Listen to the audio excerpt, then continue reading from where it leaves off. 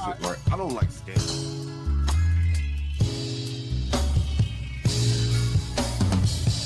I think the only thing that has been Stanley.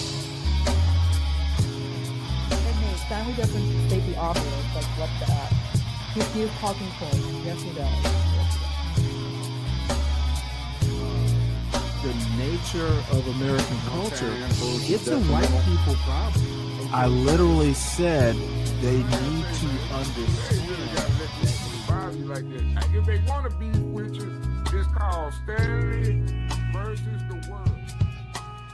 You just assume their character by stereotype? I think people do that every day. Okay, I didn't ask you. What do I think is okay?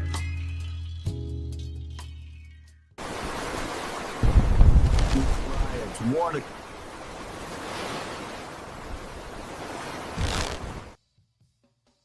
The resignation of the president. And by the way, landing on the moon and letting the internet become more public.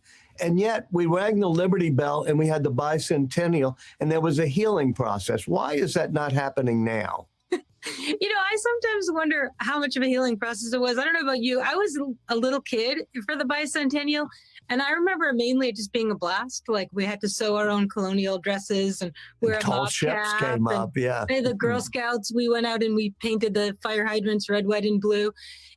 So I have a kind of kid's eye view of it. But I did spend a lot of time researching what the bicentennial meant for a piece that I wrote in the New Yorker. And one of the things I came across that was so wonderful, the National Park Service made a documentary in 1974, 75, where they went and just interviewed people at national parks, like national historic parks too, right? So Philadelphia and San Francisco, as much as Yellowstone and the Grand Canyon, and asked people what the bicentennial meant to them. And the answers are remarkably candid and wide-ranging, and there is a lot of cynicism.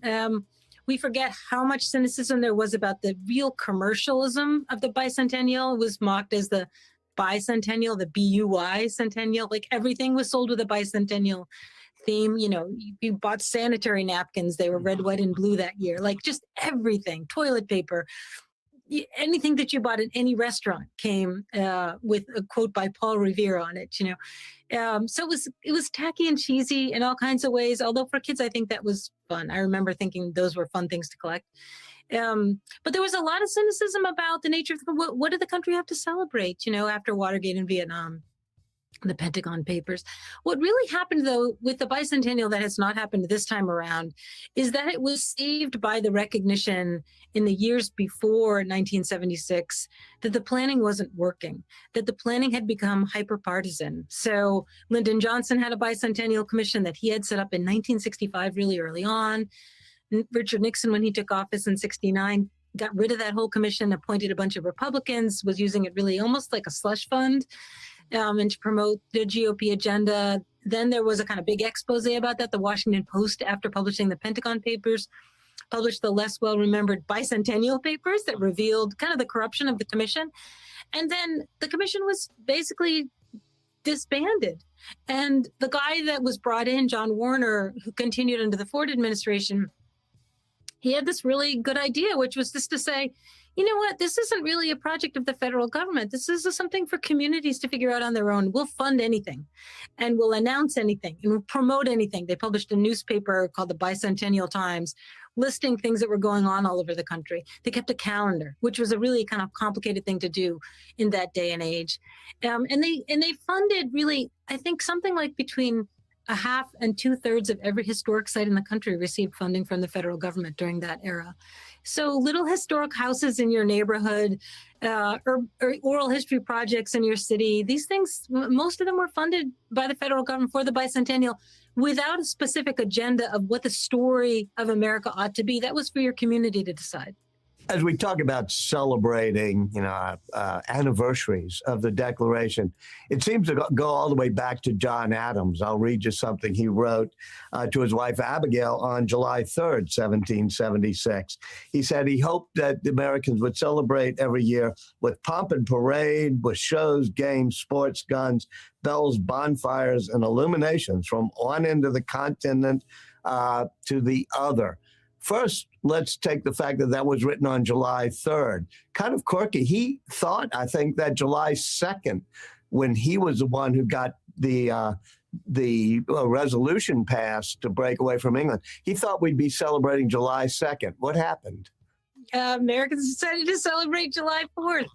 Is that because the Declaration is such a important founding document? I think that it was received with great pomp and circumstance at the time. There were a lot of public readings of the Declaration. You know, in Boston, people climbed up to the balcony of what is known as the Old State House, that had been the governor's balcony, and read it out loud to great applause and cheers. It was very much part of the effort to convince Americans that independence was, in fact, the right decision, and that the war was going to be worthwhile, and that the war could be won.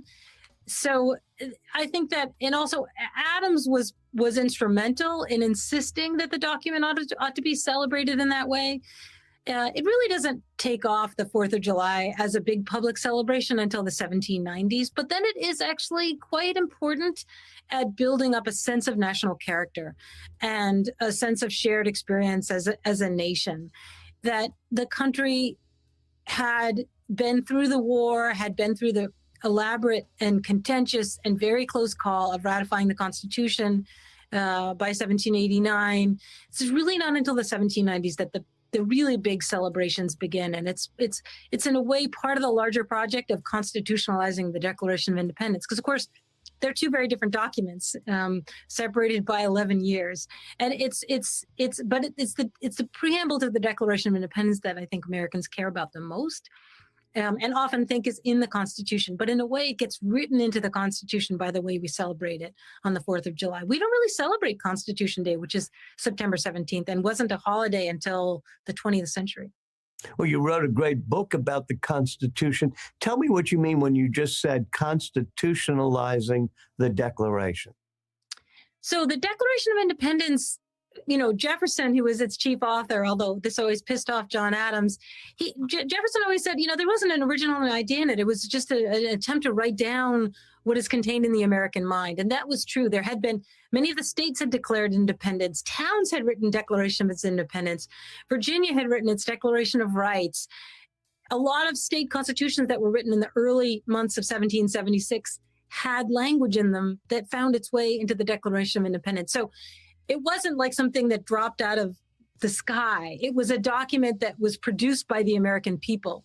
And Jefferson just essentially wrote it down like a scribe. That's how he would have talked about it. So these ideas were constitutional ideas because they're in the state constitution. So Massachusetts Constitution from 1780 insisted all men are born equal.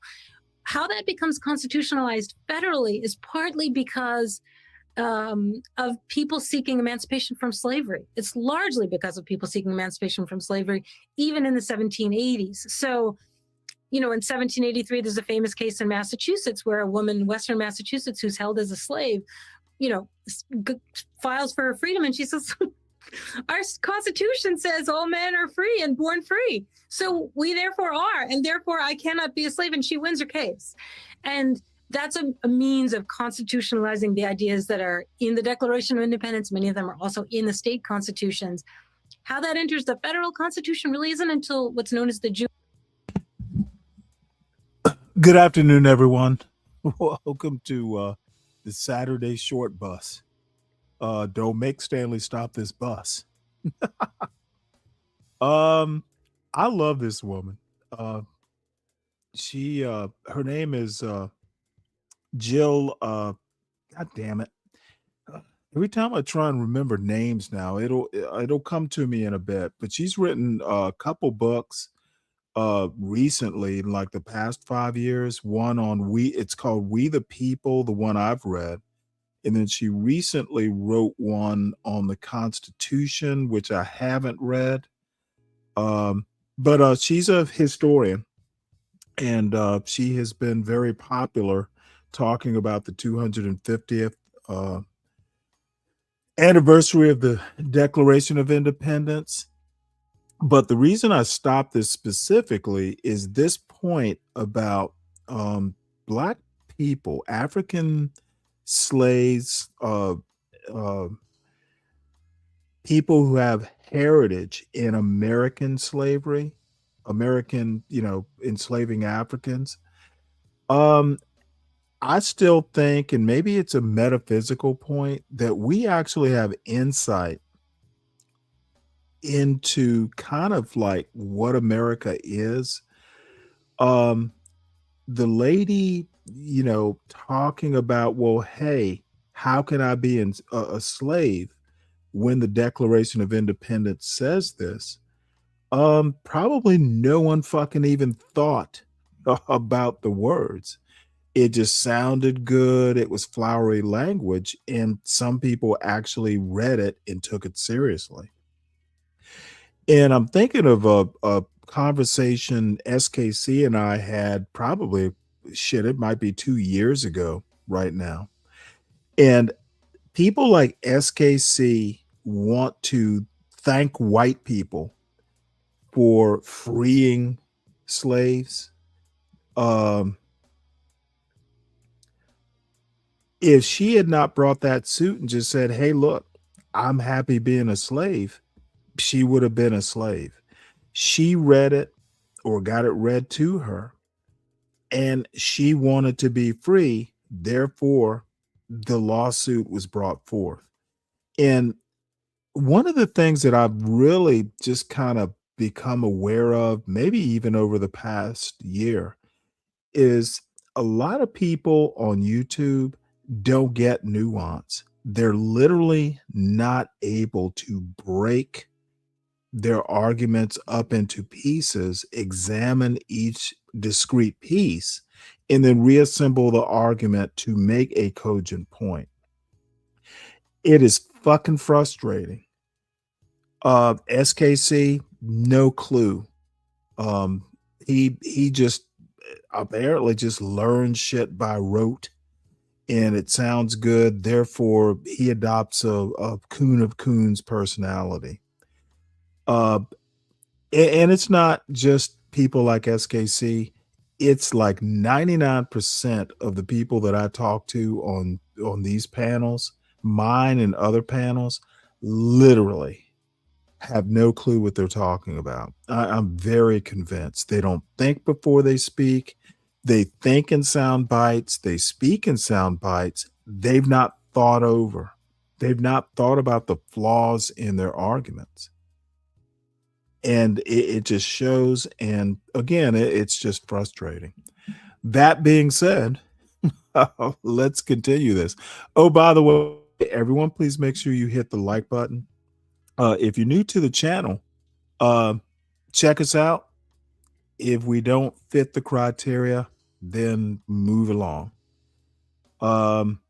Support the show by supporting the host. Oh, I need to put that thing in at the bottom of the screen. So I even have PayPal now. So anyone who wants to contribute, even if you're overseas, please feel free to do so. It's much appreciated. Dirty Dude and Lupin are sponsors of this Saturday show. And Lupin, CKJ3, and Speak Radio, executive producers for this month and for the foreseeable future, because they are really like awesome people who support the show.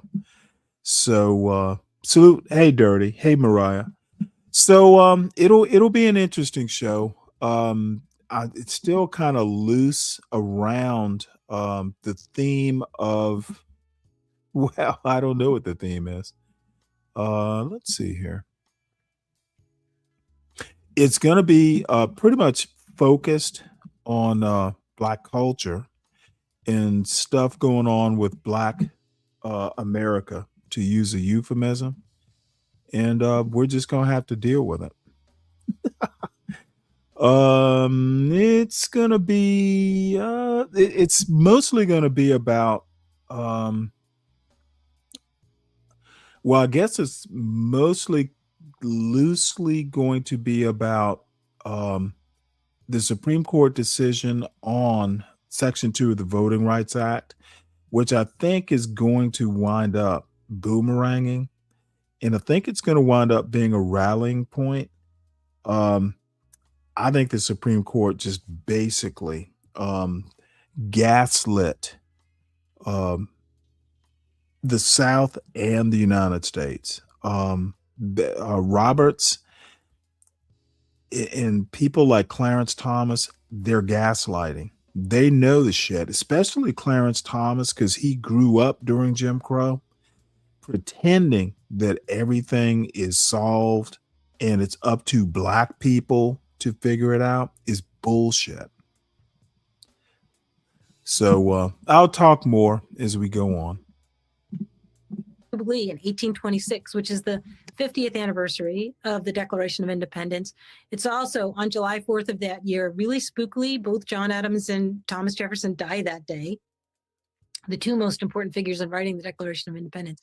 But in the 1820s, and especially around the Jubilee, Black abolitionists insist that the spirit of the Declaration of Independence is contained within the Constitution. And they do that constitutionalizing. In a way, it doesn't really happen until the Civil War. Lincoln is, of course, instrumental in this. He writes about the Declaration of Independence as part of the Constitution. And that's what the 14th Amendment does, which is ratified after the Civil War.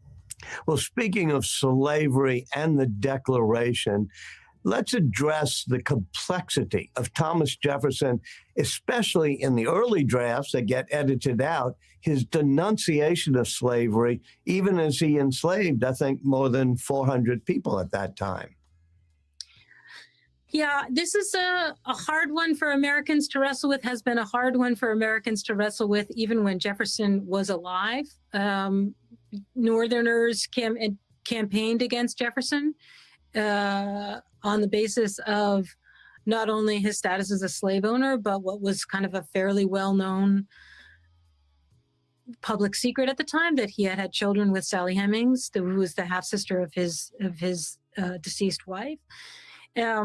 Jefferson's relationship to slavery was a scandal in his lifetime, and it remains so across time in ways that are really worth re-examining. And it's one of the projects of Monticello, Jefferson's Virginia home, to lead a conversation for the nation around the multiple meanings of Jefferson's plea for equality and liberty and universal rights, and our need as a country to face the history of slavery and its many descendants and legacies. So I think that it's worth looking at how odd it is that Jefferson, as an owner of human beings, denounced slavery as an institution in his draft of the Declaration of Independence, denounced the slave trade, and then weirdly blamed it on the king. And Congress deleted this paragraph. It was the last and final and longest paragraph in the Declaration of Independence, most of which is a list of grievances against the ultimate indictment of the king, right? That's what he meant it to be. The worst thing the king has done is, because there had been some efforts to close the slave trade, and he's blaming the king for having made those not happen. So, I mean, it's a very complicated story. But in any event, Congress looked at this draft, the Continental Congress, and said, yeah, we're going to just take that out in its entirety. Remember, this is a time at which people in England who were not supportive of the American independence movement liked to point out the hypocrisy of Americans who were crying for liberty while holding millions of human beings in a state of slavery, and that it would call more attention to that hypocrisy to put this language in the Declaration of Independence. And let me make one point here. This bullshit about they were men of their times and all that stuff. Everyone knew it was wrong. People do things because it's easier to do. It's sometimes doing the hard, the right thing is the hard road, and that's essentially the compromise, especially during the Constitutional Convention. America took the founders, the framers, both sets of people took the easy way out. You got a whole England. Samuel Johnson actually had a great quote, Dr. Johnson. Basically, it was, why do we hear the loudest whelps from enslavers of Negroes? It's not an exact an exact quote, but I remember the first time I read that, the loudest, I'm sorry, it was the loudest yelps from enslaved or from drivers of Negroes. And they knew it was wrong. People knew slavery was wrong. Enough people probably thought it was right. It was a great debate, obviously. But this idea that everybody was into slavery, uh, it doesn't bear, it doesn't bear fruit on close scrutiny, to mix And this metaphors. is one of the arguments against it. One of the great contradictions is when they're sitting there in the room writing that declaration. You've mentioned Sally Hemings, but in that room is Robert Hemings, the older brother, an enslaved valet of Thomas Jefferson who came up with him from Monticello. Explain to me the complexities that must have been going on in Jefferson's head. Yeah, and it's important to remember the intimacy of that relationship too. I mean, Hemings would have shaved Jefferson every day. He would have dressed Jefferson every day. Hemings was himself literate. He might have been fetching books or papers for him in some way or another, engaged in this project. He's a very mysterious figure in the historical record. The historical record is incredibly asymmetrical. We know so much about Thomas Jefferson. We know so little about Robert Hemings, in spite of the incredible work that so many historians have done to recover that life and the life of so many other of the people held by Jefferson in particular, just because the story is so important to the nation's founding. The building in which Jefferson did that writing was actually destroyed, but a replica was built during the bicentennial, which kind of fascinating moment, right? The kind of a monument to the writing of the Declaration of Independence, and it's an exact replica of the brick building in which Jefferson did this writing while Robert Hemings waited upon him. It's called Declaration House. There's an amazing artist named Sonia Clark who did an installation there last year that just really tried to wrestle with the legacy of that moment of the nation's founding.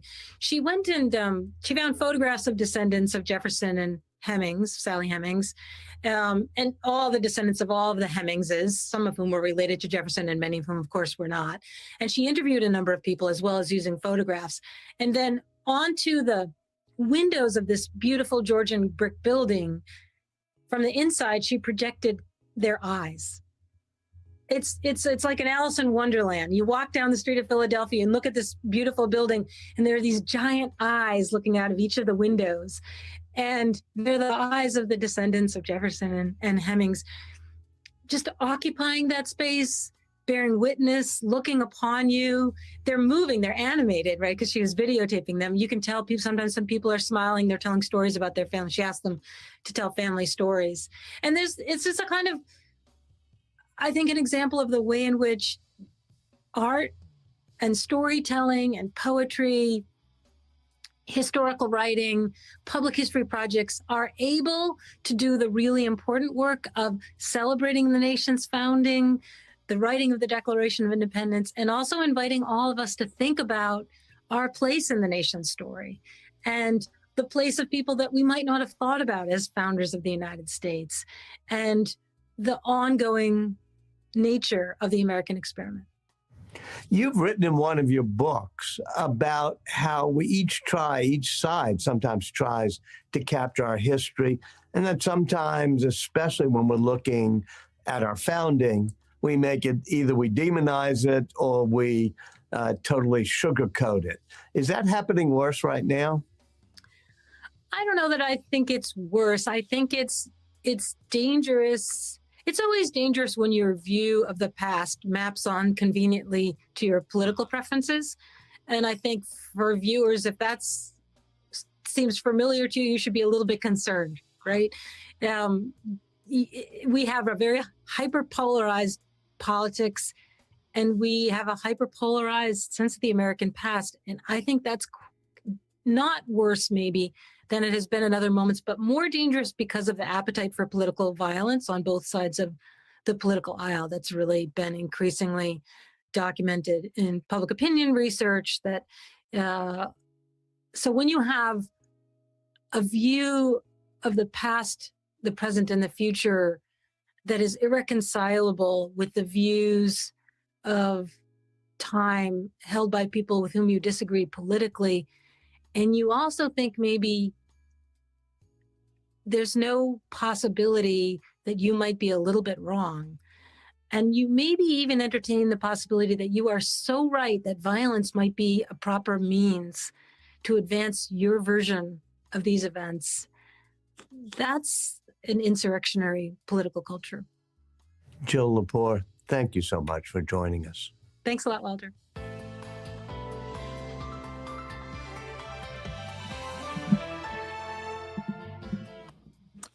By the way, I've never really said this. This particular link is in the show notes. These like 20-minute short interviews that Amanpour and company pretty much do every day or every couple days. Usually they're really informative and interesting.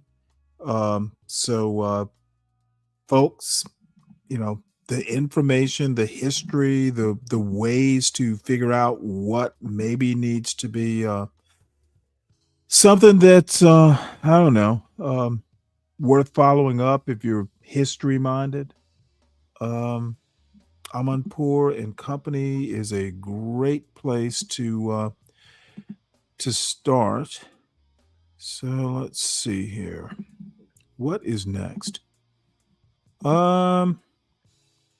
Well, let's go here. Speaking of slavery and the founders.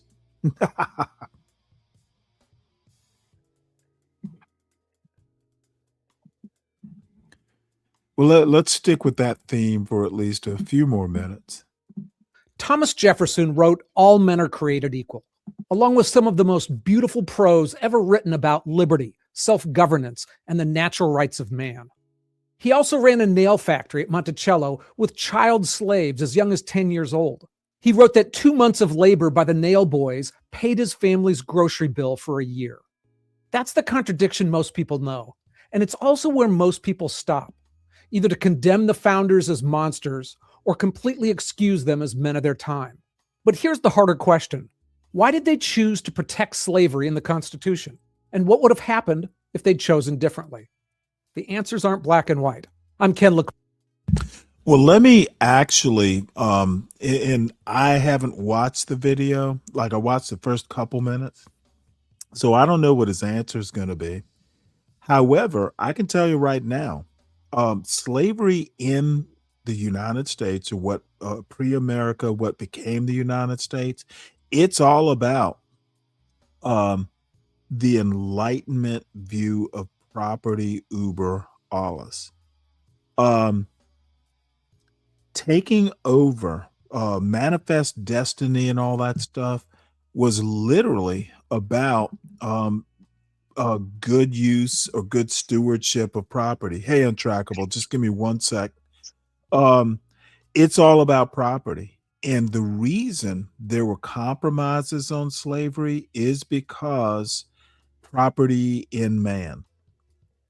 Slaves were property, and property is literally like a cornerstone of the Enlightenment and liberalism in general, the way it turned out, say classical liberalism, which is about the Enlightenment.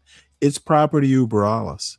The way slavery developed in the United States, and it's actually pre-America, is the economic argument came first, and then the economic argument had to be justified morally.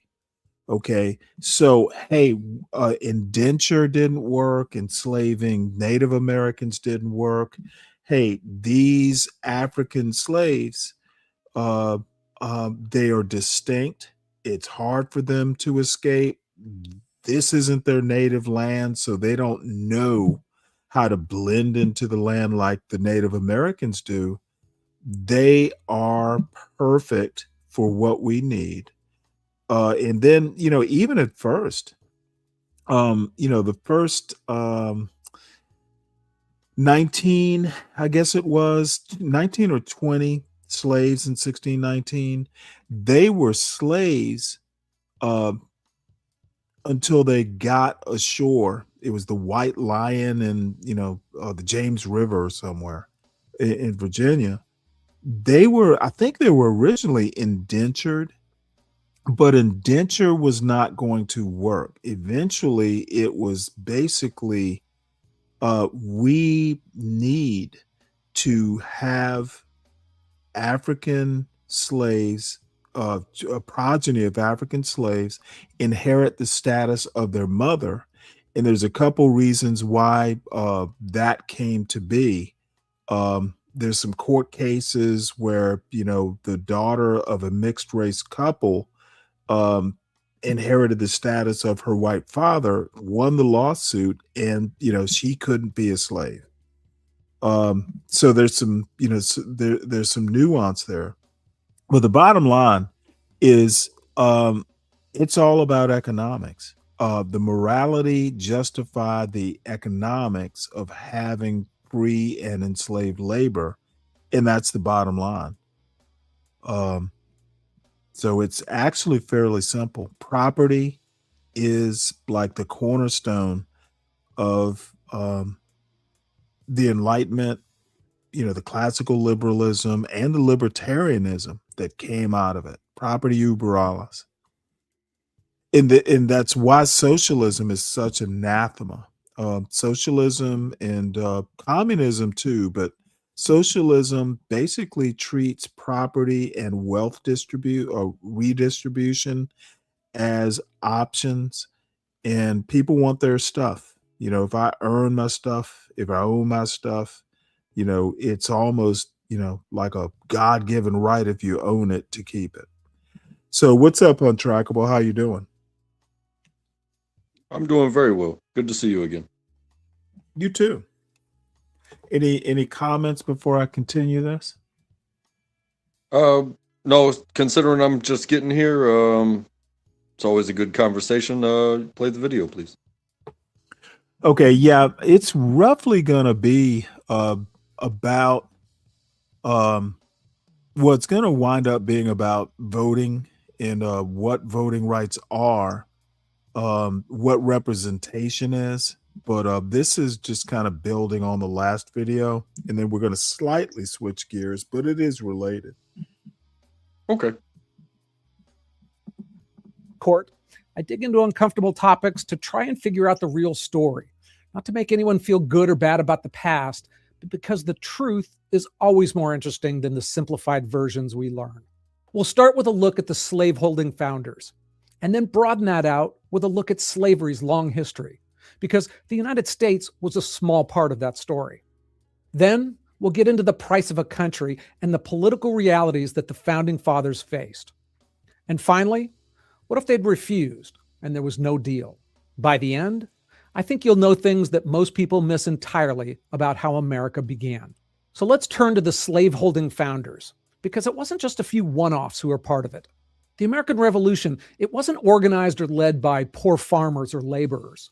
It was led by the elites, the wealthiest and most educated men in the colonies, lawyers, plantation owners, merchants. About 40% of the signers of the Declaration of Independence owned slaves. And at the Constitutional Convention a decade later, almost half owned slaves. They weren't just tolerating a system they inherited, many of them built their fortunes on it. George Washington owned more than 300 slaves at Mount Vernon. Thomas Jefferson enslaved over 600 people during his lifetime. Slavery was embedded in the economy, the social structure, and the daily lives of the political class, and it funded their livelihoods. And while slavery operated in the South, it also helped Northern merchants. Northern ships carried slaves. Distilleries produced the rum traded for slaves in West Africa. And their textile mills, they ran on Southern cotton. The Northern economy was entangled with slavery, even in states that were abolishing it. President Washington, while serving in Philadelphia, he orchestrated a rotation scheme to move slaves out of Pennsylvania every 6 months to prevent them from claiming freedom under state law. When his enslaved cook Hercules escaped, Washington tried to have him hunted down. When another slave, Ona Judge, escaped during a family dinner, Washington used his presidential power to go after her. He sent customs officers and told the agents to seize her by surprise because he knew if she got advanced warning, she'd disappear. Thomas Jefferson called slavery a moral depravity and an abominable crime, then went home to Monticello and ran a plantation empire built entirely on forced labor. He fathered children with slave Sally Hemings, and when he died, his estate sold 130 slaves at auction to pay his debts. Benjamin Franklin owned slaves for decades and advertised their sale in his newspaper, the Pennsylvania Gazette. Later in life, he became an abolitionist and headed the Pennsylvania Abolition Society, one of the first organizations in America dedicated to ending slavery. His final public act before dying in 1790 was unsuccessfully petitioning Congress to abolish slavery. Still, most of these men made personal choices every single day to keep owning people. And if you stop your history lesson looking at those actions and that hypocrisy, it's rational to come to the conclusion that they were horrible humans and that all that talk about liberty and equality was a great big scam. But pulling our focus out a bit, that'll give us some more context to judge that better. And as I often say, everything in life is more complicated than it looks at first. Now, look, it's weird that I even have to say this, but surveys say otherwise. Slavery wasn't invented in the Americas or even by white people, not by a long shot. Slavery's long history essentially goes back as long as humanity. The Greeks did it, the Romans did it, the Chinese, the Arabs, Africans, even Catholic popes. Okay, and this is where, in my opinion, this moralizing, this rationalization, the everyone did it, he needs to go back to the point that it was a choice. That's the point. This everybody else did it. Why can't we do it? That literally is an argument against American exceptionalism. We weren't exceptional. We just had slavery like everybody else. Oh, like it was an excuse? I understand. But look, I have some sympathy for the argument that, hey, if you're Thomas Jefferson, you don't want to necessarily tend your fields. And I have sympathy for the argument, but even I'm a little hypocritical on it. Thomas Jefferson's my favorite founding father. He was a complicated person. But look, I'm retired now, and, I retired relatively early compared to a lot of people. I have an inordinate amount of time to read and think and do YouTube shows. It is a goddamn privilege. And, people want to go, well, Stanley, you only have 8 viewers and all this stuff. I have a whale of a time doing what I do. I get to read. I get to think. I get to talk about what I'm thinking about. And Oh, yeah. I get people like you, Untrackable and Moxie and Khan, they mock me, of course. But I get to be, I get to get people or people is screwed up and uneducated as I sound sometimes.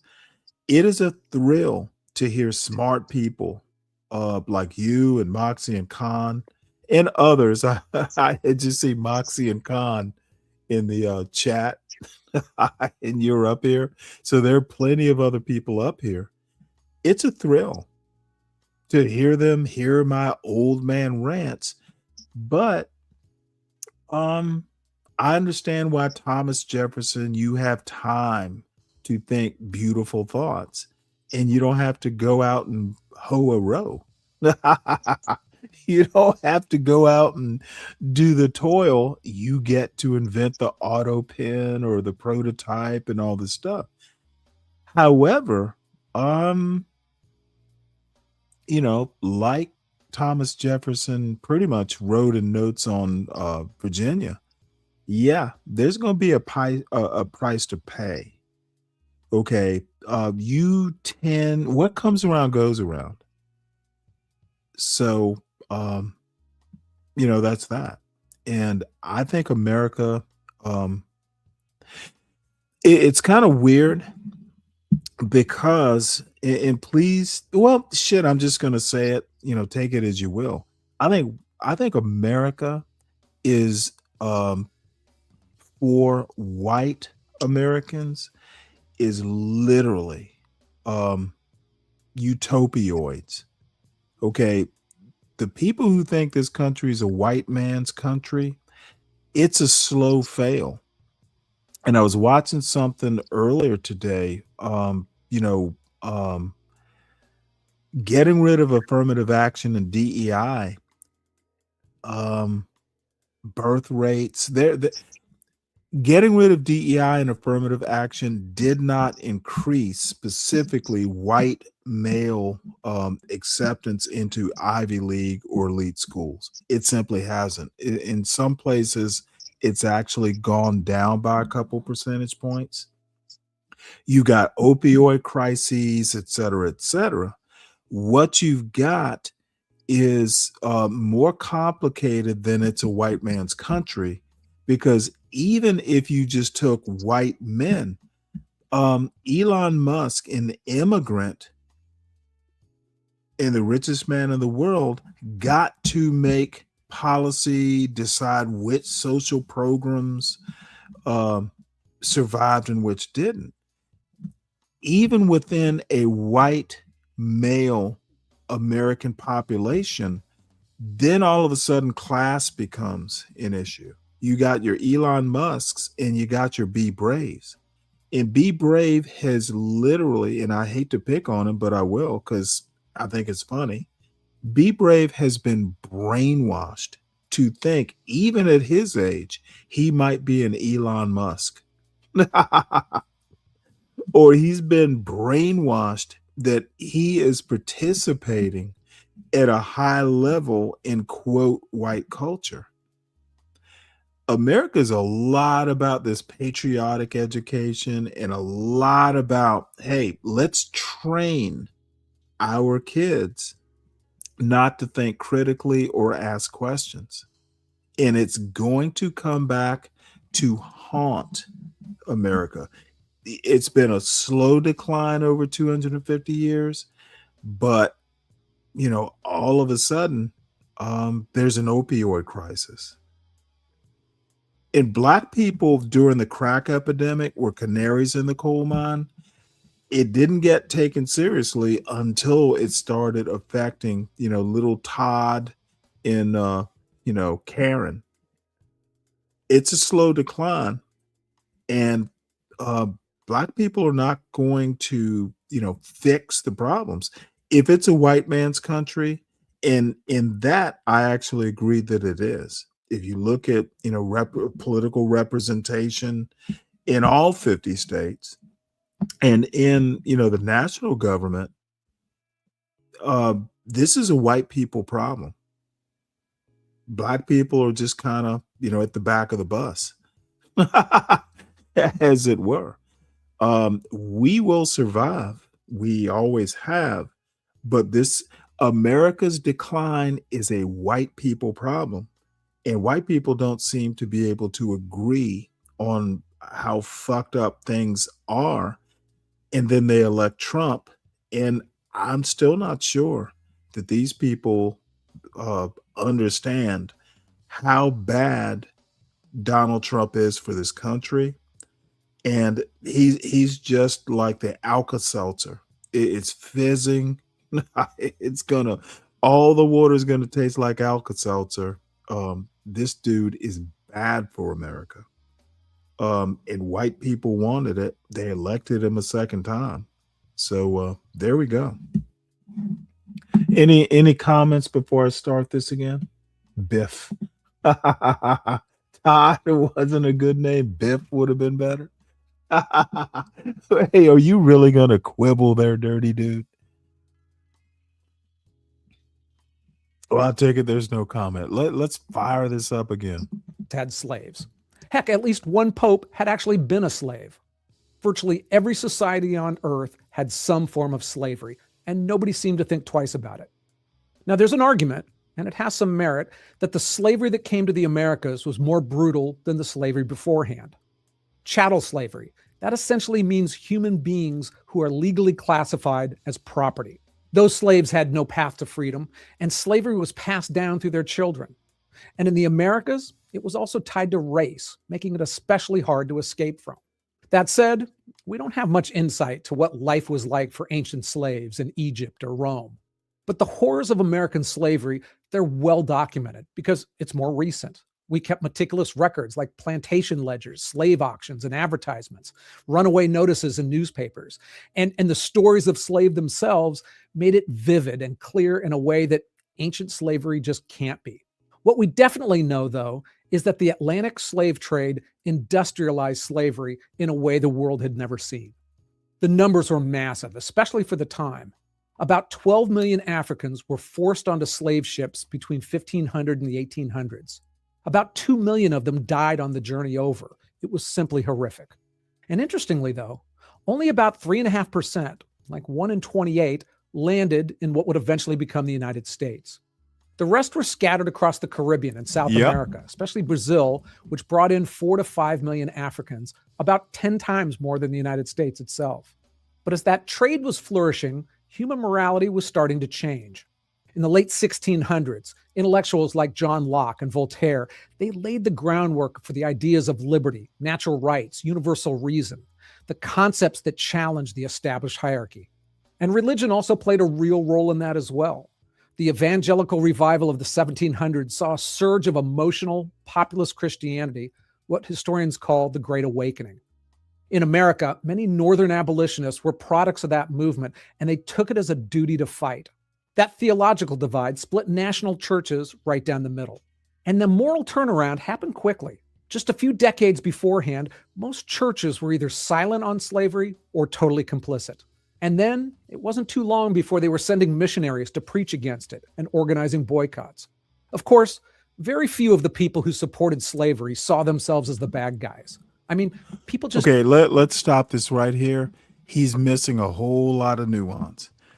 John Locke literally wrote or participated in writing the Royal Charter of South Carolina.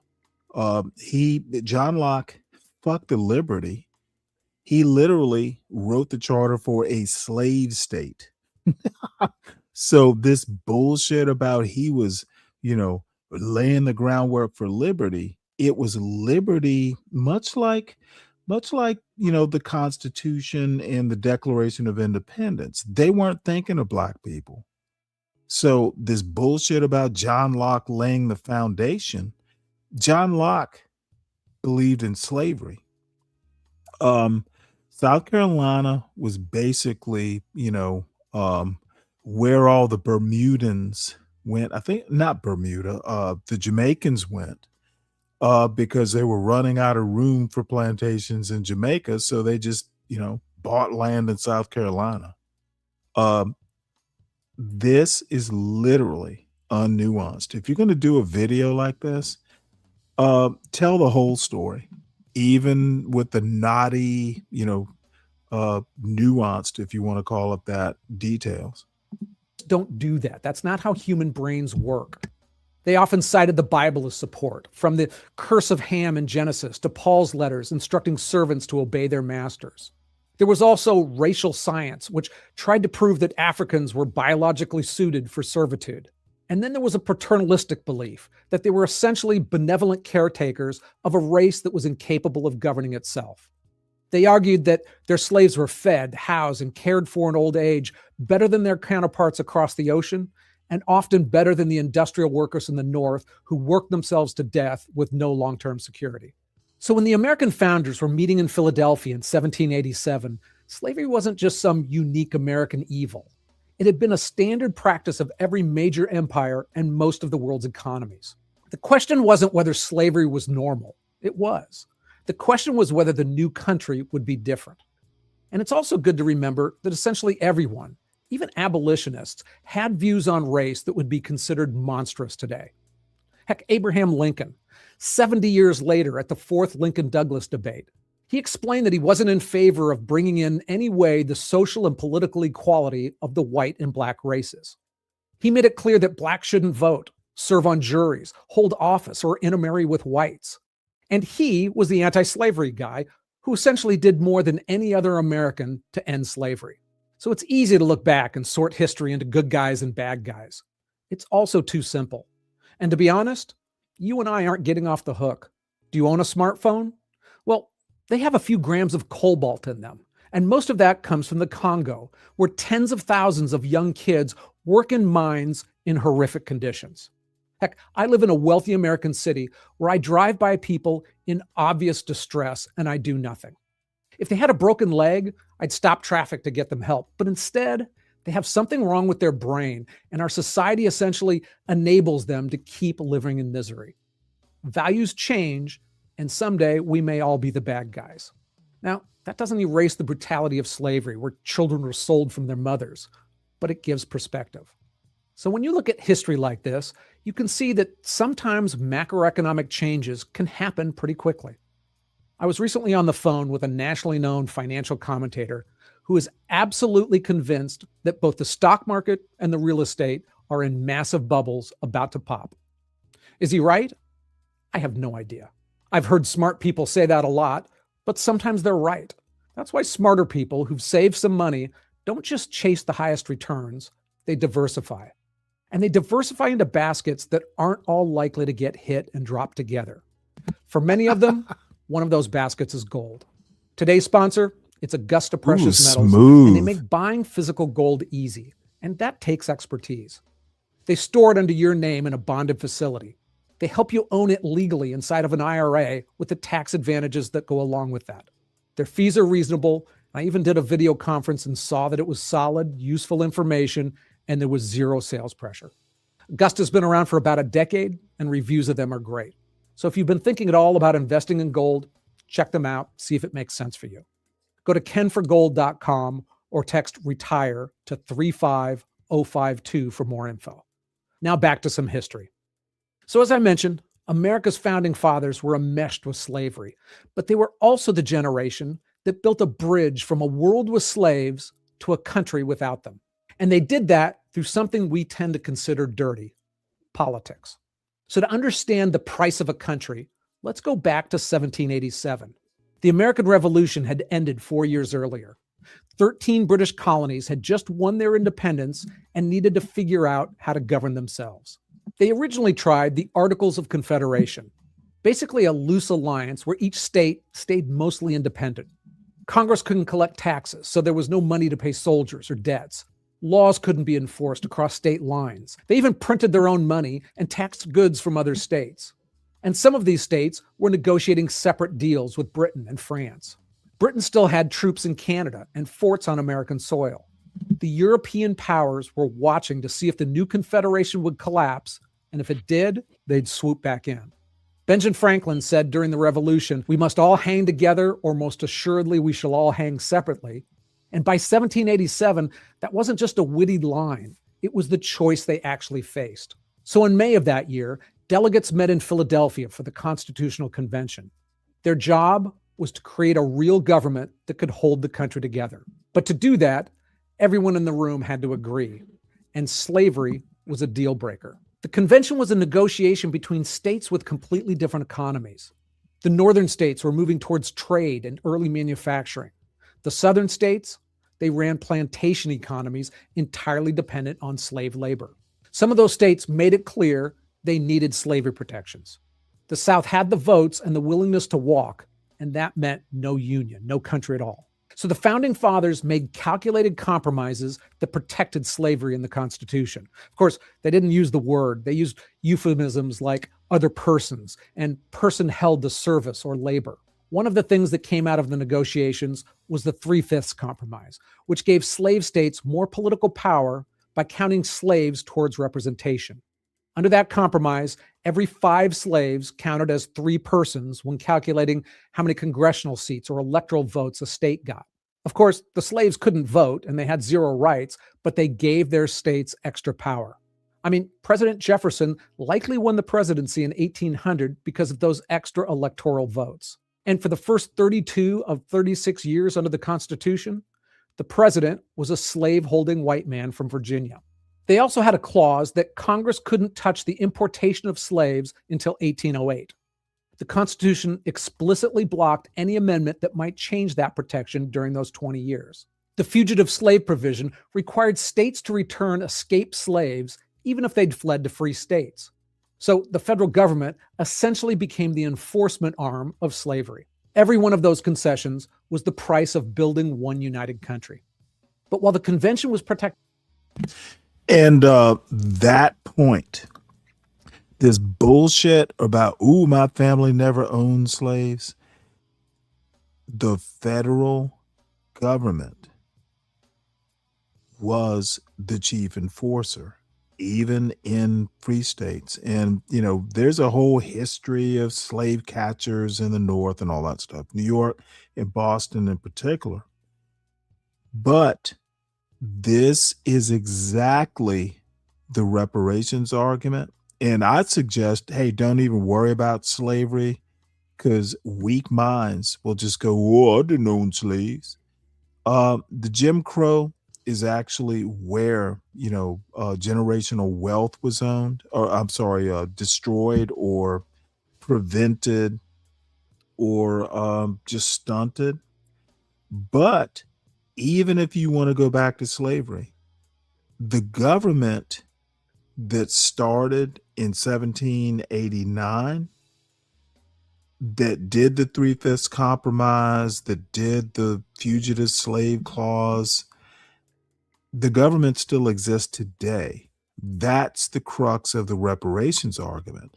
It's not an individual government. It's not an individual argument for reparations. It's not against white people, because even black people owned slaves, minuscule amount that they were. And that's another, you know, like a Ryan Bardwell level stupid fucking argument. Ooh, there were black people owned slaves too. Well, the government allowed it. It was legal. People sue the government quite often. It is the government did this argument, not, ooh, black versus white. And that's the dude, democracy dies in dumbness in these arguments about, you know, why reparations should happen or not. Most of the opposition is just ahistorical, if not outright dumb. slavery in some places, Congress was banning it in others. In the same year as the Constitutional Convention, Congress banned slavery in what would become Ohio, Indiana, Illinois, Michigan, and Wisconsin. It created the first large region of guaranteed free states, and decades later, that helped tip the balance of political power against slavery and in electing Abraham Lincoln. So interestingly, many founders sincerely believed that slavery would die out on its own. When you study the economics of slavery, you learn that there were serious costs that often made paid labor cheaper. So there were real reasons to think that the problem might just solve itself without tearing the country apart. But in 1793, Eli Whitney invented the cotton gin. And instead of fading away, slavery exploded. The South went from producing just a few thousand bales of cotton in 1790 to over 4 million bales 70 years later. Cotton became more valuable than all other American exports combined. And with that, the slave population grew right along with it, from about 700,000 people to nearly 4 million within the same time period. The price of slaves tripled, and the slave trade became a massive industry. The bet that slavery would die out on its own was wrong, and it took a war that killed over 600,000 people to settle what politics couldn't. Hey, as always, if I mess up something serious here, let me know. I'll fix it in the comments and in a description box. You can also find my sources and notes down there. Okay, so here's an interesting question. What if the founding fathers said no to slavery and told the South no deal? So some of this we can be pretty confident about, some of it a bit less so. Almost certainly, the South walks out. The Union fragments before it starts. And remember, without the South, the Revolutionary War probably wouldn't have succeeded in the first place. The Revolution needed all the men and money the colonies had. Britain was still the most powerful empire on earth, and it was still actively looking for ways to reassert control or at least keep the former colonies weak and divided. Without Southern manpower, resources, and territory, the Northern colonies probably couldn't sustain independence. It's very likely that Britain would pick off individual colonies, negotiate agreements that kept them dependent. Well, Moxie, what Palomino's trying to do is bring a class argument to something, it's, in my opinion at least, the wrong tool for this argument. Government, the US government has always been a government of elites. So if there weren't many white people who owned slaves, bottom line is not many people were really controlling the government. Back then, let's just say before Andrew Jackson, the government, the founders and the framers basically threw a couple bones to like the what we'll call the proletariat. We will give you the House of Representatives, but the Senate, which is supposedly more elite, maybe better educated, etc., is there to check the people. The elites in the Senate are supposed to check the people in the House. If you actually go back and read the history, the founding, the Constitution is basically an elite document.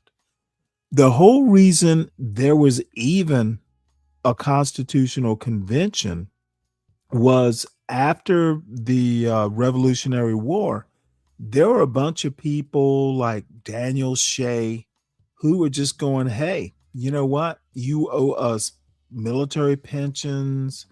We're losing farms. We're going to march on, the state house in Massachusetts because, damn it, you owe us money. And it needed to be addressed. And, the Virginians who were like elites, funny enough, the Virginians weren't even as rich as the Southerners, like Charles Pinckney and people like that. And by the way, I went to school in grade school with descendants of Charles Pinckney. They were the nicest kids. But so anyway, as a matter of fact, Charles Pinckney, like the 8th or something like that, was a grade above me at the old Cathedral Day School right next to the cathedral in Savannah. So, I knew descendants of some of the actual signers of the Declaration. But my point is that the American government is an elite enterprise. It got a lot more, quote, democratic after Andrew Jackson. And the tension is still there. America is not a straight out democracy. It's a republic with some actual democratic elements. But people need to understand the checks and balances that Madison pretty much designed into the system. And this bullshit about, most white people didn't own slaves. Most white people back then had no influence in the national government and not even in the state governments. So the argument that, little Ricky Z wants to make, it's just dumb. It's irrelevant to the point. Sounds good though. Or simply wait out until they collapsed under their own weight. There's no United States. Maybe a Northern Confederation, maybe separate countries of Massachusetts and New York, or smaller confederacies. But without the South's population and economic resources, they'd be vulnerable. And here's a part that makes it contradictory and a bit uncomfortable. Slavery probably wouldn't have just persisted in the South through 1860. The odds are good that it would have lasted longer. Some countries, like Cuba and Brazil, they didn't end slavery until the late 1800s.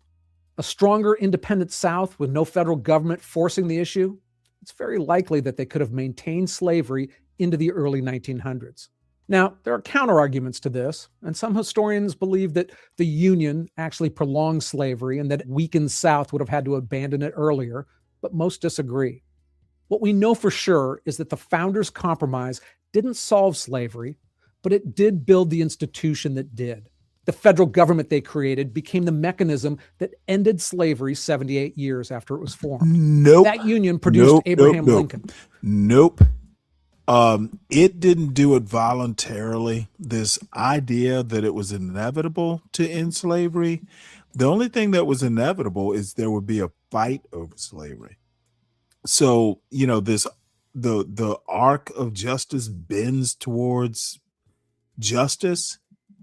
I've never believed that. There is no arc of justice that bends. It bends towards the rich generally. Now, sometimes there's some justice, that happens, but this is what does Tad Sturmer call this?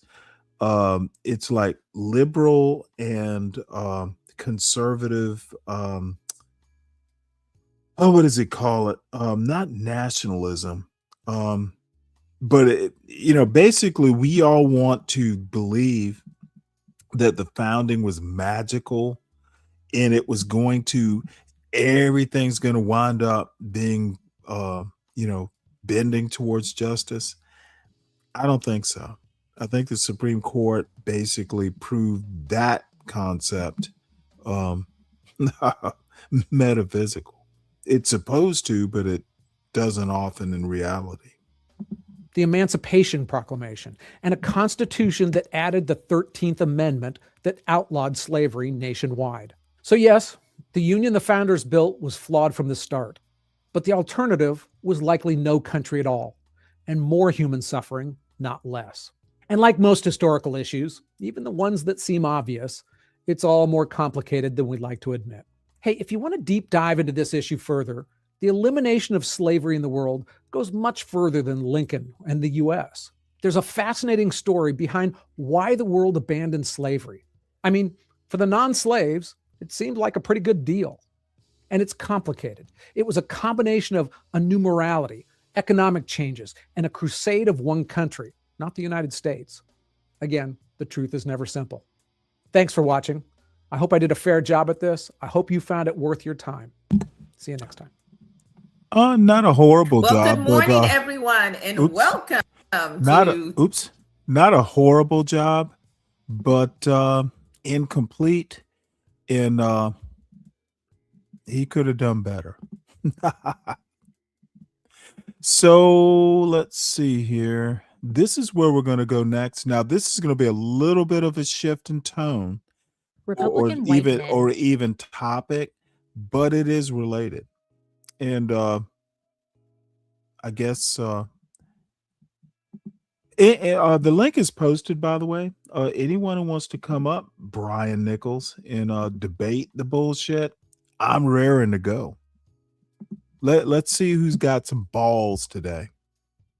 And had been railing against affirmative action in college admissions for decades. So a few years ago, when it went away, they were pretty excited about it. Affirmative action is deeply unfair on every level. Doesn't matter what race you are talking about. If one race is able to get into college with scores that are 200 points below another race, that is obviously racist and it's obviously discrimination under the Equal Protection Clause. That's exactly what was happening when it came to Harvard University. And let me just help Palomino out. It does not matter how many whites or white families owned slaves. That's not my argument, you fucking idiot. Honestly, Palomino, you're going down in my estimation almost every time you type in the chat in the past week. Son, the point is the people who did own slaves in the South had inordinate political power, especially in Congress and the presidency, for decades. Okay, the people who didn't own slaves, especially in the South, had almost no influence on policy or law or etc. How many people own slaves? How many whites own slaves is literally the dumbest possible argument you could possibly make. I've never thought you had a high IQ, Palomino, and now I'm convinced. Stop talking about how many whites own slaves. That's akin to saying, hey, my family didn't own slaves. Who gives a fuck? That's not the point in the first place. Now run along or make better points. Just fucking annoying. Those particular colleges were the ones who were named in this lawsuit. On June 29th, 2023, the United States Supreme Court struck down affirmative action in college admissions. And if you were anywhere near right-wing media that day, you would have thought that white men won the Super Bowl. What made me think about this was a video that came across my FYP a few days ago. So something I think most people are aware of is that a lot of colleges and universities have been moving away from diversity, equity, and inclusion, or DEI policies, particularly when it comes to admissions. But what's surprising about this, and what a lot of people didn't realize, is that the outcome of this has been that in a number of elite schools, the number of white men admitted to the universities has actually gone down.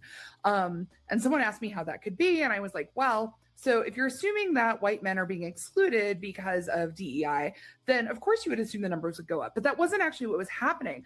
What was actually happening is that because universities were looking at people holistically, they were taking into account factors like if someone grew up in a rural area and still in the United States, in many places, the majority of rural people are white, or if they were from a religious minority, or if they were LGBTQ, or they were disabled, or all these kinds of things, those would also be part of, kind of how they saw this whole person. Now that they aren't, we're getting this other problem, which is the more major kind of thing that we're seeing in education, which is that white men underperform. So they are less likely to graduate high school, they're less likely to enroll in college, and they're less likely to graduate college. They also tend to score worse on certain types of standardized tests, particularly around reading and language. And so all of that is adding up to that, in fact, by removing DEI policies, they're not increasing the number of white men getting into certain colleges, they're actually decreasing it. We were told by conservatives that affirmative action is discriminatory. White students, namely men, have been loudly declaring for decades that they were being unfairly excluded from elite institutions because of affirmative action. So now that the playing field is supposedly level, white men should be winning, right? Right? Except 2024 was the first year that a full freshman class had been admitted under the ban. So researchers analyzed federal enrollment data from 71 elite private colleges and universities. They counted exactly how many additional white male students walked through the doors after affirmative action ended. 72. Yep, 72 white men total across 71 schools. So the group that spent 30 years insisting that they were the real victims of discriminatory admissions, they gained about 1 seat per school. What's going on? What's happening? What are you telling me? Yeah, what is going on? Something's not adding up, and I wanted to talk about it. Before we get started, you know what to do. Love or hate, like and share, because the algorithm does not care. Let's start with what affirmative action in college admissions actually is, or was. The first major Supreme Court case on this was Regents of the University of California versus Bakke in 1978. This case struck down a quota. From the beginning, they were saying quotas. No, we're not doing that. The UC Davis Medical School had reserved 16 of 100 seats explicitly for minority applicants. And the court said, no way, unconstitutional. You can't carve out seats by race. Cool. But Justice Lewis Powell, writing for a fractured court, said universities could still consider race as one factor among many in a holistic review, specifically to achieve the educational benefits of a diverse student body. That distinction, quota bad, holistic consideration good, that's what affirmative action is, or was. For the next 25 years, universities considered race as one among many factors in a holistic review of applicants. Then in 2003, the Supreme Court revisited the question in 2 cases out of the University of Michigan. In Gratz v. Bollinger, the court struck down the undergraduate admission system, which automatically awarded 20 points to minority applicants. Too mechanical, too close to a quota. But in Grutter v. Bollinger, the law school case, the court upheld a genuinely holistic, individualized policy where race was one element of a full review. Students for Fair Admissions versus Harvard and the University of North Carolina was decided June 29, 2023, in a 6-3 vote. Chief Justice John Roberts wrote the majority opinion.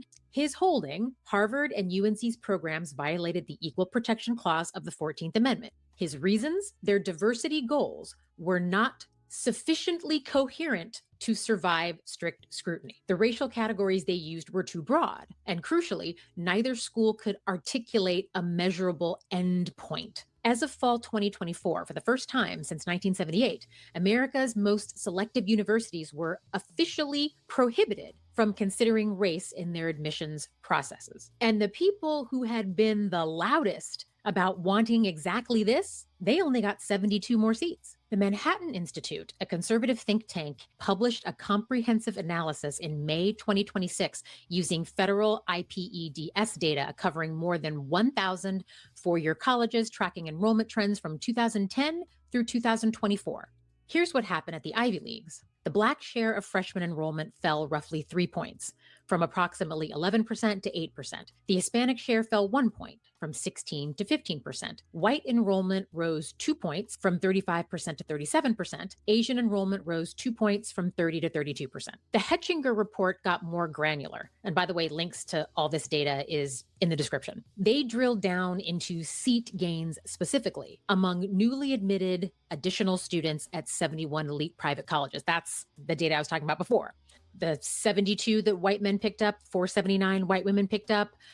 Black women, we lost 27% of our share of seats. And at the ultra selective end, MIT's incoming class shifted from 40 to 47% Asian in a single year. Let me be precise about what this data is actually telling us. White men did not lose seats under affirmative action's end. They gained some, but relative to every other group that supposedly won from the ruling, their gains are embarrassingly small. The group that framed this as their civil rights issue, the group that funded the litigation, that drove the cultural narrative, that built an entire political identity around being victims of reverse racism, those guys walked away from the most consequential admissions ruling in 50 years with an average of 1 extra student per elite school. So what happened, my guys? My thesis is this.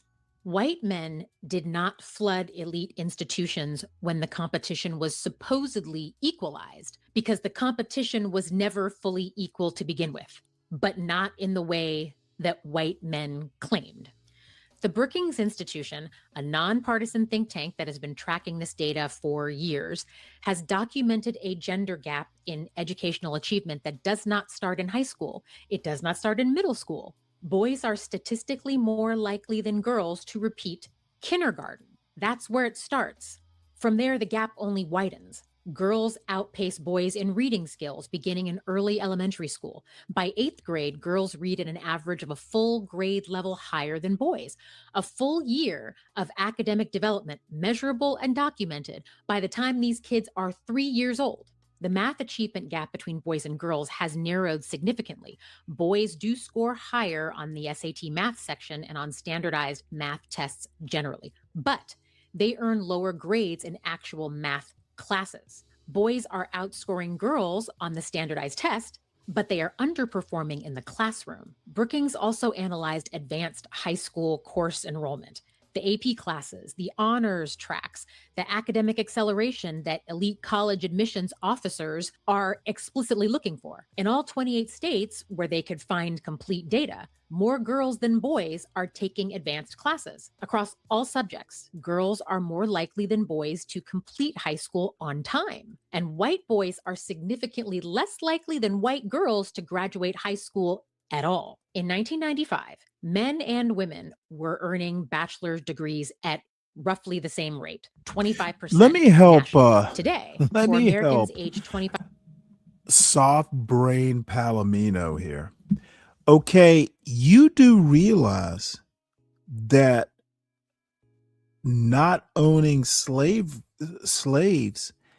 doesn't mean slavery didn't exist. Have you ever heard the term Palomino? That not saying anything is tantamount to actually being culpable? Dude, your argument is weak. Your arguments are be brave level stupid, and you should give it up, son. Just let's move on because you're making a fool of yourself. 12% owned slaves in the South. Well, that 12% was elite and they controlled the government. The only reason white people in the South who didn't own slaves didn't is because they couldn't afford to own slaves and maintain them. That's the only reason. So stop the cap. It's not like the other 88% were virtuous, you dumb fuck. Dude, you and Palomino, you're a day one, but some of your arguments are just like low IQ shit. Why are you saying most white people didn't own slaves? The white people who did were running the country, son. The white people who didn't own slaves would have if they could have. Dude, do better. 5 to 35, 47% of women hold a bachelor's degree, while only 37% of men do. Now, before we go any further, I need to address something. Because the second you start presenting data like this, that women are outpacing men in education, someone in the comments is going to say something like, this is what feminism did to boys. Education has been feminized. Okay, no. Here's what's actually happening. Girls have been outperforming boys in the classroom on grades, class standing, and academic behavior since the 1950s at least. Researchers had documented it then, and they've been documenting it continuously ever since. From the moment we started educating children en masse in post-World War II America, girls have been outperforming boys. Let me be precise about what the 50s means in terms of a timestamp, because I want you to hold this period of time against every policy your favorite podcast bro is going to blame. The performance gap predates Brown versus Board of Education. It predates the Civil Rights Act. It predates Title IX. It predates all of that. The grade gap is not the product of feminist curriculum reform or DEI hiring committees or any of the other narratives that are currently circulating. It was there before any of those things existed. The big question is, why did no one notice? Why weren't we talking about this 70 years ago? Why all of a sudden is it a big deal? Because noticing this required the outcome to match the performance. And for most of the 20th century, it didn't. The institutional machinery of American society was specifically designed to ensure that it wouldn't. Stay with me here. Elite universities maintained formal and informal enrollment quotas, capping the number of women they would admit, regardless of qualifications, well into the 1970s. The dominant social expectation was that women would marry and exit the workforce, making a college degree economically wasteful as an investment for a family to make, which reduced the incentive for women to pursue one. Legacy admissions, Athletic scholarships and alumni donor networks were built on institutional histories that were entirely male. How many stories have you heard of women who used to do their husband's homework for them or their boyfriend's homework for them? Imagine a man in, let's say, 1960. He needs to submit a 20-page paper by Thursday. His wife types it for him, possibly even writes it for him, but definitely types it for him because she's been working a clerical job, the job she was tracked into in high school because typing classes were for girls, not for boys. But that clerical job is paying his tuition. Remember, this was a time when it cost like $200 to go to college. Like it was so cheap. Her job pays his tuition. She comes home, makes dinner, cares for any children they have, and then sits down at the typewriter once she's tucked in the kids and washed the dishes and everything and produces his academic work. She does this all while she manages the household, while she raises their kids, while she does everything else. Universities knew this was happening. This was common. This was expected. And some schools even gave the wifey a little diploma for her efforts. It was called the PhD degree, PhD standing for pushing him through. Universities across the country, my hand to God, this is real. The University of Florida, Washington State University, and dozens of others held formal ceremonies where the wives of the graduating men received a worthless certificate. University of Florida started awarding these in 1948 through a program that they called the University Dames. The certificate cited the wife's loyal support and unfailing patience. The University Dames. Oh, my head hurts. Seriously, God, it is so 1950s. Now, I had never heard of this before, and I love it when I come across weird things in areas that I regularly research that I didn't know. And on occasion, I come across these little quirky things that I had no idea about. So I'm always a little surprised, but always delighted when I come across something I didn't know. So I'm randomly on the phone with my parents the day I'm drafting the script for this video that's running on my teleprompter right now. And I told my mom about it. I said, Mom, were you aware of this seemingly respectful yet incredibly patronizing thing they used to do for the wives of men when they would get their degrees? And she said, oh, yeah, I got one of those when your dad graduated med school. What? Apparently, they were still doing this well into the 1970s. And I said, please, universe, please tell me you kept it. Please tell me you still have this degree. And she's like, oh yeah, it's in my closet. I'll dig it out for you. So she dug it out of her closet and here it is. My mother's PhD degree. That small print above the dean's signatures reads as follows. In recognition of having fulfilled the required number of lonely days and nights, having done the prescribed amount of typing and morale boosting, and having in all other ways been of help, assistance, and support in obtaining the degree of Doctor of Medicine. Because remember, women aren't autonomous human beings with our own dreams and goals. No, we're helpmeets. We're here to serve men. This is an institutional acknowledgement that his educational credential was a joint effort, that she had contributed significant amounts of labor without which he would not have been able to obtain that degree. They labor jointly, but only he benefits. My mom had her own college degree and her own career, so, whatever. She didn't pay his way through medical school and then he dumped her, which that happened a lot in my parents' generation. A peer-reviewed study published in the Journal of Labor Economics in 2023 documents the full economic architecture of this arrangement. 40 to 50% of male engineering students at Washington State University in the 1960s were married. And those married men had wives that were working.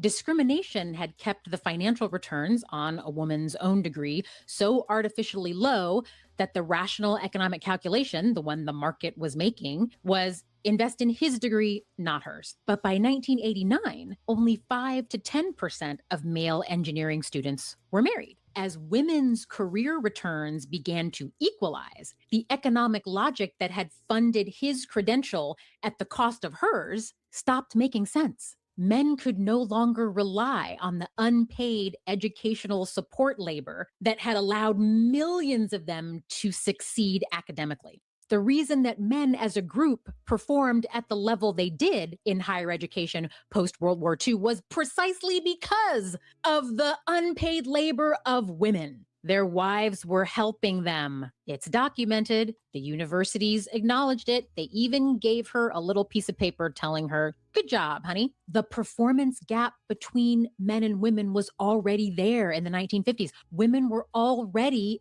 academically performing better, and American educational institutions never bothered to ask why. Instead, they built a system where she did his homework, worked to pay his tuition, raised his children, and received a meaningless certificate while he received the credential that was actually valuable, that unlocked a career, a salary, and had institutional power. And she got nothing. The performance gap, it's been here the whole time, but the system was constructed so thoroughly around compensating for it that it never translated into an outcome gap. There was no one to compare men to because women were shut out of higher Let me education help and the professional dumb workforce. fuck They just assumed that women would Palomino. get married. And you know what? I guess I'm getting kind of touchy with the stupidity that this dude is displaying. It does not matter how many white people or white family owned slaves.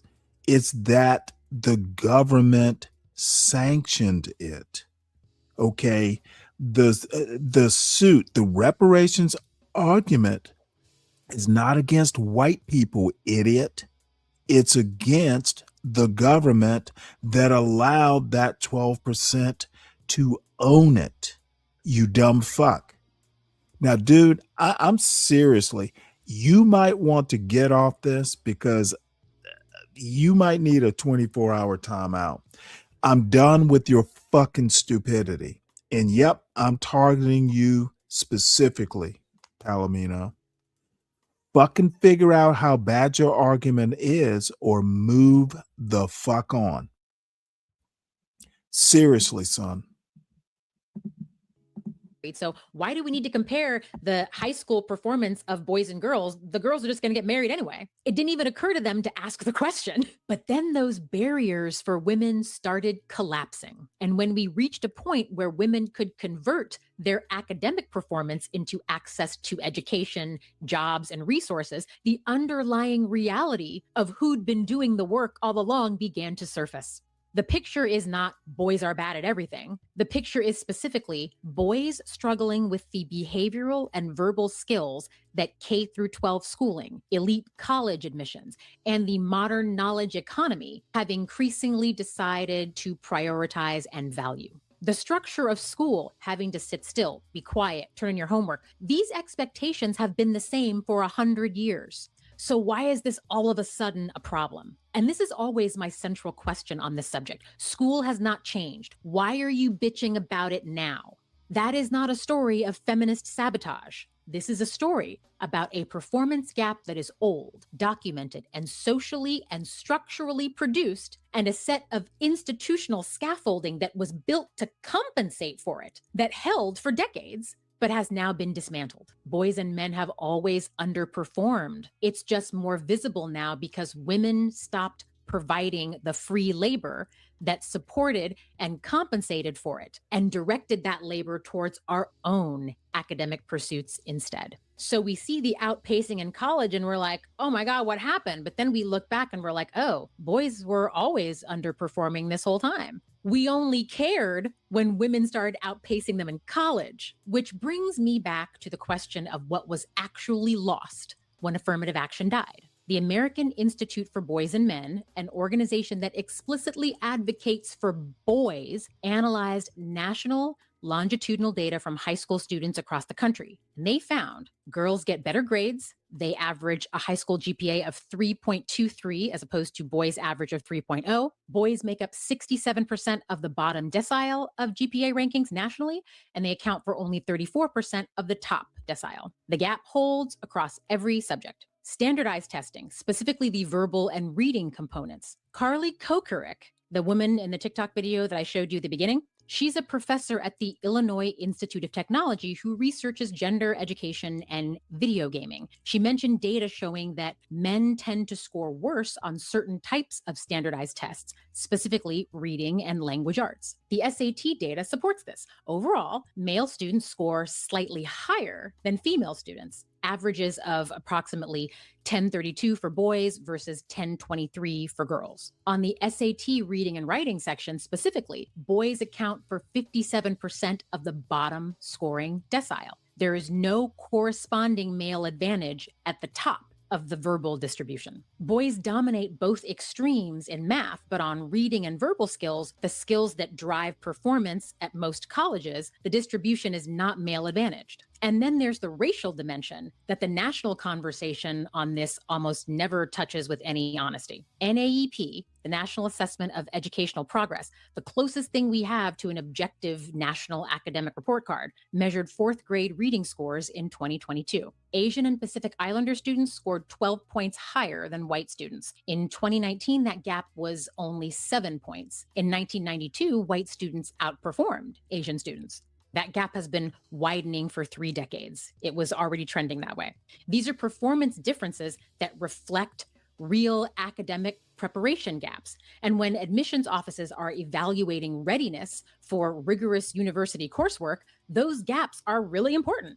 If white men were simply less academically prepared than Asians and white women, you'd expect their numbers at elite schools to have been declining before the Students for Fair Admissions case, but they weren't.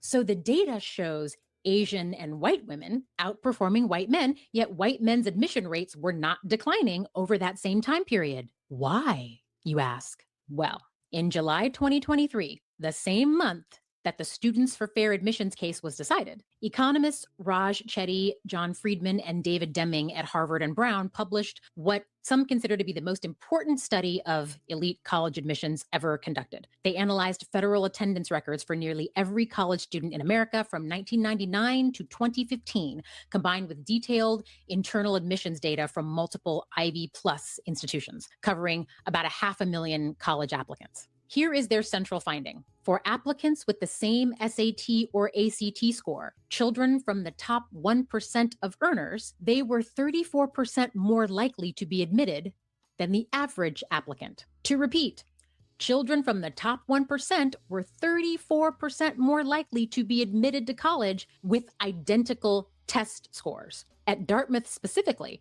the top 1% applicants were 5 times more likely to be admitted than average applicants with the same academic credentials. The 3 mechanisms that the researchers identified that were causing this was 1, legacy preferences, meaning preferences for children of alumni. 2, elevated non-academic ratings given to private school applicants. And 3, the weight placed on expensive extracurricular achievements. Things like competitive club sports, international research programs, or study abroad programs. The kind of things that cost a lot of money to do.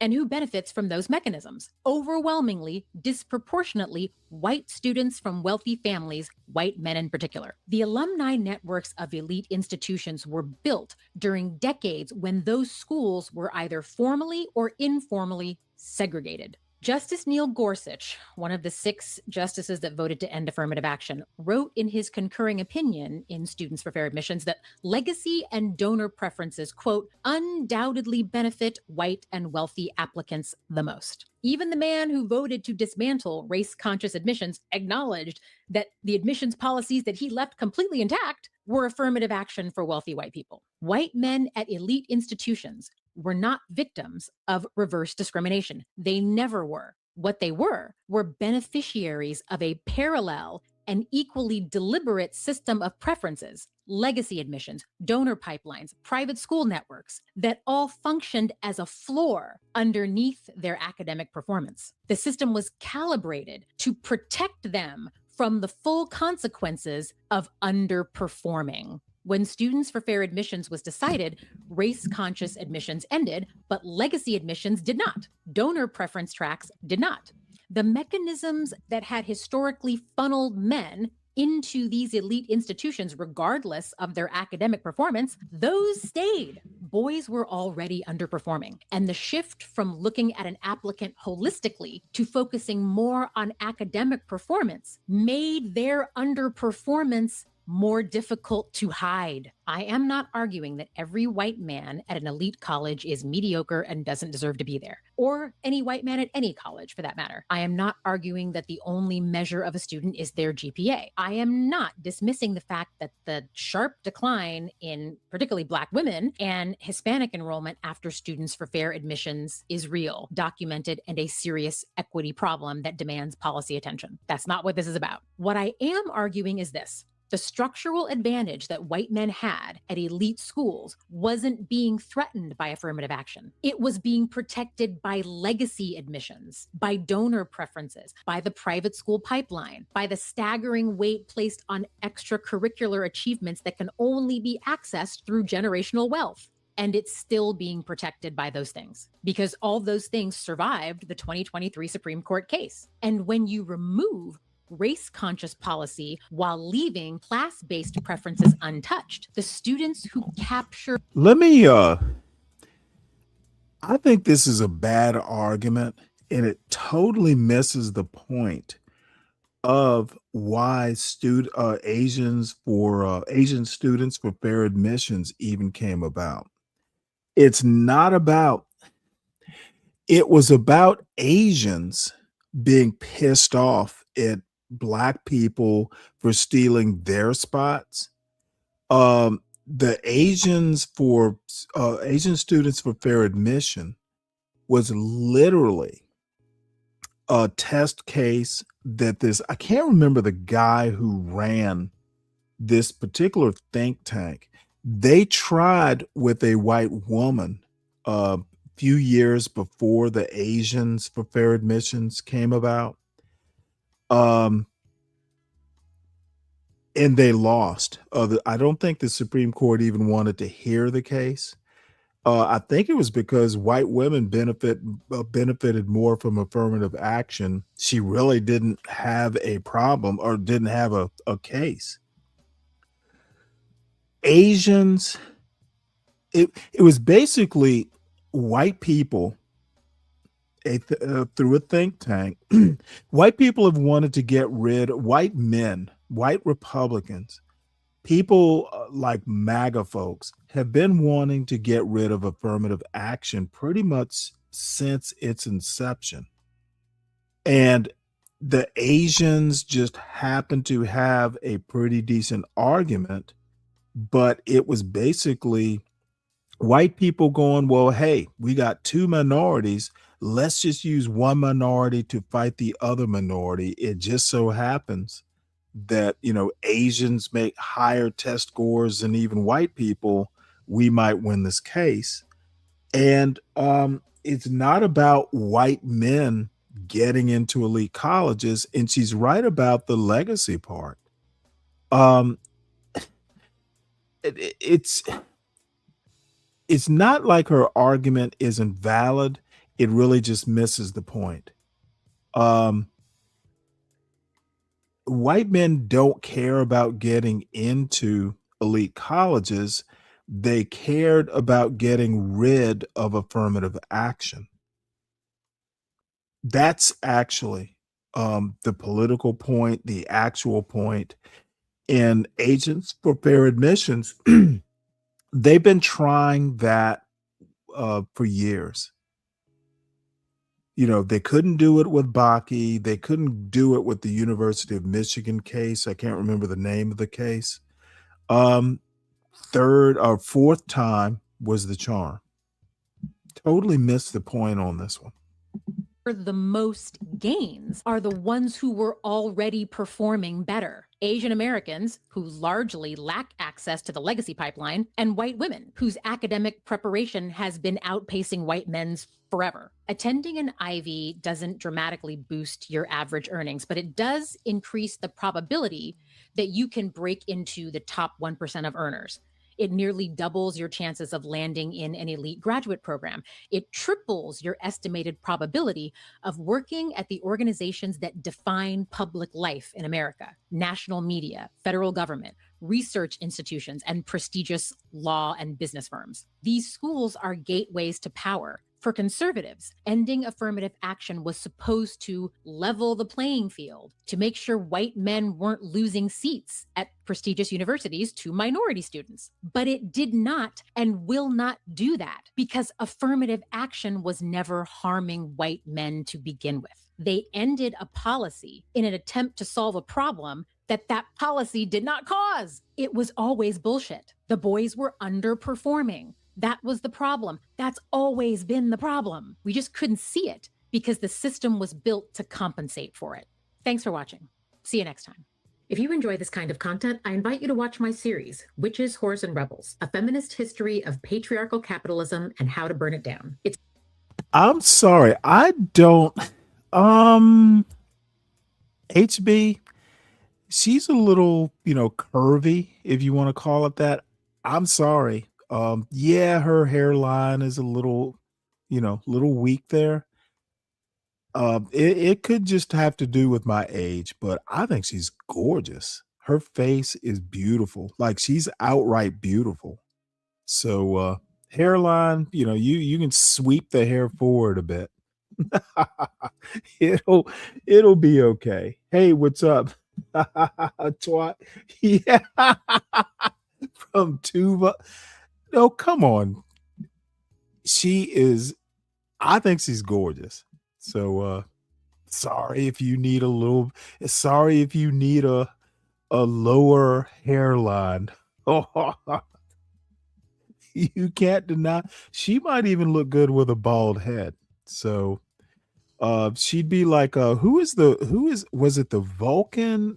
You remember the original, like the first Star Trek movie with the bald woman who had like a beautiful face? She kind of reminds me of that, if we must talk about Star Trek there, HB.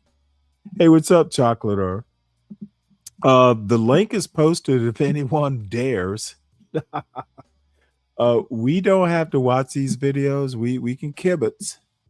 But I don't know. I'm okay with her.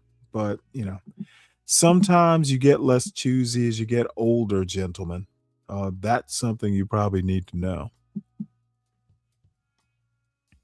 Okay, so yesterday I go on Millennials Are Killing Capitalism, and in the conversation, briefly discuss some of my first thoughts about the new PBS documentary about Du Bois.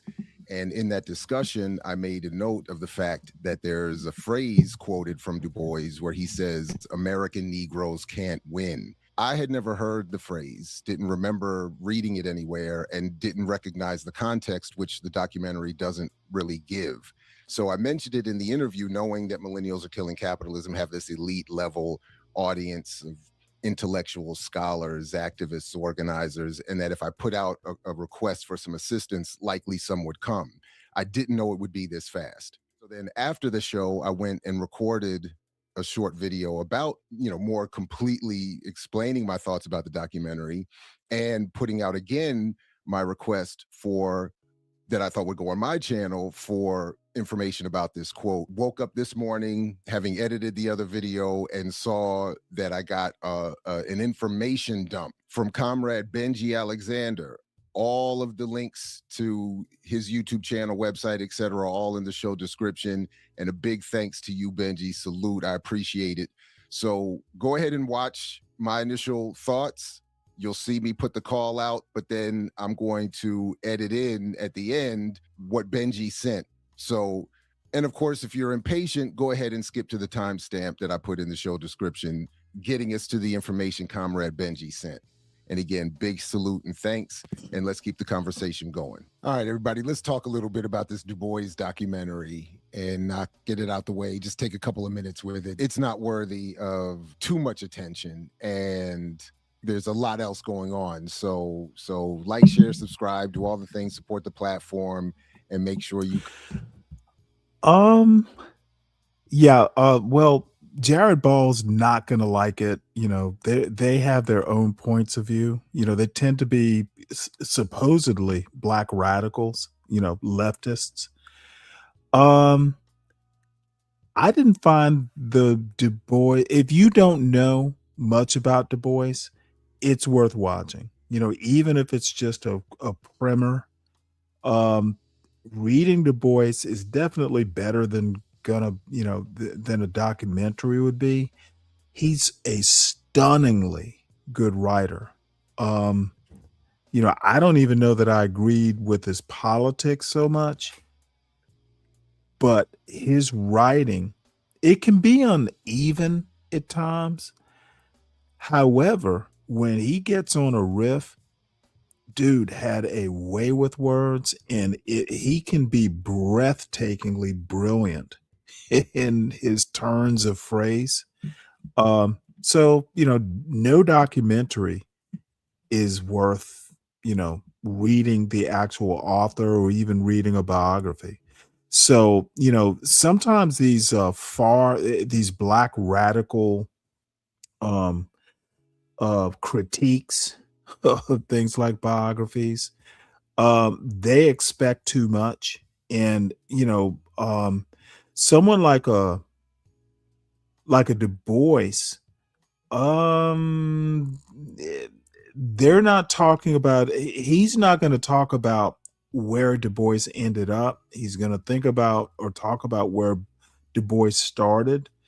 Du Bois wound up, basically being a communist, even when communism, he died in 63. I'm pretty sure he died a communist, if you want to go that way. So, someone like a Jared Ball, hopefully I'll listen to it because I haven't listened to this, the whole thing. So maybe he'll talk about where Du Bois ended up. The documentary, yeah, it was pretty ho-hum, but most documentaries are. At least PBS documentaries. Come back when we do some more extensive discussions around this, and maybe with some others we can come back to some of this, but the documentary is a mess. So just a couple of things. I talked a little bit about it earlier on Millennials Are Killing Capitalism. Please go check that out, and thanks again to Jared for that great discussion. Had a lot of fun, but I did want to just revisit a couple of things from what I saw in the documentary. And thanks to all of you who are asking for me to review it. And I hope this relatively short review will be sufficient because it's just a mess. Well produced. You can see a little bit of it behind me. Well produced, looks good. All the aesthetics of it are beautiful. But as you can see, we get a lot of the standard existing Black intellectual bourgeoisie, so to speak, and some that I think they would like to position to be maybe to take that role and play that role going forward. And we get celebrities reading excerpts from Du Bois. So you get Common and Jeffrey Wright and Viola Davis giving their very professional performance readings of Du Bois quotes. But ultimately, as I started in my notes, who is this for and who will see this? And ultimately, what I think is the answer to that is that it's for what a PBS audience is traditionally targeting, a white settler ruling elite, and then to a lesser extent, the Black bourgeoisie. It's designed to make anyone who watches it feel comfortable with the uncomfortable histories involving Black people and the colonized and the enslaved, but presented in a way that it would happen a long time ago, and there's nothing that any of you would need to feel concerned about today. But I also think the goal here is to have sort of a trickle-down effect, that by establishing this as the predominant and preferred frame and narrative around Du Bois. I swear, some of these Black nationalists, and I like Jared Ball. He's cool. But dude, stop being goddamn paranoid and be happy that maybe someone will want to go back, Black or white, will want to go back and know more about Du Bois and actually read what he wrote. This kind of, dude, these people, honestly, and I have a huge problem with Black radicals. They're fucking paranoid most of the time. It's just, they are more problematic sometimes than their DSA counterparts, in my opinion. can we be paranoid more? Future scholars, future media makers, producers will pick up this frame around Du Bois, not likely follow up with the sufficient radical study of the man and the politics with which he worked, and will carry forward the kind of similar kind of silliness that we saw here. I noted that right out the gate, they have "We Shall Overcome" playing as a sort of old hymnal, and then immediately hear of Du Bois's multicultural interests divorced from his own politics and divorced from where it is.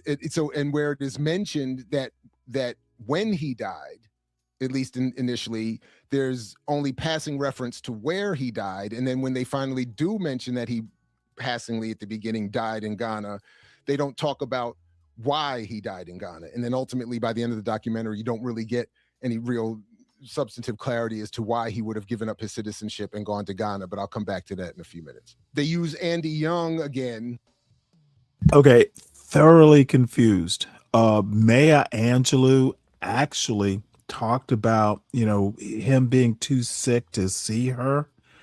This was when she was kind of, believe it or not, Maya Angelou was like a dancer, like kind of a dancer, actor, like performance artist before she turned to poetry. And it's kind of besides the point. They don't get knee deep into why he wound up in Ghana, but a lot of it was that, people like him and I think Richard Wright, for instance, they'd have problems coming back to America. If you were associated with the Communist Party and you were black and you went to Africa or somewhere like that, you might have a problem coming back. He gave up his citizenship, but I think they don't get deep into it, but you know why he was a communist. And I think they do mention in the documentary he committed to it, probably when he shouldn't have, but he did. And I think it is either strongly implied. I think if a decent, person with a brain watches the documentary, they will know why he died in Ghana. Jared and these folks want it more emphasized that he was a communist, or Marxist, in that vein. And, he committed to it, till the day he died, apparently. It's just a paranoid. These people sometimes beat up on an innocuous documentary when they don't need to. As today's predominant black bourgeois, black capitalist promoter of a neoliberal version of civil rights history, they have him voicing some of the discussion of the civil rights march, the March on Washington in 1963, taking place on the eve of Du Bois's death.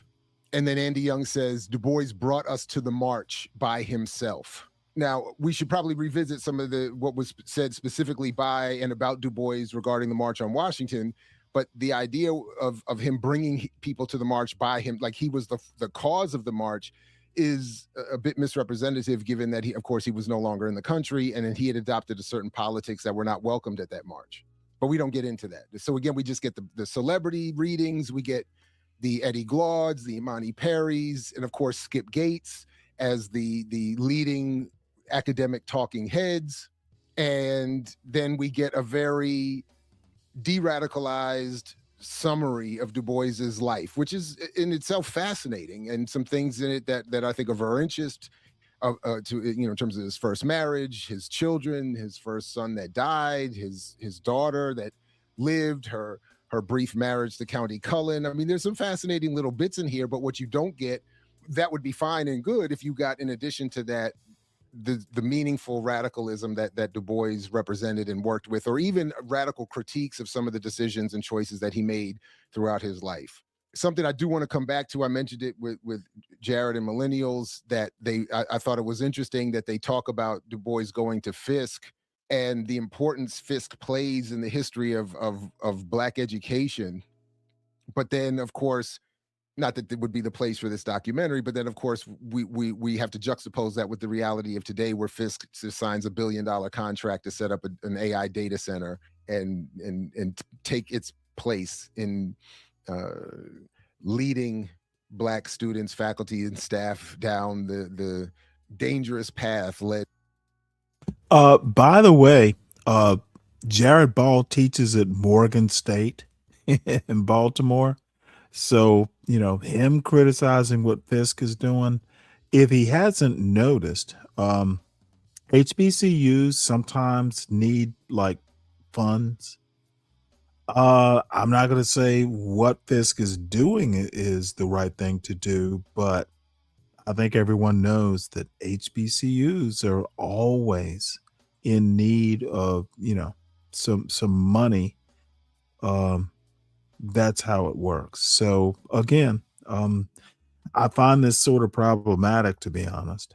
Being paved by AI and its bubble running owners. We get a little bit about Du Bois's sex life, his early life, his fascination with Europe, his seeking out through Rutherford B. Hayes, I believe, a scholarship that would fund him to extend his studies to Germany, which is how he ends up there. No. What we don't hear about, which I think, again, many of the interesting things that we don't hear mentioned in, so we get some reference to Booker T. We get, I think, maybe 3 minutes on Garvey, and I'll come back to that in a moment. But we don't get a couple of notable names, for instance, starting with Ida B. Wells. We don't hear anything about Wells. So when they go into this whole thing about lynching and the impact lynching had on Du Bois and how Du Bois engaged in journalism around lynching, I kept waiting. It was like, and it reminded me what Paula Giddings said about the history of Ida B. Wells and why she's often ignored or downplayed in many cases, because she was, as Giddings points out, one of the few, if not only, major leaders of the day that had no proximity and no audience with elite whites. Unlike Frederick Douglass, Du Bois, Booker T, and so on. So I thought that was an interesting point. Never mind the fact, of course, that she was a woman, but and a particular type of woman in terms of her analysis and her aggressiveness and her writing and her strength. But we don't get a mention that. We also don't get a mention of Hubert Henry Harrison, which I thought was very telling as well. So shout out to Brian Corbin. We're gonna have to talk about Hubert Henry Harrison. Dude was actually like really interesting, and maybe that's what I'll do for next Saturday's show. Because this dude is like, he actually is a Du Bois rival, and he was a Marxist. Totally fascinating guy. I don't think he ever went to college either, but he was pretty much an autodidact. Totally interesting person. And this is a guy that should be taught alongside of Du Bois or Booker T. Washington, in my opinion. So maybe next Saturday I'll make a note. with us on Saturdays with Renee on Black Liberation Media as well. We get a couple of things. So, and a couple of little things that they do that are pretty slick throughout this documentary. So, for instance, they talk a little bit about the competition or the beef with Booker T. Washington and the differences of opinion, and Booker T's, again, his proximity to white ruling elite. And we get mention of his willingness to bribe the press to members of the press to speak ill of Du Bois and his efforts. We get some of that. But it's interesting. So, for instance, they would tell us that Du Bois in, I think, 20 or 21 breaks from the norm, which at the time was to have Black people vote for Republicans. And then he votes for Woodrow Wilson because he thinks of Woodrow Wilson as a similarly lettered man who will have a certain scholarly and intellectual worldview. But of course he doesn't. Du Bois is betrayed in his hopes around that. And what I thought would have been a nice thing for them to do would be to say, to draw that line from Du Bois being betrayed by Woodrow Wilson and the Democrats in 1920, and then his statement, I believe in 1954, where he says, this is why we can't vote for the lesser of two evils. We got to abandon this two-party system. Both parties are terrible. I'm not voting for either one of them. And then eventually leaves the country. They leave all of that out, but that never comes up in the documentary. So you get the betrayal from the Democrats, but then they just leave that out. Because of course, who else are we supposed to vote for in 2026? Garvey gets a few minutes of mention, and again, as I mentioned on Millennials, it's very slick that when they discuss, again, brief, it's literally about 3 minutes in a nearly 2-hour documentary about Du Bois that Garvey gets, and they mention in that 3 minutes that there's a difference of opinion, of course, and they point out that Garvey met with the Klan. And then they do name the UNIA and talk about the organization, but they don't really describe it or its size or its impact or its politics. They just mention it, and then they quickly go into. Sorry to tell you this, Dr. Ball, but the documentary was not about the UNIA or Marcus Garvey. The fuck? Seriously bad review. To how, because of fraud, Garvey gets a 5-year federal prison sentence. Because Du Bois is the hero and meant to be the yes, the Jared. version, at least. Yes, Jared. The documentary is about Du Bois. Of course, he's gonna be the hero. God damn, this is an obtuse review. Giving us is meant to be the preferred protagonist here. Garvey is held up, and then but he's out of here because of fraud. No nuance, no detail. They mention that he's surveilled massively by the FBI, but they don't mention anything about Hoover or his history or the continued history of that kind of surveillance. They just mention it and then say, but no, it was fraud that got him a federal record. So I thought that was pretty slick. And then I noted it's not until there's a very interesting section, I think, that would be buttressed by a better understanding of that particular time period. But they talk about Du Bois and his support for the Harlem Renaissance, and then his criticism of the Harlem Renaissance. And they do point out that he said, and something I agree with, that there's no entertainment for entertainment purpose. You're either producing art for as propaganda for Black liberation, or you're wasting time. And I largely agree with that. And I'm glad that they included that in there. Then it's an hour and 21 minutes before you hear any mention of socialism. And it's just a quick passing thing that says something like, Du Bois was frustrated by the economic system. And they may have, I don't think they said capitalism yet, but he's frustrated by this. So he's looking for a better thing, and he glances at socialism or something like that. And then they move on very quickly.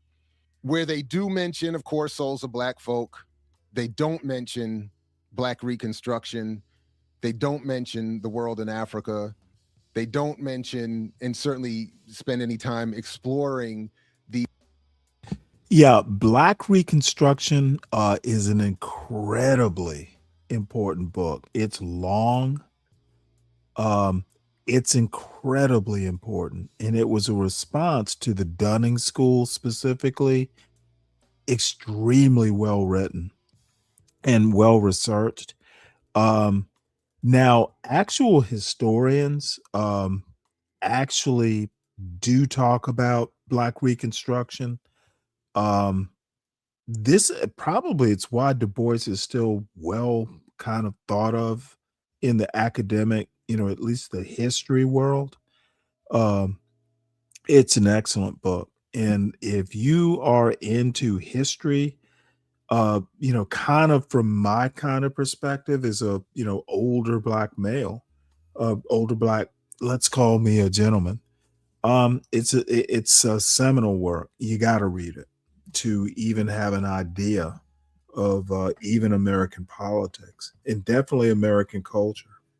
These more later and radical writings and speeches, there's reference to it, and I'll come back to that in a second, but there's really more focus on the earlier writings and the very safe and popular souls of Black folk. We get a little bit of a reference to his engagement with the Fifth Pan-African Congress or Conference. I keep getting those confused, where he meets up with Nkrumah and others in Manchester in 1945. We then get a little bit of the last 20 minutes, really, of the whole thing is where we get introduced to Shirley Graham Du Bois, a little bit about her politics, a little bit about communism, a little bit, we get passing reference to Paul Robeson, to Einstein being a friend of Du Bois, but just sort of in passing. And then we get what I think are one of the more important lines in the documentary, where a professor of sociology is brought on camera, Alton Morris, I believe is his name, to say, yes, Du Bois preferred socialism and communism, but he was naive. And we can say with 2020 hindsight that he was naive. And I thought, of course, because capitalism is just working out so well for so many people, certainly the producers and participants in this documentary, perhaps. And then we get this line that I mentioned on Millennials as well. And I would definitely want help in finding it. And I have not found the source for it yet, where there is a relatively brief, because again, all of this happens in the last 20 minutes, where they talk about Shirley and him going to the continent, but they talk about, just as he's getting ready to leave, that he says this line where he says American Negroes can't win. So he's like, I'm out, I'm keep up the fight, but I'm out, American Negroes can't win. And I was like, that sounds like an odd thing for him to say. There's no context given, there's no source given. The one or two places where I found it referenced on blogs somewhere, there's no source. Let me help Jared out. The man left the country and gave up his citizenship. It's implied. God damn it, dude. The fuck? It's implied if the man left the country and didn't come back. Of course, there's no citation for it. And then I just thought it was a very odd thing, but something that would be consistent with the politics of a Henry Louis Gates PBS-led documentary, which is, if you're going, again, Du Bois is too big a character and a figure to ignore, and too important to completely erase. So we'll just diminish the radicalism. And then when we point out that he preferred socialism and communism, we'll connect it to this framing of him almost sounding as if he's abandoning Black people here and and giving up hope. And it just was very, very strange. And there's no explanation and no meaningful explanation as to why he was going to Ghana. No discussion of his refusal to participate in the electoral system currently constructed in the United States. None of that is encouraged. So we're given passing reference to his overall importance as an intellectual and into the field of sociology, and to the Philadelphia Negro study, and the suppression of the slave trade study, and all of the early important, powerful work that he should be credited and honored for. But when it comes to what all of that work led him to in terms of his conclusions politically, no. All that, now he's naive. Now he's abandoning Black America. Now we can, and it's just whack. The other slick thing that they do, just quickly, that I have to mention, is that when they do talk about Du Bois, there is this moment where they talk about Booker T and Du Bois both moving into that space of Black entrepreneurial, Black economic, a separate independent Black economy. They mention that, but they of course leave out Du Bois's eventual recognition that won't work. And the videos where please see those where I've talked about and shown his work on this and other people's scholarship on this, where he says co-ops don't work, cooperatives don't work. We need socialism. That's the project. Pan-Africanism, socialism, those are the bare minimum goals. And I'm like, yeah, but we don't get that in this documentary. The goal here is to, again, set the narrative frame for how these histories are to be discussed, so that even if the masses aren't watching or seeing this particular PBS documentary, the people that will be teaching the masses will, the people who will write the more popular books and films, et cetera, and courses and whatever, will be taking this frame and bringing it on absent all of the more beautiful radicalism and exploration of that Du Bois got in.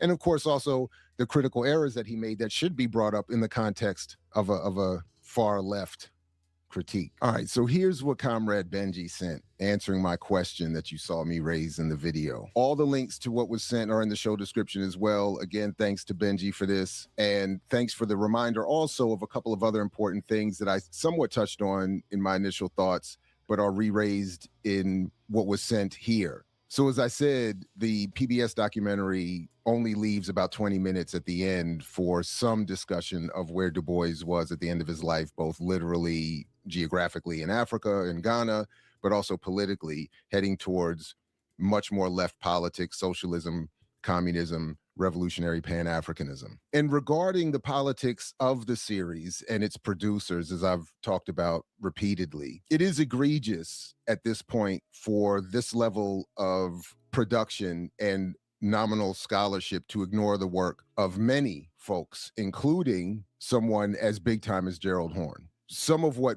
was sent me is Horne's book, Black and Red, Du Bois and the Afro-American Response to the Cold War, 1944 to 1963. Because here again, you can see the clear politics of these kinds of PBS media products and the work that Henry Louis Gates is involved in and the like. It's a willful denial of the radicalism in these histories, and in this case, in Du Bois.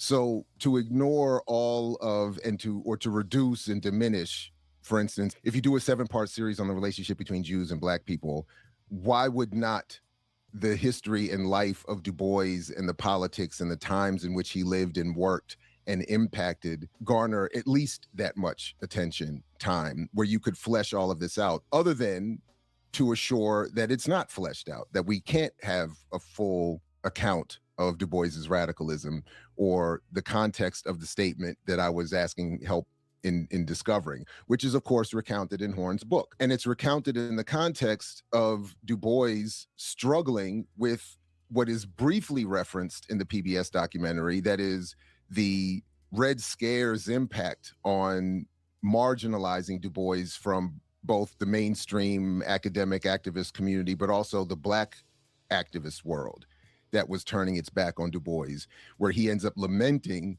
that he's being ignored. He says, in fact, that Black children are no longer learning of his name, largely in response to his increased radicalism, and in part in response to the Black bourgeoisie and mainstream activist, scholar, journalist community, Black press community shunning him. The very segments of Black intellectual life that are today claiming to champion him and carry his legacy into the 21st century, absent all of its radical politics. So again, in Horne's book, you see the quote referenced. In response to a friend, Du Bois writes, "Your letter of September 7th makes me so mad. I just cannot take any more of this country's treatment. We leave for Ghana October 5th, and I set no date for return. Chin up and fight on, but realize that American Negroes can't win." Now, in the PBS documentary, as I said, the context is not offered. Its source is not explained in the PBS documentary, and I'll come back to that in a second. And as Horne explains on this very page, a question I raised in response initially to the documentary, where is this coming from? It sounds out of place for Du Bois. Horne explains, quote, "This was uncharacteristic pessimism from the good doctor, but like many Blacks, he saw that whether the anti-imperialist struggle was fought from Accra or New York was to a point of small moment.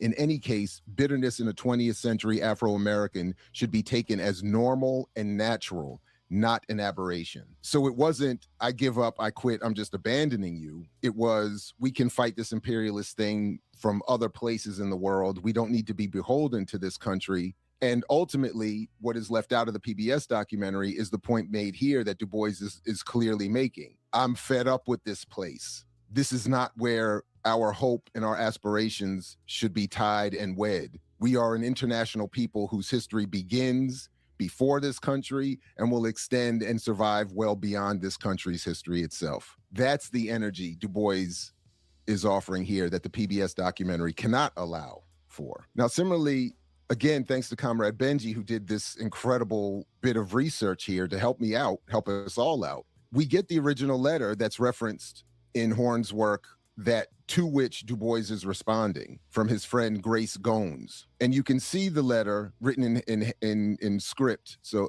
from September 7th, 1961. And it recounts a kind of middle class, first world set of problems, moving, buying a new house, of course, getting the racist runaround from both the architect and the bank, and all going through all this drama that is Yeah, and that's exactly the point. So 61 is 2 years before before Du Bois dies. Where's the radicalism? These guys are just, if Jared Ball is accusing PBS of politics, so is Jared Ball. Okay, I don't see the radicalism in worrying about a house being built and a mortgage. These guys, extremists, and I'm not necessarily calling Jared Ball an extremist, but dude, Du Bois was a radical of the mind. He wasn't out there, he wasn't with the Black Panthers doing shit. Now, the Black Panthers came after that, after he died, but still, I would never think of Du Bois as a radical. Radical thinker, maybe, radical position, maybe, but radical in a Black militant, Black leftist sense, I don't know. admittedly annoying and disturbing, but at the same time relatively first world. That's why, as we get the full letter from Du Bois in response to Grace, not referenced in the PBS documentary, but given more context in Horn's book. But one other paragraph that's not mentioned in either, that ends the letter, Du Bois writes, "I read this over after writing it, and it occurs to me, this is a hell of a missive to send a weeping friend. So buck up. Most people in this country today are worried to death. So eat, drink, and be merry. I'm celebrating by going to my dentist and then out to dinner. We sail October 5th for Ghana. Real radicalism. Phone us when you'll be in town." Let me replay So that. there it is. So real radicalism, talking about your dentist. This country today are worried to death. So eat, drink, and be merry. I'm celebrating by going to my dentist and then out to dinner. We sail October 5th for Ghana. Between then and now, phone us when you'll be in town. Love. So there it is, the actual context. Being harassed by the state, being harassed by the racist infrastructure in academia and journalism, and being harassed by a Black bourgeoisie and a liberal activist elite that wanted no parts of genuine struggle and revolution. Du Bois was like, I'm out. Not to give up, but to fight from somewhere else. And whatever we think of that you can be part of the Black bourgeoisie and still hold radical positions, mostly on paper. Do radicals actually celebrate by going to their dentist and then out to dinner? I have doubts about this critique, Dr. Ball. There's an important bit of context that's left out of the documentary, and that we have to continue to inject, remain focused on, and to inform about and share as best we can. So again, salute to Comrade Benji for the information dump, and links in the show description. And now let's wrap this thing up. Again, peace, everybody. All right, I'm sure we'll come back to this in some form or fashion in the future. So again, please like, share, subscribe, support the platform. However, I don't think this was his best review of things. Hopefully he will revisit it. And if you want a better documentary, fund it yourself, Dr. Ball. You are a professor, tenured at Morgan State. Well, Let's good see what you morning, got. everyone. Oh, and by the way, he's a professor of communication, and his specialty is like propaganda or something. So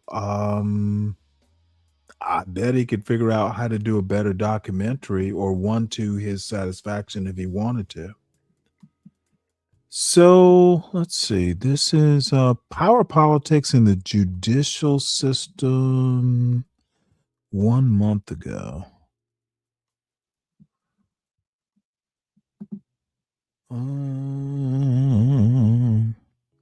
Well, we're going to do it. The link is posted, folks. Everyone, please make sure you hit the like button. If you're new to the channel, Speak Radio hasn't come up here, or anyone of his ilk that's exciting. Chocolate Earth, all you gadflies, all you firecrackers, come on up and spice up the show. Otherwise, I'm just going to watch stuff that kind of interests me. And welcome to another edition of Rethinking Freedom. As always, I am. Sorry about that. Your host, Ayafabara Nelly. And today on Rethinking Freedom, we're continuing our conversation about power, but not the kind people often pay attention to. This is not about the national headlines, and it's not about presidential politics. We're talking about local elections because these are the elections that shape our day-to-day lives. We're talking about who has access to the courts, how efficiently justice is delivered, whether systems work for people or against them. Because here's the truth that I try to share with us all the time on this platform. Many people overlook local elections. These are often the elections that have the most immediate impact. Hey, Wale, how you doing?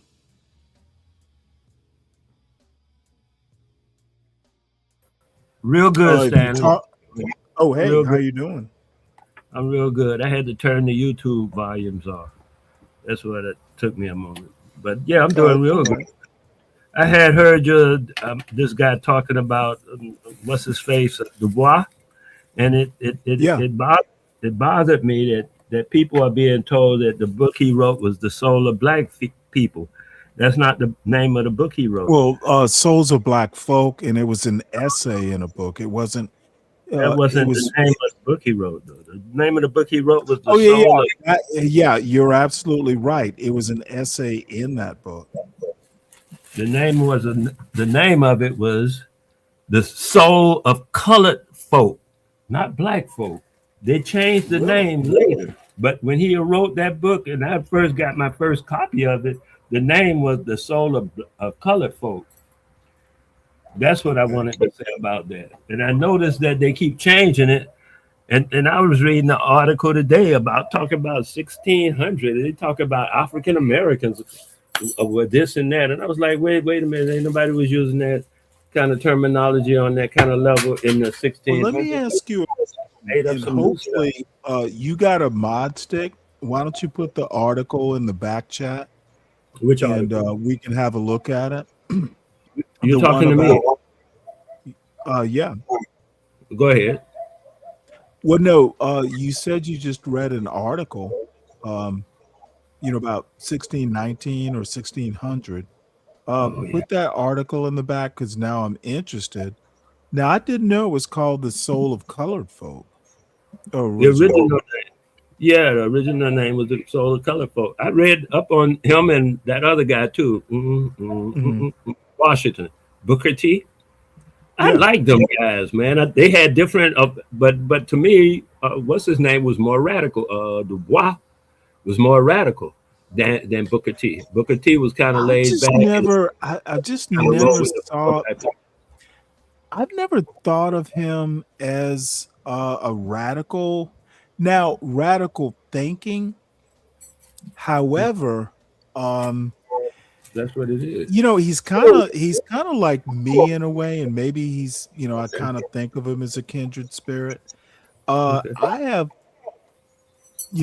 thinking that will piss some, conventional folk off, but I don't think anyone would ever call me a radical. Not you.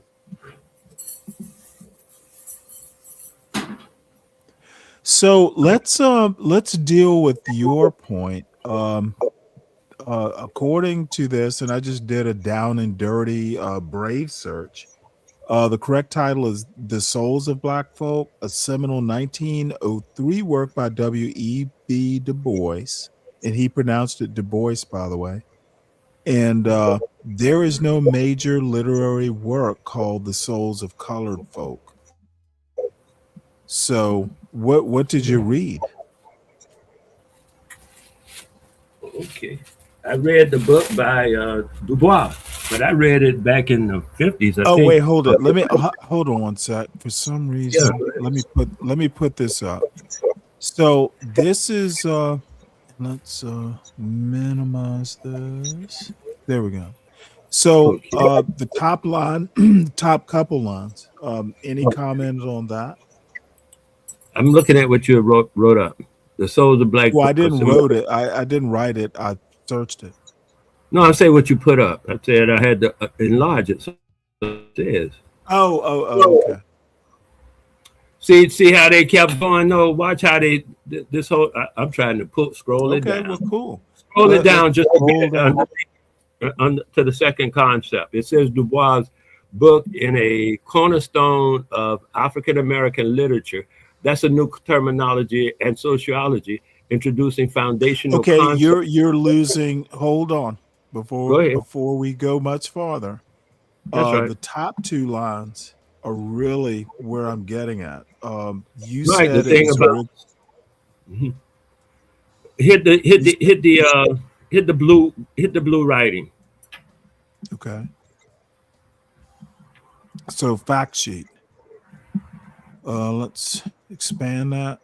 So W.E.B. Du Bois, essays, sociology, The Souls of Black Folk, essays and sketches. The crux of the point is it was never called The Souls of Colored Folk. So there could be a book called Souls of Colored Folk, but Du Bois didn't write it. That's my point. Oh no, I have to check into this. I'll check into it and get back at you, man.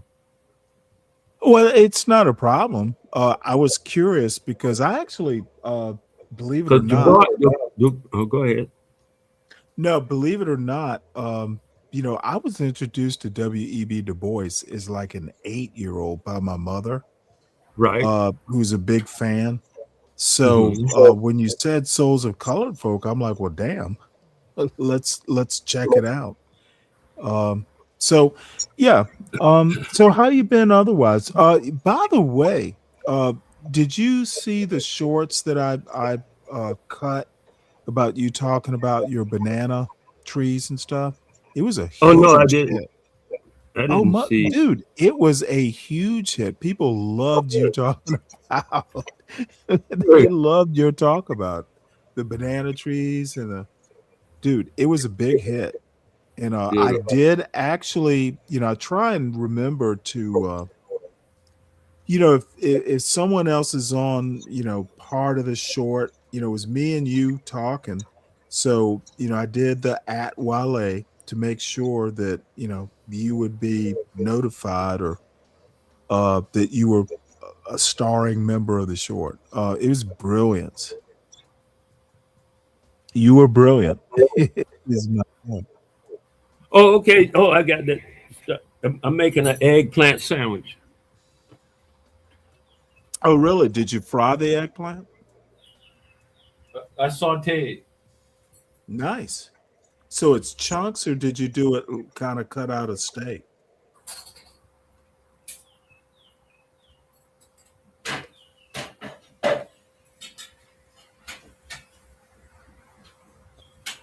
So anyway, what are you gonna put on that eggplant? I don't. How do you even? I don't think I've ever had an eggplant sandwich, but I can imagine you put something like salsa or something spicy on it.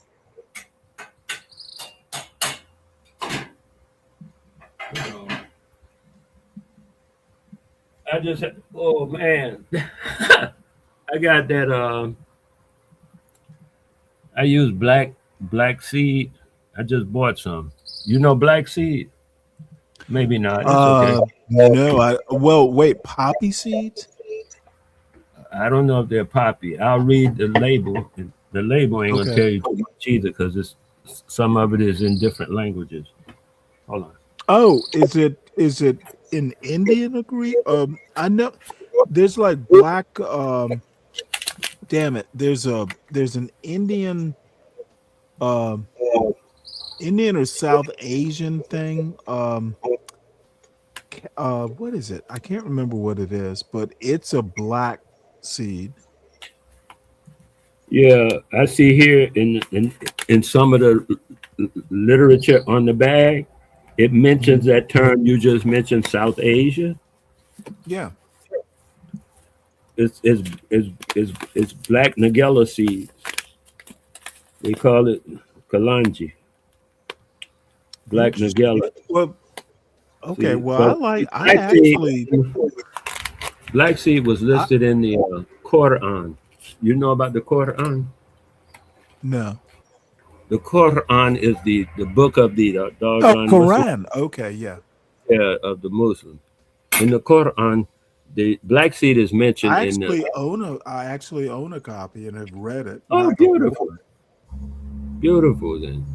A Palestinian gave me a copy one time. But the thing is, it's mentioned in the Quran, and it says simply that the only thing that the black seed does not cure is death. That's the quote from the Quran. Well, death isn't a disease, so that makes sense. That's the way the book reads. I can attest for their literary specialties. But I came across it in my study about, making myself different habits to affect my health differently.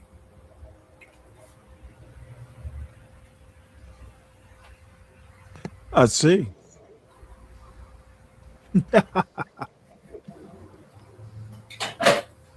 Hey, Mike, funny enough, yes, that's what I'm going to be eating tonight. Yep, it's going to be ham and cheese, and I made some garden peas with mushrooms and onions. I'm a huge peas and onions fan. So, yep, ham sandwiches and homemade bread. I made the bread in a Go Stanley, it's your Yes, birthday. sir. It's your birthday. You're making bread, man. All right. Dude, I've been making bread. It started, I think I told you, it literally I've been making bread for like 13 years. Okay. My son will be 20, so yeah, it's about 13 years. It started out as a project that he and I could do, right good. after his mother died. Yeah. And I've been making it for quite some time. I mean, I could whip out a couple loaves of bread in like 3 hours, including the bake time. And then I make hot dog, hamburgers, tortillas, pita. I can, once you get the hang of it, you can I prefer like brioche hot dog buns or something like that. You whip that out in a couple hours, believe it or not. But I've been doing it for years. So I'm searching this Nagella so I can tell you how it reads in the Wikipedia. It's a genus of about the black seed. You want to show you? Can you show your screen, or you want to read it? Well, I was trying to see if it's going to say anything, and they say what are Nagella seeds called in the USA, and they just say black seed or kalanji, black cumin, or black onion seeds. All of those names. Okay, no. Hold on one sec. The cumin, yes. I actually have, believe this or not, I actually have some in my pantry. The black cumin, and there's another black seed, and I can't think of the name of it. I'm kind of into, and I haven't made it in quite some time. This is a slight diversion, so bear with me. There's a channel called Curries with Bumby, and she's an Okay. Indian lady. I got into making like Indian curries from scratch. Okay. And I literally went out, like I've got all the spices and making the seasoned oils and stuff like that. I love me some Indian curry. That shit is awesome. And anyway, I didn't mean to divert you. I like them. What they call them, doubles. You know what a double is? No. A roti. You know what a roti is? Oh, shoot, the bread? Absolutely. Yeah. They make like a burrito with called Oh, with yeah. roti. Oh, yeah. That's some good stuff. Yep. And the Yep. doubles.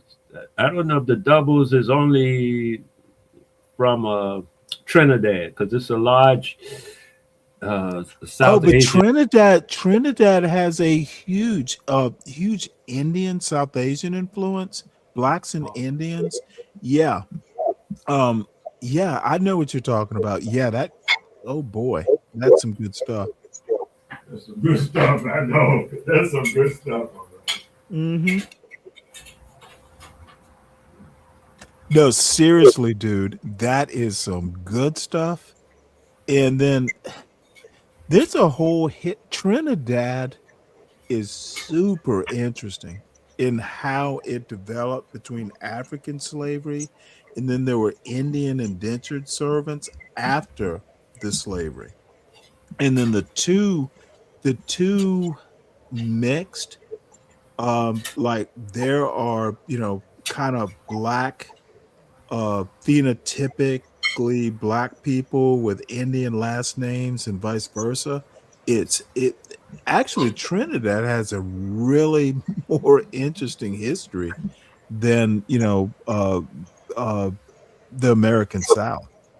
Talk about intermixture or miscegenation. There's white, black, Indian, and really interesting. Mike 123, you were just up here. Where'd you go? Just Sugarfoot take your phone?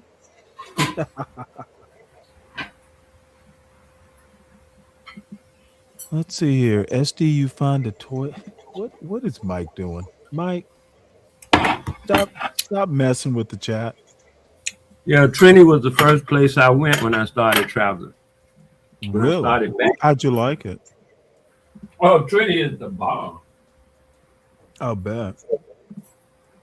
But let me tell you something. Hold on. I'm gonna give you a treat. Trinidad has a twin. You know what that twin's name is? Tobago? Tobago. When people in Trinidad want to take a vacation, they go to Tobago. Tobago is nice. Trini is okay. But Tobago, man, I said when I stayed 7 days, I was like, wait a minute. If I had known about Tobago, I wouldn't have spent a whole day in Trini. I'd have went straight to Tobago. Now when I go back, ain't no sense of me going to Trini and go straight to Tobago. Wow. And the people there was Quite so the recommendation. The people there are so beautifully country. Because I'm a country dude. Yeah, I'm a country dude. See, we do country stuff. And I know you got your narratives and stuff, but I talk to the people themselves and they got a different story. So I talk to them and hear what they got to say. A lot of people go, especially from the U.S., like to go to these different countries and tell the people their own story instead of listening to the people's story. So I'm just saying, this is what I know. I'll get back to you on that Dubois thing too, because he wrote. I saw other books by him. I don't know if I read them all, but I'll be thinking about. Well, one of them that is just I'd forgotten because I read it in the last couple years. Black Reconstruction. Dude, I did. It's like he's a ridiculously good writer. I read his book about the Philadelphia thing that he did there Yep, for the Philadelphia. Yeah, the Philadelphia Negro. that whole thing was so in depth. The study they made so many black code laws based upon his research.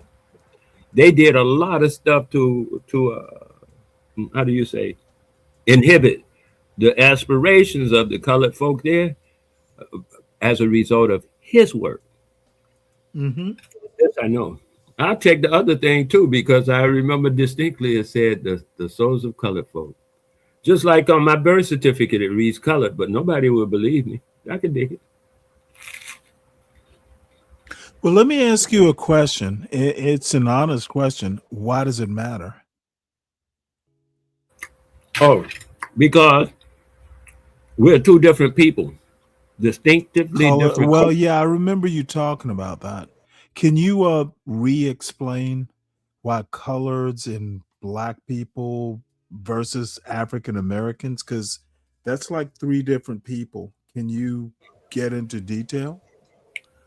My understanding goes like this: when the 1950s, around 1950, there was a guy named I'm gonna get that's too deep.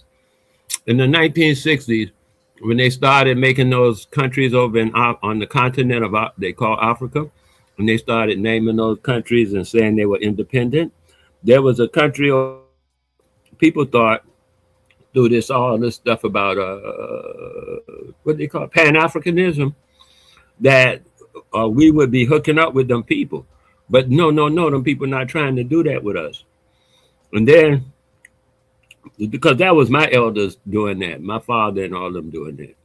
And that time they came back and sat back down and they say, you know what? I thought these people were going to try to hook up with us because we were hooking up with all of the islands of Polynesia, not Polynesia, what they call that stuff? Melanesia. You know Melanesia islands?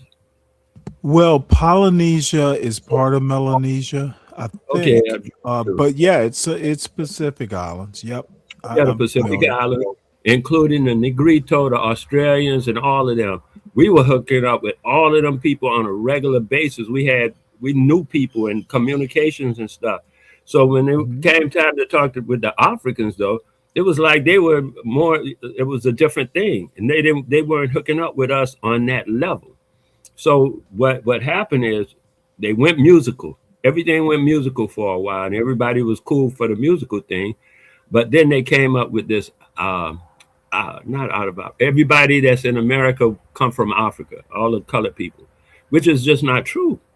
Even in Trinidad, a boy was telling me his mother was telling him that's just not true. But because he went to school and he got the education from whoever he got it from, they told him that was true. So he argued with his mother. Now he's back in Trinity. And I guess he's finding out it's just not true. There's a lot of stuff that we do that is similar in culture, a lot of ways.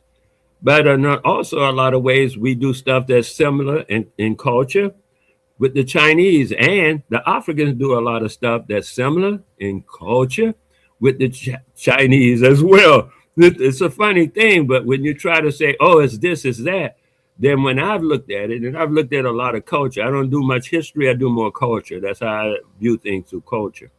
History is just a story. Culture is actually what the people do and did. So that's why I go with it. But through the cultures are so similar, it's like pathetic. And then we looked at what is called the indigenous cultures, and I studied this stuff, American history, before, in the 50s and before, because I got my brothers them books. They used to refer to us as fauna. The people they found in America were reported to as fauna. You know what fauna is, right? You looked it up, I think. It's the animals of the local place that they visit. And that's how they listed us as fauna. And that was to make sure we didn't get respect. But if you look up the Harriet Beecher Stowe, and she says the American race, look at what she calls by definition the American race. So, and because everything changed in the early 1800s, around the time of what's the name of this place? The Haiti Revolution. Haitian, yeah, that's like 1809, I think. I think it's Hold 04. on one sec here.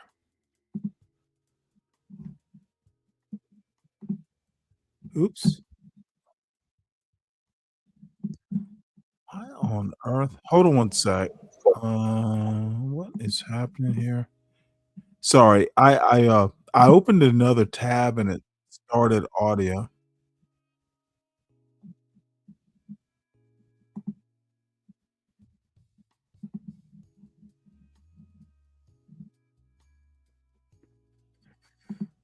Hmm.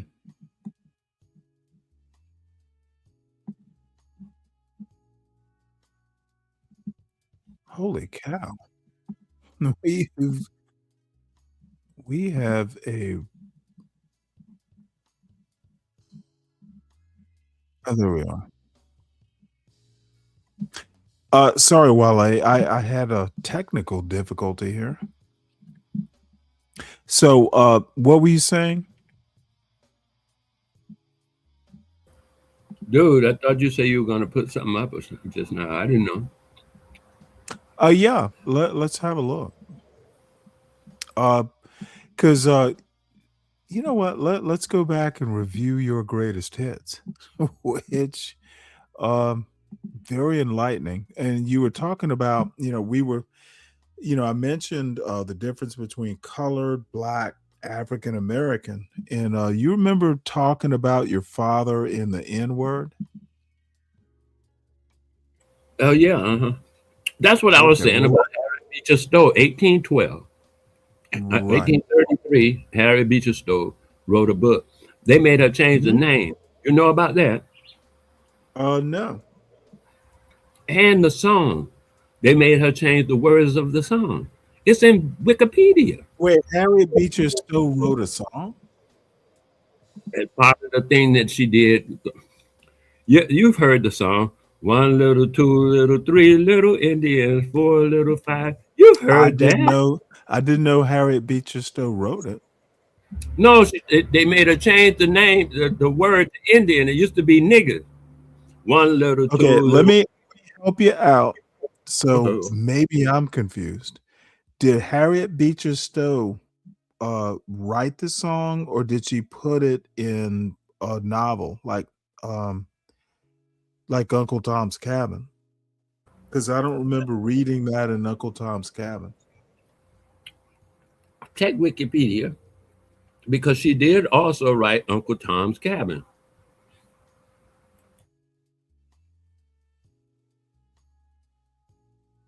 I tell people in the around the 1800s, they changed us from being foreigner to being colored to being whatever they wanted to call us after that, saying we weren't even from here. But the people had been transported. That's what it's called. Transportation was explained to me when I was like 10. Damn, I was like 9 when they explained transportation. They took a bunch of people from here, put them on a boat, and sent them to places that they didn't even know the name of, and told them it was a place that they didn't even know the name, because they're busy renaming everything. Back in the day, there was no New York, New Hampshire. Nobody knew them names. They make see them what I'm saying.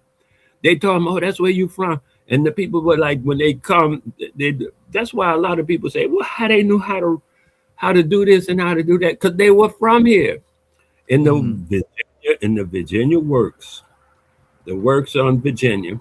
Virginia wrote something in the early 1800, 18, I think it said, that any colored person, free or enslaved, found in Virginia will be enslaved automatically. Yeah. It was a lot of colored people in Virginia. Yeah, because they didn't want free black people in Virginia.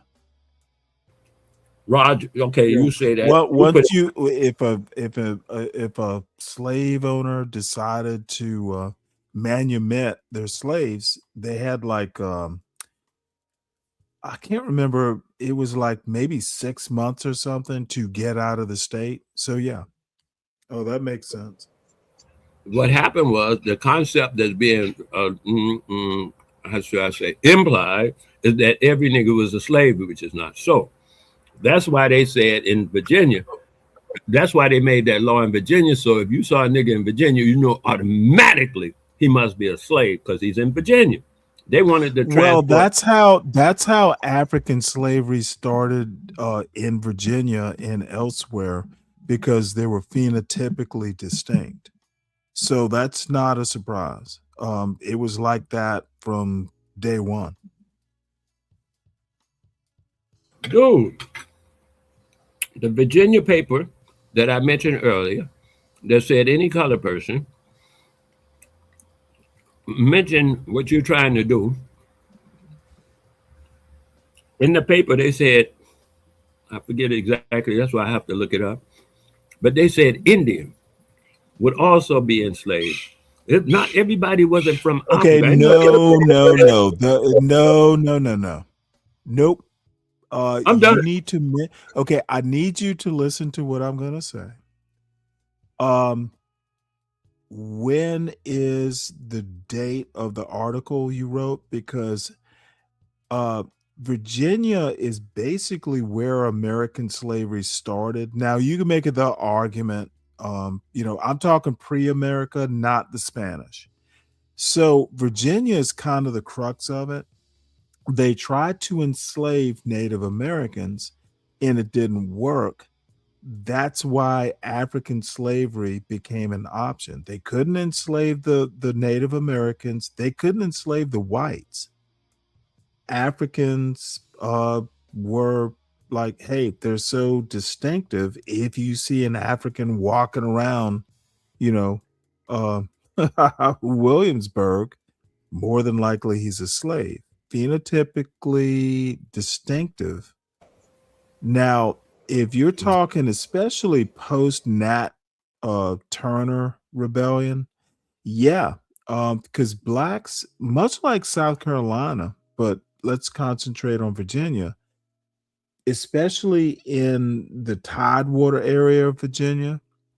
Yeah, there were more blacks than whites, and it's like, hey, if your massa frees you, you need to get the F out of this state because white people are threatened. So Indians and blacks were, I'm not that kind of history expert, but they gave up trying to enslave Native Americans in like before the 18th century, because it didn't work in the 17th century. So that's the way I remember it.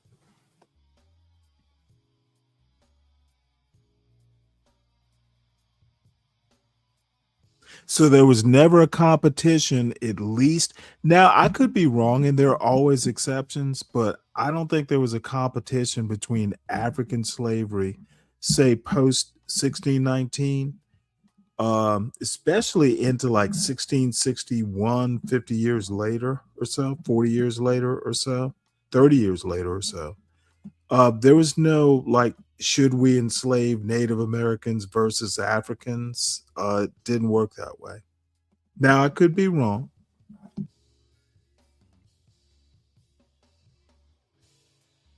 So Wale may be looking up something. So let's go back to some interesting stuff that I got a couple of these. Wale is the most interesting person.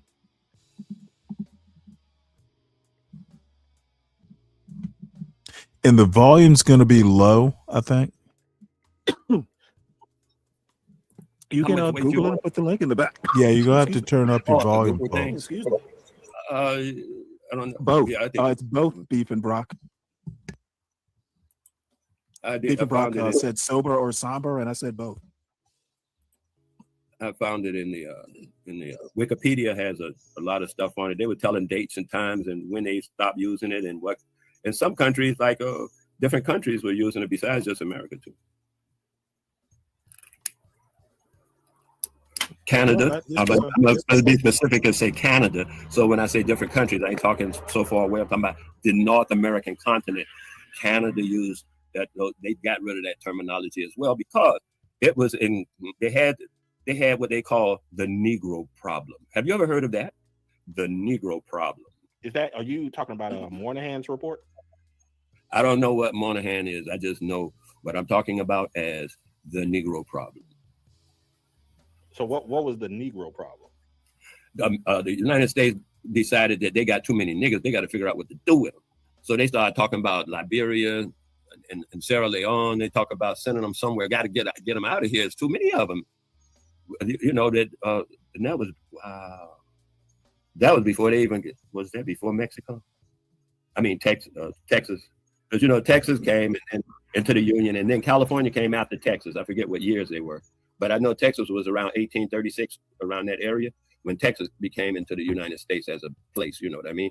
It was owned by Mexico prior to that. Yes. Okay. So now, so was California, which came later because they were expanding from the east to the west. They call it manifest destiny. And the boy just said it yesterday or something. Stephen Miller. He said, God gave us this country. Man, you ought to see his speech. He sounds and looks just like Hitler. His movements was straight on. Well, given that Stephen Miller is Jewish, that is indeed disturbing. It's disturbing. You don't know this dude. They have misinformed. Right, I know exactly who Stephen Miller is, enough to know that he's Jewish. Ain't no doubt about it. And the connection between the Nazi and the Zionists is pathetic. Who do you think is carrying out a genocide right this day? If it ain't the Zionists, right this day, ain't talking about no. Before 1943. We might want to. We might want to. We are alive and looking at it. I'm just saying the reality of reality. Well, yeah, but the reality is that. There is the YouTube algorithm, and we probably don't want to dip our toe. Not deep into reality, I understand. So you were telling me about YouTube is famous for not being reality. So yes, YouTube is not reality. And about the Negro problem also. And all. I'm sorry, SKC. I think he was. Were you talking SKC?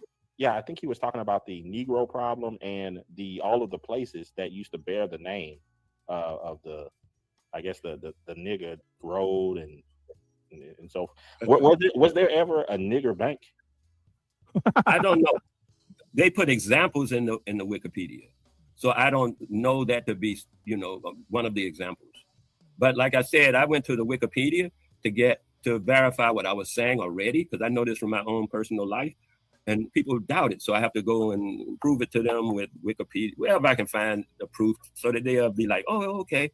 They'd be saying, where's your source? And so I got to find something written down by somebody they would appreciate, and then, bringing that to them. And maybe if they don't, they might accept that. I don't know. So that's why I went to Wikipedia. I already know these things, but in order to show younger people who never seen or heard of this kind of talk, then I have to find these different reference points. I call them references that you can go to and see for yourself. So do you believe that everybody should be able to use the N-word? What are your views on that? Oh yeah, my dad taught me about that. My dad said they wanted to stop us from this is what he said. I'm gonna just tell you what my dad said. Yeah. Right? I was a little boy at the time, and this is what he said. We are niggers. They call us niggers because when they come into a room and of niggers, and they come in with their shotguns and stuff, because they were doing patty rollers a lot around that time. You know what a patty roller is, right? No. Oh yeah, it's the cops, right? It's more like a police raid. Yeah, I've heard the term before. My grandmother, or somebody old. That's where I term from. Well, it depends on where you're at, what you experienced at the time, because a lot of these things were 20 years here and earlier than over there, or 40 years here earlier than over there, or later than over there. I was just talking to a woman who told me I was lying about being bused to school as a desegregation process in the 1970s, but it didn't reach her until the 1990s. So she said I was lying because her experience was in the 1990s, so it couldn't happen in the 1970s. Yeah, well, she must not. Ask her. I'm curious. Do you know she voted for Joe Biden or not? I have no idea. I know that's what happened. If she voted for Joe Biden, she should know a lot more about busing. So, and I don't want you to take you too far away from the weeds of where you were standing. I'm going back to the story. You said your dad said, "Hey," as a little boy, he said, "Hey, we are niggers." So right. So when the patty rollers break in the door, because that's how they did, they still do that now.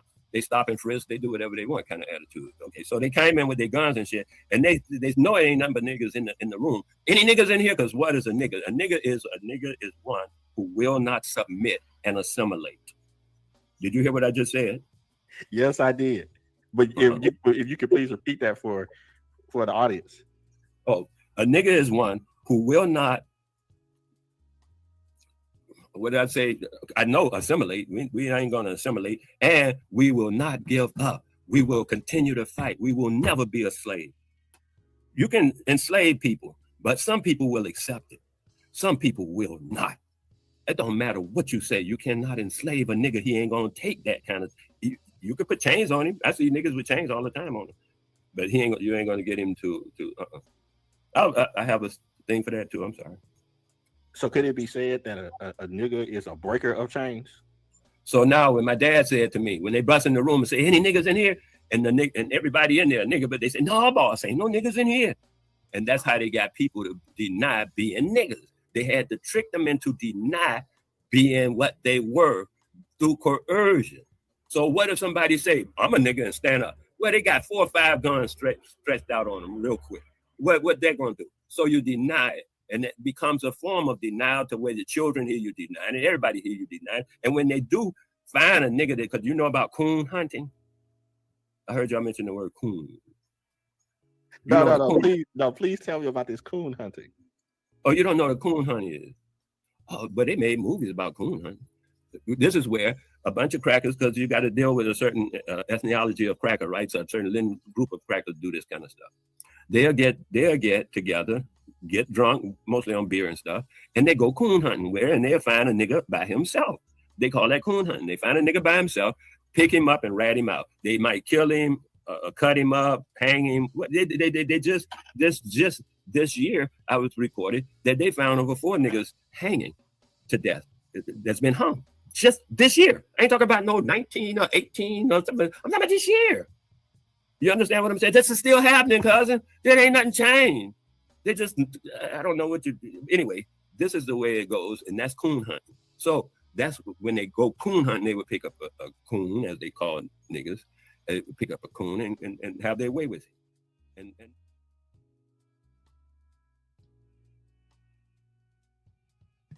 All right. Well, I actually made a clip of that. Any comments on those wise words and that great story, by the way?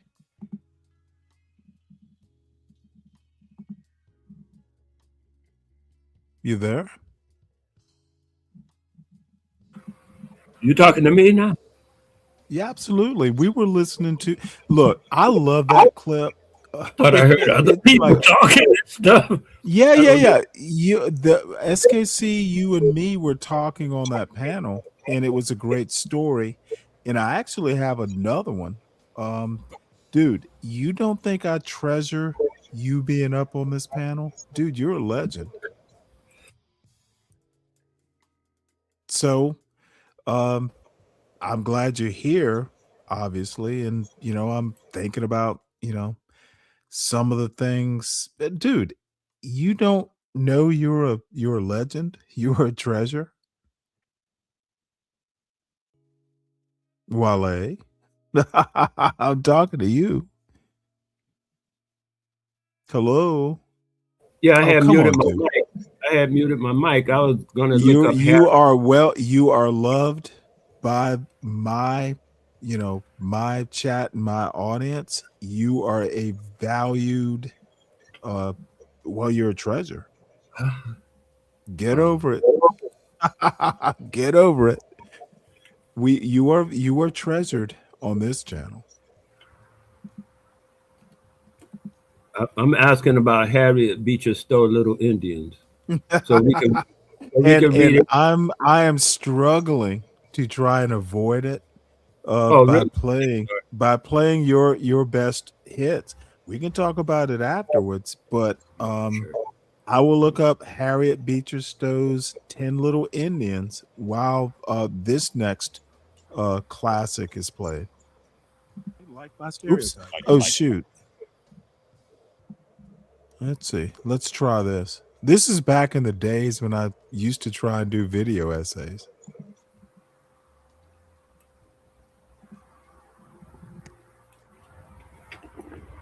You said it was a Catholic school? Yes. Okay. Just curious. You know what a Hoosier is? A Hoosier? Well, I know it's an Indiana thing. Yeah, but do you know what a Hoosier is? I actually don't. Okay, it's got something to do with lineage. And from a Hoosier, you're going to get certain things are going to happen. And well, I do that's know at one point Indiana was like the center of the Klan. I do know that. right next to the Hoosier state that you mentioned, Indiana, is a place called Chicago. They've joined borders to the point that there's an East Chicago, and then there's Chicago. East Chicago is not in the state of Illinois; it's in the state of Indiana. Chicago. My point is that the guy was saying something about the early 1900s and the way people were living and who was did living. East Chicago exist back then? You asked me a question, I'm answering the question. You asking me another question. That's how it works. They come rapid fire on this. But that's unnerving, man. They come rapid fire. Question. Yeah, but okay. Don't I get to answer one, or you just want to ask one question? If you can hold the two questions, there's no rush. Well, I'm gonna ask you if you can hold the two questions. Oh, absolutely, I can. Okay, then beautiful. So you were saying the Hoosiers are a lineage? Yeah, they are like a nationality of people. You can count on how they're going to behave once you know they are Hoosier. You can present a situation and you say to me, if this person is Chinese, how they're going to behave, then I can give you a good idea about how they're going to behave. If you tell me this person is a Hoosier and how they're going to behave, I can give you a good idea about how they're going to behave. Even though they have different characters, they have different sexes and everything, they have a particular look at a perspective of life. And when they see something like this is where their behavior is going to move them to, because that's their reality. So you're stating that there is like a heritage of beliefs and ideals and behaviors that's kind of passed down through these sets of people that you can make generalizations about, basically. That's right. Through ancestry, though. It comes through ancestry. Okay. Yeah, I mean, I think that there's points to that. Of course, you're going to have outliers, but outliers are outliers. But yeah, that's why I don't. In certain ways, I think people kind of bastardize stereotypes in that way, because I mean, you're basically seeing a pattern of behavior and you're associating groups with patterns of behaviors. Well, let me ask you a question. Do you think it's okay to like meet somebody and just assume their character by stereotype? I think people do that every day. Okay, I didn't ask you what do I think it's okay. Do you think it's okay? I think it's normal. So it's okay. No, I just think that it's part of human condition. It's normal. Okay, so it's okay because it's part of the human condition. It's okay. If you see it's let me use a different word. Maybe this will help you. People doing that. Would you find that acceptable? Yes. Okay, and you and I are opposites then. Yeah, because I just think that the majority of people are not going to come to every situation in person with a blank slate. Nor that I think that that's the safest way to go about life. Okay, life by stereotype. Hey, different strokes for different folks. This is an extremely bad argument by SKC. Now, if he had gone the ethnicity route, he might have been, better. It's a shit argument. And supposedly SKC's like an anthropology guy or something like that. Dude, he just totally dropped a dumb argument. And maybe I was doing a bait and switch. Ethnicity is not the same thing as stereotype. And it's a bad argument. Stunningly bad argument by Coon of Coons. He must do better. So any comment before I continue this video, Wale?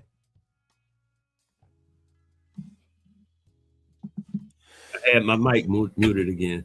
Yeah, I was just looking through that thing about what's her name, Beecher Stowe. She wrote Uncle Tom. Agatha Christie wrote the book I was thinking of, and then they changed the name. I was just 1939. It read, and that was published in London.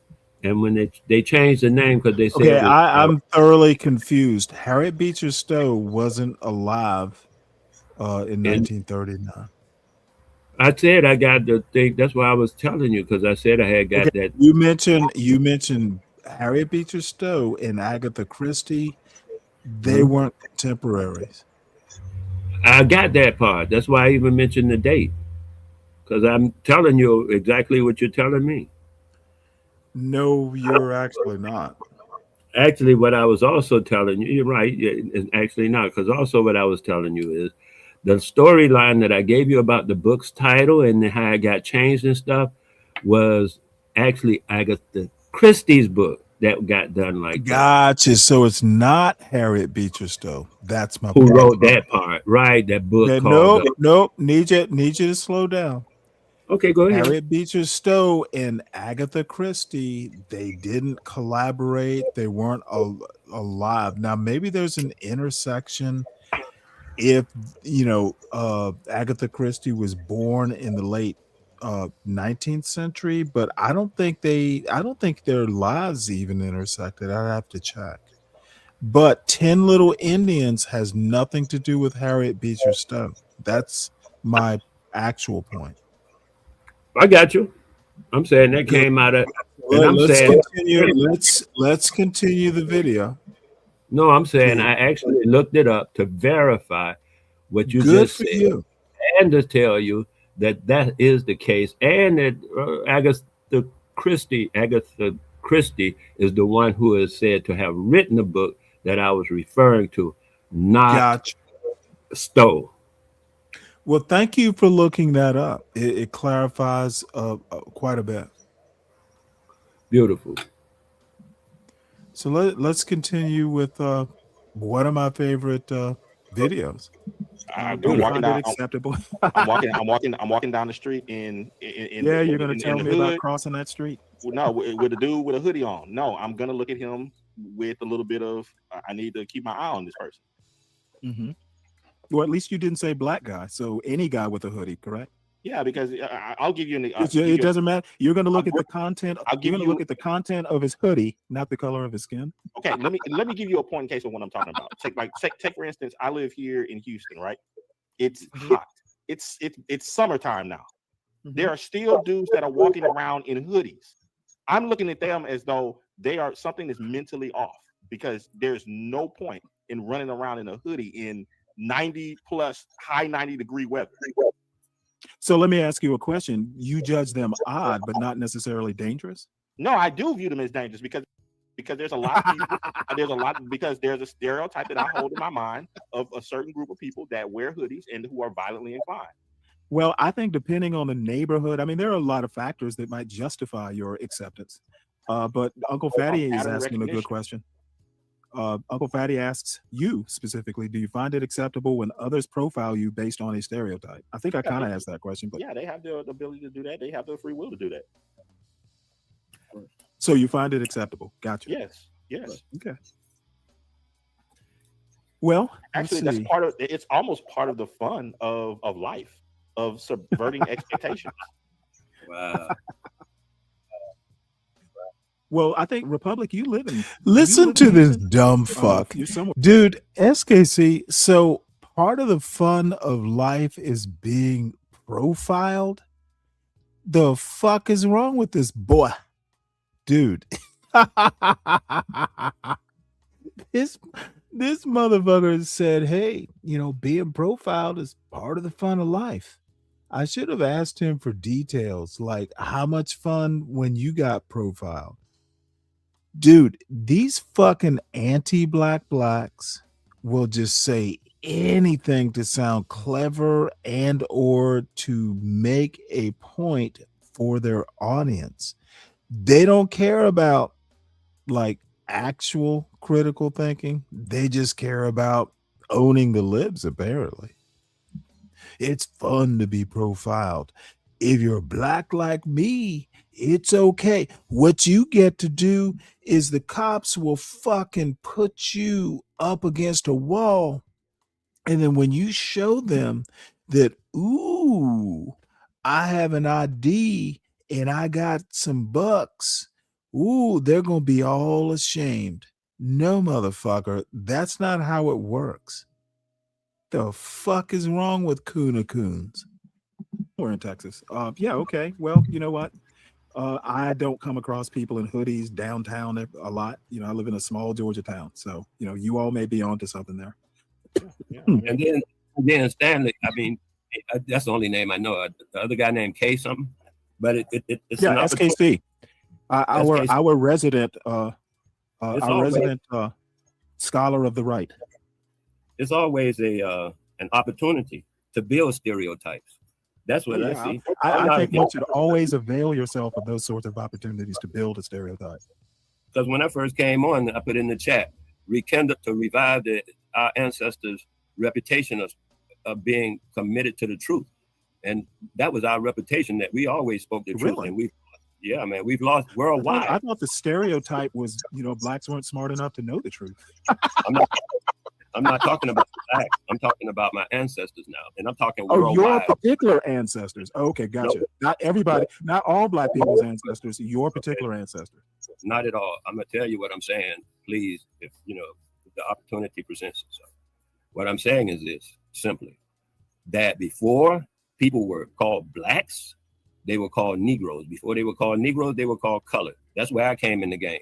Because What were they called before colored? Niggers. And that's what I call my ancestors. Gotcha. Niggers. I'm a nigger. From day one to day you get it. I'm a nigger. And every day I come from a long line of very proud niggers. You know what? Now, I knew clip. you and SKC would get along famously. Oh my God, I just want this clip, man. That is awesome, man. He said, I come from a long Yeah, time. let me note the time here. It's around what, 6:29. We will definitely clip that. Yeah, that was a classic.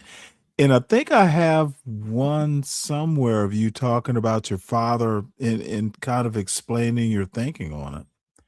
So, Oh, that's cool. Because people be quoting me or trying to quote me, they just be lying. I'm glad you actually got the tape so people can hear exactly what I'm saying. oh, you do know I will send you, these are MP4s. If you want me to send them to you, I can do that. Oh, sure. I might find them handy. Yeah, or if you don't need them now, but dude, it was, look, it's interesting to think about, even if I don't necessarily agree with what you're saying. You got to know all sides of an argument. Now, I have gotten to a point to where I don't allow N words. And people, how people want to go ninja and the A versus the ER. I'm just like, if it's a racial slur, don't use it. Doesn't matter. So people are pretty good, and I try to be consistent about it. So we just don't do racial slurs. Now, sometimes, I will ask to take, host privilege or host prerogative if the word needs to be used to make my point.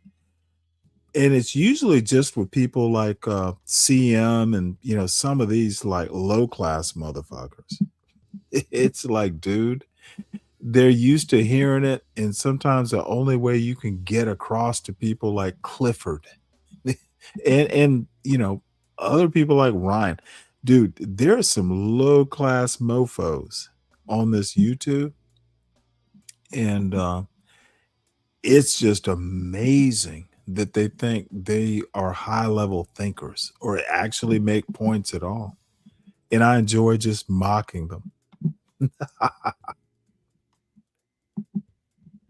So I'm hoping somewhere in the bushes, Ryan Bardwell or Ponder or Clifford listening to what I meant it. Get to play it tonight on your you get to play it, quote it, have fun with it. So there we go. So let's see, where were we? this is where we were. Talking about justice in Black people, the American justice system and Black people in America. Impact on your freedom, your finances, and your future. And here in Texas, the local elections are approaching very quickly. We have early voting April 21st through April 29th, and of course, Election Day on May 2nd. And what happens during this time will directly affect all of us in our communities. Joining me today is an esteemed guest. You all know that we do not bring anyone on this platform who has not already shown that they are committed to humanity, and in particular, that they are committed to the advancement of the Black community. So today we have Judge Darrell Jordan Jr. He's a former Harris County Criminal Court judge. And y'all need to know that it takes a lot to become a judge, period. But some of us have a few more obstacles that we have to jump through, and he certainly has been able to scale those. He's a former presiding judge of the misdemeanor courts, and he is now a candidate for Harris County District Clerk. And some people may not have any idea what a district clerk does. You might think, why would you go from a judge to a clerk? Nah, he's going to educate us. His candidacy, like many who have challenged the system, has not been without controversy. When you decide to fight, the forces that abound tend to want to fight back with you, fight back against you. But what we're going to do as we spend some time with our guest today is first talk about the broader issue of why local elections matter in the first place. And then we're going to get into your particular race and what people need to know, why you're running, and what they need to do to get candidates like you across that finish line. So welcome to Rethinking Freedom, Judge. Thank you. Thank you for having me. You are so welcome. So actually, before we get even into why local elections are so important, how did you even get on this pathway? You know, some people just go to law school and then just practice. But tell us a little bit about your background and coming up and how you become this public servant. You know, I have to attribute it all to two people. Dean Douglas, who was the former president of Texas Southern University. Then he went on to be dean of the law school. And to this day, he's still teaching. But at the time, I was the SBA president of the law school, and Dean Douglas pulled me aside. He said, hey, there's this internship program in Austin. You need to go do it.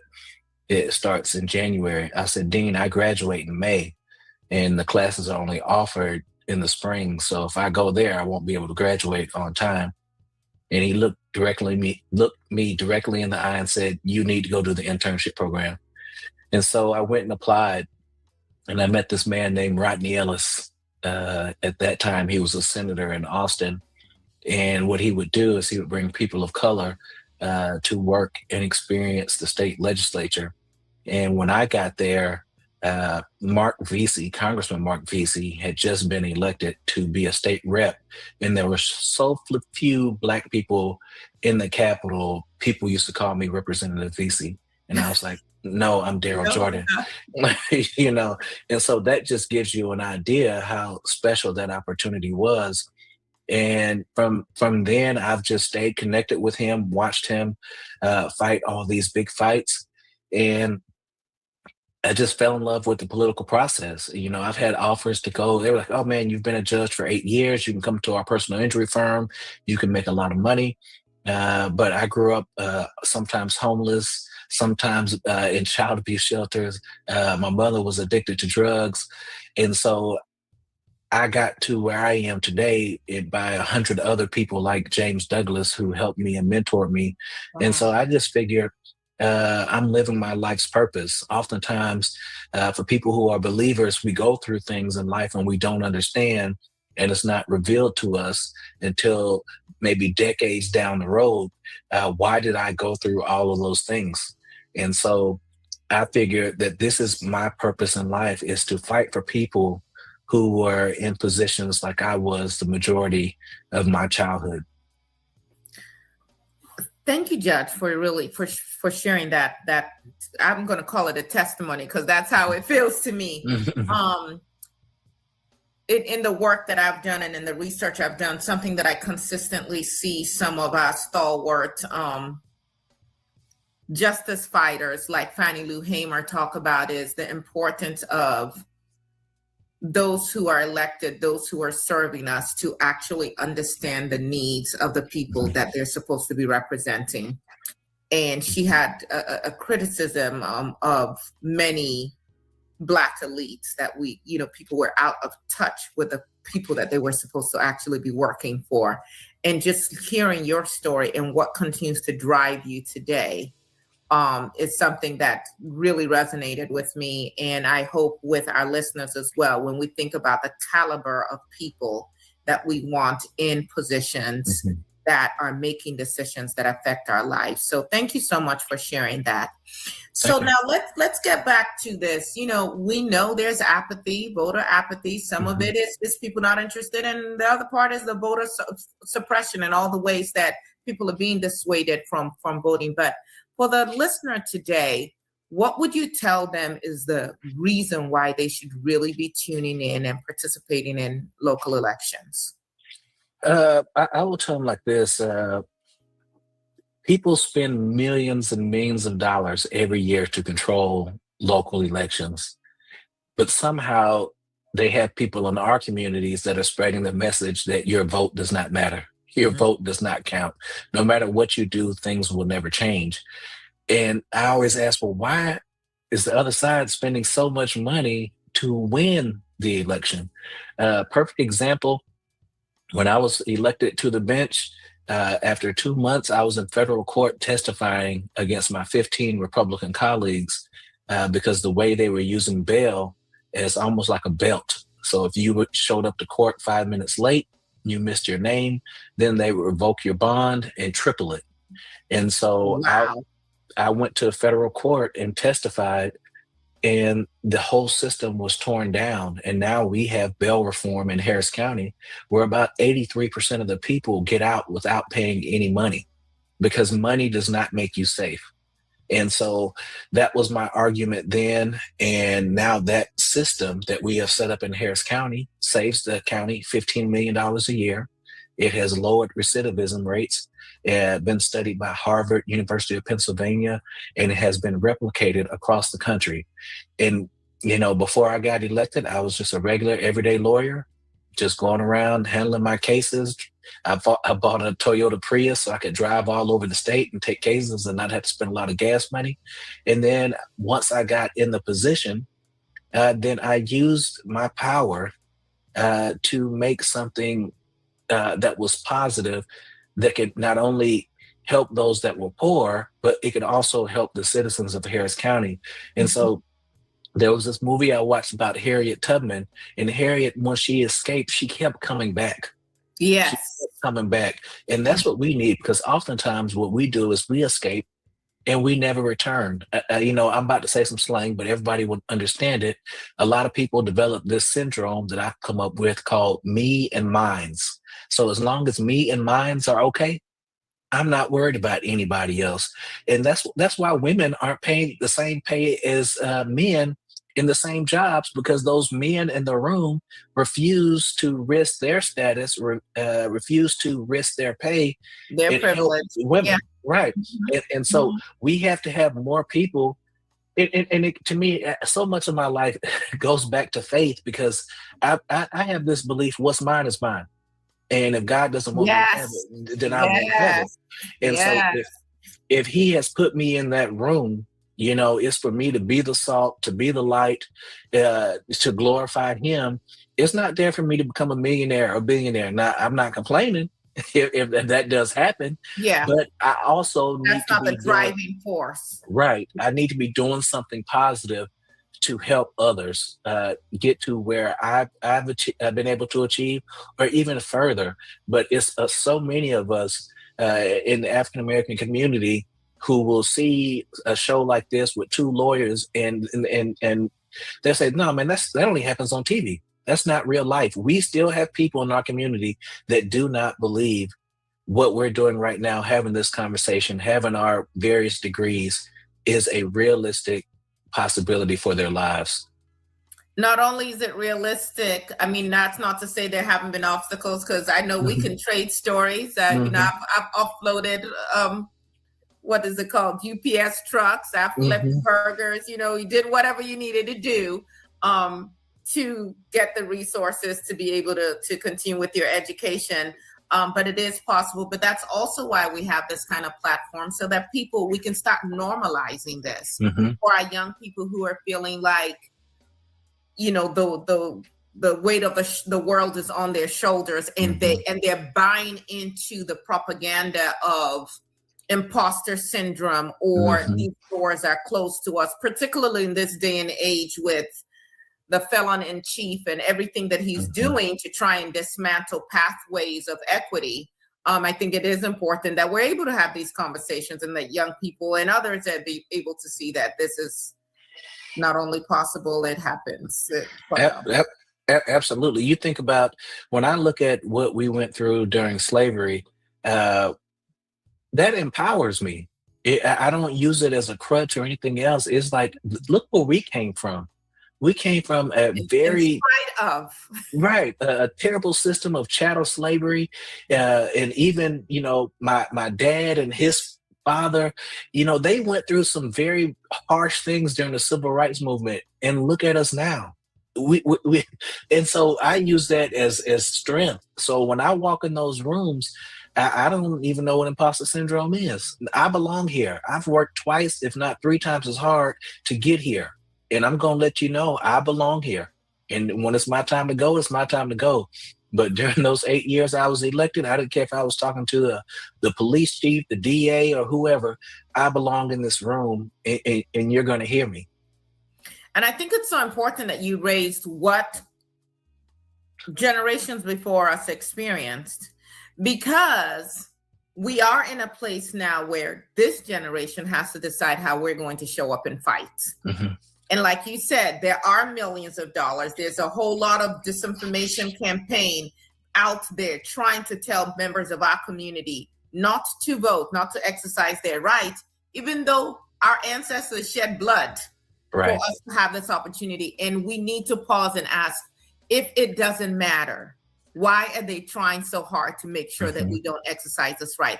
But then for those of you who've been listening, you see what a difference having someone like a Judge Jordan in these positions can do, when he is speaking up and changing situations that can affect any of us. Any of us could have someone who's arrested falsely. You're supposed to be innocent until proven guilty. And then if you don't have this bail reform, now this person is locked up. Maybe now they lose their job. Now a family is in financial distress, and it just snowballs. So important to have someone like you in position. So now let's talk specifically about your race. So what position are you running for, and why? So I am running for Harris County District Clerk. The best way to describe the district clerk is the head administrator for the justice system. And so here we are. You mean so the clerk isn't just like typing, because you know people hear clerk and they think you're getting people's coffee and typing. That's not it. No, that's. Can you say that again? Who is the district clerk? What do they do? So here, I'll explain like this. There's 600 employees that report to the district clerk, and the district clerk has a $68 million budget. So that should give you a level of the importance of the district clerk. If the district clerk's office shuts down, the whole justice system shuts down. Because as lawyers, you and I know, but for everyone else, when you file a lawsuit or probate, or you want to get a divorce, most people do it online, but you can file your paperwork online, or you can go down to the courthouse and file your paperwork. But the district clerk serves as the chief custodian of those documents, and they ensure that they're available for the general public and lawyers and everyone else online. And so it's very important that that office is run in a fair and efficient manner. Otherwise, you may have somebody who's been waiting on child support for 2 or 3 years because the papers aren't being processed. And so that's some of the things that the district clerk does, as well as jury assembly. Now, the judges handle jury selection. When you go sit in court, and then both sides get to talk and strikes. And so that's jury selection. The clerk handles jury assembly. Here in Houston, Texas, there are 2.7 million people who are qualified to serve. And so there's a computer system and it selects those people, and then they receive a summons and they come down to the jury assembly area, and then they are divided and sent over to the courtrooms. Okay, you all are getting that education here. So you understand better having just tuned in on what the district clerk does. So how does this role influence access to justice? It has a tremendous impact on access to justice. A lot of people talk about we need a need for us to simplify the forms, right? So it does no good if you can get to the forms online if you start reading them and things are written in a confusing manner. And oftentimes you will see in the legal industry, everything is written for lawyers. As a judge, I would tell the young prosecutors at the end, the reason you probably didn't win because you were presenting your case as if you were presenting it to another lawyer, as opposed to lay people or just regular everyday people. And so that's how the forms need to be written, in a regular everyday manner. And then we're blessed to have 3 law schools here in Houston. And so when I'm elected, I want to go to those deans of those law schools and say, can we set up legal clinics that will be able to assist pro se filers? Because it does no good, again, if they have access and you say, okay, well, file your petition. Okay, what's the petition? How do I do it? Is there anybody I can talk to about it? Nope. But you have access now, so have a great day. And so, we have to take those additional steps to ensure that we're doing more than just talking. We need to make sure that when we do provide those pro se filers, which means an individual who's not a lawyer, who's representing themselves, when they need access to the justice system, they should not only have access, but they should also have a way to at least have a baseline understanding of what they need to be doing. I can't even emphasize how important it is what you just said, because when we talk about the judicial system and having access, oftentimes that barrier is I don't have the resources to hire an attorney.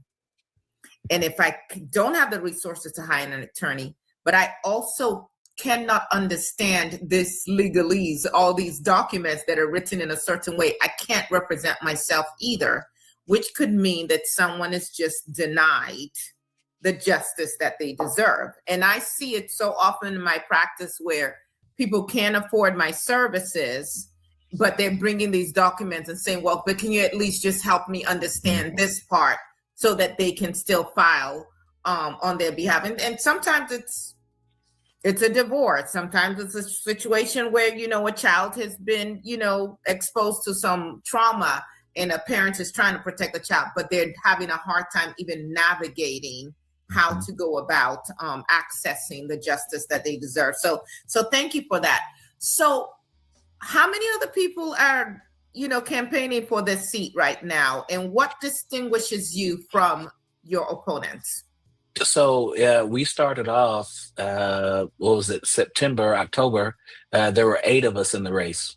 And then on March 3rd, there was an election, and it's only 2 of us remaining now. Okay. And so there's several factors or several things I bring to the table that the other candidates didn't. I've been a lawyer for 20 years. I've served in the military for 25 years. I'm currently... Okay, hold on 1 second. So for those of you who are watching live, as opposed to those who are, or if you're watching us on the YouTube channel, as opposed to those who are listening on the radio, I'm flabbergasted. Did you say 20 years? Well, you went into college at 10? See, when we say black don't crack, you have to come to the YouTube guide to see the face of that. I'm thinking, okay, how did he do all of this? He must be in his mid-30s. He said he has been he's been practicing law for 20 years. Okay, I had to interrupt you there. Yeah. So in June I'll turn 50. I have a son who's 21 at Texas A&M, and my daughter's 18 at the University of Missouri.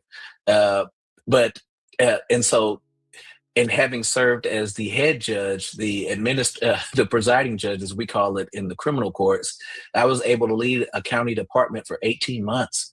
And so, not only do I think that having legal experience is imperative for this role, it also helps in making decisions, because so much of what we do involves the legal system.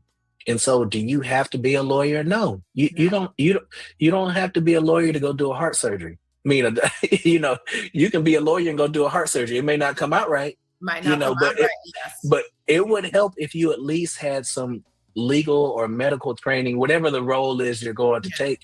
And so I think my opponent is 23 years old and a college student. 23 years old and a college student. And so right now what I'm doing is going around letting everybody know about my experience, because in the military, we learn when you transfer into a new position, the first thing you need to do is seek out the leaders in the organization and then establish buy-in. And I just think with my resume, it would be a lot easier for me to walk into the district clerk's office and establish buy-in, and then win these people over, state my vision plan, and then say, how can you assist me in achieving my goal for this office? Versus someone who's 23 and you have career employees who've been there 20 plus years, and they have someone coming in who was a former student and now telling them what to do and trying to leave the office. Who just really doesn't have applicable experience for not. Did you just say $68 million? $68 million budget.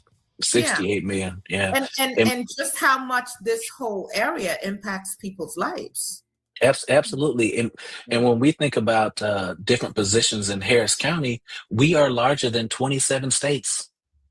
So when you get a county-wide elected position in Harris County, it's like being a baby governor or something. It's a lot of responsibility. And so I've been able to experience the pressure that comes with leading an office like this. And I've had to fight through battles, and there's something about being battle tested. It's even like a lawyer. You can have 3 trials or you can have 75 trials, and it doesn't make you a better lawyer because you've had 75 versus 3, but you've learned a lot of lessons. If you've had 75 trials, you can read the room and all kind of other things that someone who's only had 3 has not experienced yet. So experience in these positions where people's freedom and their money and everything else is on the line, it truly matters. Yeah, it really does. So I would not be doing my job if I don't address the fact that there has been some controversy in the past. Mm-hmm. Do you want to address that? What was that about, and what was the outcome? Yeah, look, I believe when you're a public servant, you don't have no personal business. Now, if you ask me what's going on in my house, I ain't gonna talk about that. That's why I'm not running for office. But I appreciate those of you who do. But when it's the people's business, I have no problem talking about it. And I have so many controversial things. When I first got elected, they started filing judicial complaints on me because I was leading the fight for bail reform. That caused a lot of bail bonding businesses to go out of business. They've lost millions of dollars because all of those misdemeanors that have been charged with the crime are now getting out without having to pay them money. Okay, hold on. Can you say that again and maybe walk people through it? Just put a pin in what the next point you were going to make. But just like what kind of charges constitute misdemeanors and what it can mean when you are held over or you have to come up with bail money versus when there's been bail reform and you have other options. Can you just educate people on that. Yeah. This is my example I always give, and I use myself and you. So we're students here at Texas Southern, and it's Friday. Exam week starts on Monday. You're going to Walmart because you have a car, but you're not rich. My parents refuse to buy me a car, but I have money, but I like to steal. So while you're over there doing your shopping on the food side of Walmart, I'm over in the electronics department stealing video games. We meet at the cash register. We walk out, and then they arrest both of us under the law of parties. And what they normally allege is that you were looking out for me while I was stealing. So your car gets towed. We both go down to jail. On Friday, I simply call my parents and they bond me out. I'm back on campus the same day. Whereas you sit in court waiting on your court-appointed lawyer to show up on Monday, and you tell your lawyer, I don't know what he was doing. I was buying vegetables and food because exam week is coming up and I wanted to be prepared. And when we walked out, they grabbed both of us, and the lawyer says, oh my goodness, great. You know, Walmart has cameras. I'll get the cameras. And you say, okay, well, dang, is my case going to get dismissed? How long does it take to get the video footage? Oh, it's going to take 2 to 3 months. And so at that point, you have to decide, one, are you going to flunk out of school? Are you going to lose your car because you don't have any money? And it was already told. So each day is getting tow fees. And so they're like, well, you can plead guilty today, and the judge will let you go home because you don't have a criminal history. So they will let you leave today. And then I bonded out, got out, and I can sign up for a pretrial diversion program. Pretrial diversion requires you to get 2 or 3 letters of character letters, show proof that you're enrolled in school and that you're a good person. So here I am guilty, and I get to go home free and have my case dismissed. And here you are innocent, and you are forced to take a plea deal or lose your entire livelihood all over, $300, $400, $500, whatever the bond was set at. And so it was a system where poor people were punished for being poor, not because they were guilty of a crime. And so when I did that, well, all these bail bonding companies that were normally charging, $500 or $1,000 or $10,000 to get out, they were no longer collecting those fees. And so they started coming after me. I had the first complaint I had was for having a commercial for my law firm. It wasn't running on the internet. It was on YouTube on the guy who produced the commercial. It was on his platform to show his various work. Mm-hmm. So when I received the judicial complaint, I reached out to the Judicial Commission, and I was like, I'm not running my law practice. They said, well, you need to get that commercial taken down or you're subject to being penalized. I said, but this is his personal work. This is what he's done. Then they just stressed to me in a stern way, you need to call him and ask him, will he take your commercial down? And so that was the start of it. But by the end of my term, I had been arrested. There was a reporter, and if anybody's bored, you can Google Daryl Jordan arrested on YouTube, and you can watch the whole video. It was during COVID. And during COVID, and just let me state, judges are never, ever, ever, ever, ever, ever, ever arrested for making a mistake. What the proper procedure is to file an appeal. Mm-hmm. And so that's for everyone. That's what normally happens. And so during COVID, I would have people on Zoom, and then you would stay in the waiting room until I would pull you in, and then you would appear on screen. Mm-hmm. But if you came to the courthouse, I was like, oh, shoot. Because back then we really didn't know what COVID was or anything. If you came into the courtroom, then I'm going to stop what I'm doing and talk to the person who risked their life to come to court, because that's what I thought was going on. Yeah. And so it turned out to be an investigative reporter who goes around the state. I'm sure he's probably been in your area, Wayne Dolcefino. And what he does is he files public information requests. And when those requests aren't satisfied within the state's limit of time, then he files criminal complaints for them not complying. And at that time, he was under investigation by the DA's office, and I was the head judge, so I had to appoint a special prosecutor. And so he wanted to come talk to me about why the special prosecutors were taking so long. Now, keep in mind, I'm a judge. I'm not a prosecutor. My role was simply to appoint special prosecutors. And so when he came in, I said, "Sir, I can't talk to you about it." And he didn't like that answer. I told him he had to leave court, but then I was like, "Wait, we have open courts. You don't have to leave, just have to have a seat. But court is in session." And he said, "No, it's not. And I'm not going to explain to you how court works." And it's all on the video. And so I said, "Either you leave or I'm going to hold you in contempt." And he told me, "Do what you got to do." So I locked him up. And from there, he was able to convince people that I should be arrested. I was investigated for a year by the Texas Rangers. I was indicted on a Monday, never went to court, and the case was dismissed on a Thursday. And during that time, before he ever walked into the courtroom, I was going through the vetting process with the Soros group because they wanted me to run for DA.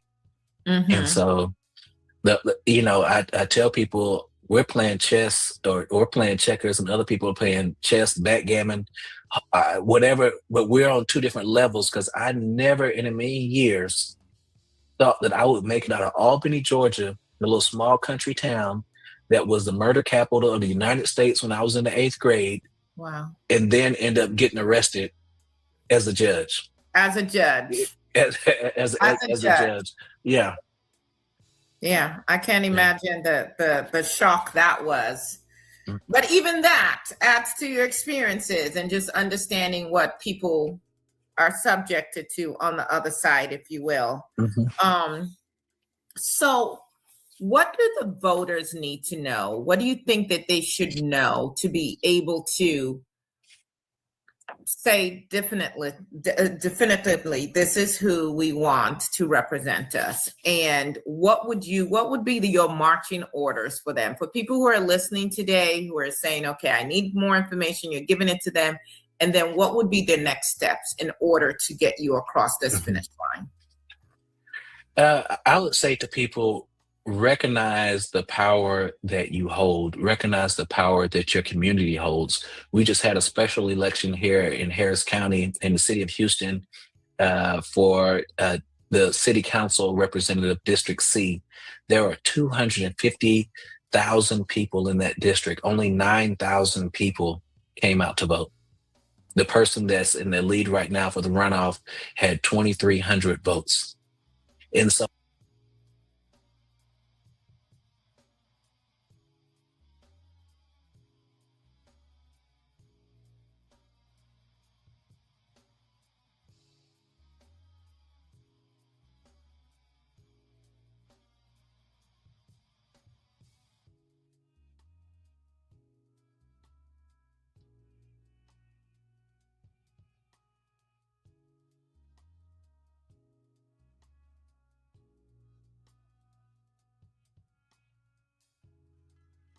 he had shackles on Europe through NATO. Yeah, I definitely agree with that. Through NATO, through power of the purse, through a lot of different things, and it looks as if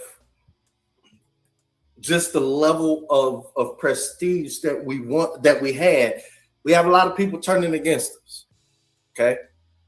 We've cut a lot. We've made, I don't know, enemies is a strong word, but we've lost some allies. Let's just say that. Well, we're at 51 allies right now, 51 or 54. Right. But there's some in that 54 that's like, yeah, we're cool. Right. You know what I'm saying? And that number's growing. And what I'm looking at, I just think they talk shit on TV. Right. So they're not actually not our allies anymore. They don't have a choice. Right. So, that's just what I was looking at on that level. And the same thing is happening within my group.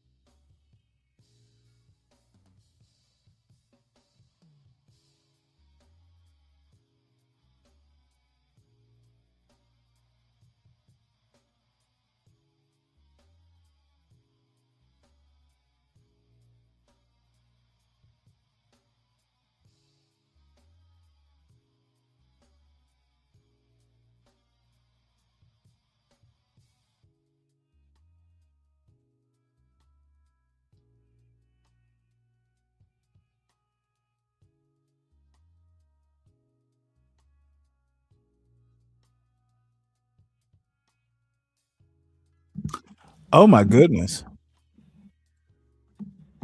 You know what? God damn it. Sure. From serving on jury duty. And Man. Harris County has already determined next year they're spending. Well, folks, I switched videos and didn't actually mean to. In a way, I wonder because it doesn't seem like anyone actually wants to take the challenge of the Stanley versus the World panel tonight. Dennison is, live, and so you get to make the choice, folks. We can either go over to Dennison's and or we can stay here, but I don't know. I'm let's see, what else do I have? It's all going to be a bunch of policy stuff, so it's not going to get any more exciting. So I will let Moxie make the choice. She's a good judge of what's entertaining or not. Let's see, pretending to be smart is like Wolf going vegan. Okay, I'm not sure I get that one there, Cam. Okay, send me the video speak. Or you can drop it in the chat if you want, or you can put it on the Discord. Oh. Well, let's hope Speak Radio can spice things up. Because I don't know. I'm just in a boring policy sort of mood. See, this is what happens when you get old. I kind of like the boring stuff.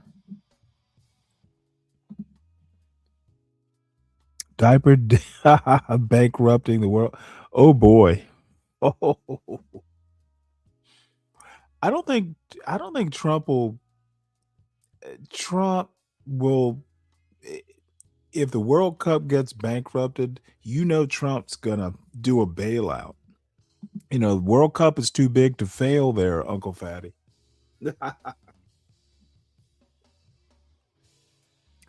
So let's see, what else did I have here?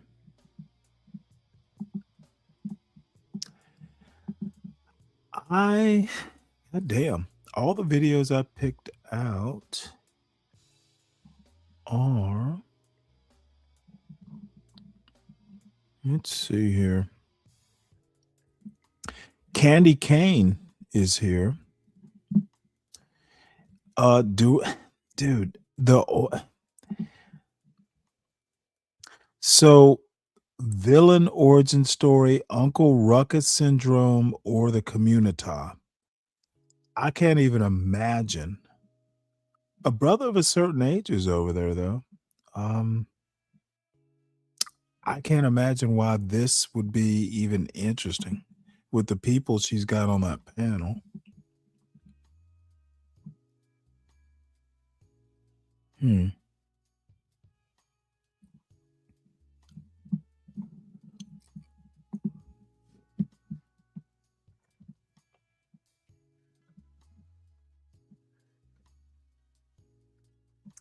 Well, hey, I understand what she means. I don't think that it's a departure from, the daily or the weekly topics here. I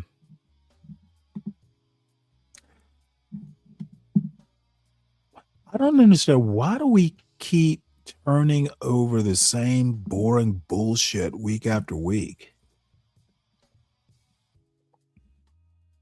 I honestly don't know. Shit's boring. Uncle Ruckus, you know how old the character is? Like 20 years old, and we're still talking about it?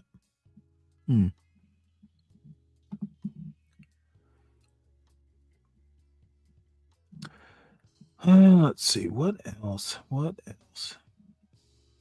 Let's do this. Maybe we'll watch some fishing.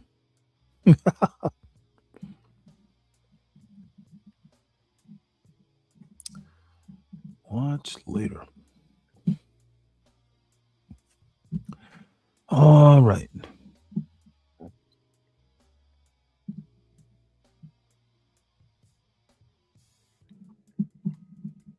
I haven't watched these people in a while.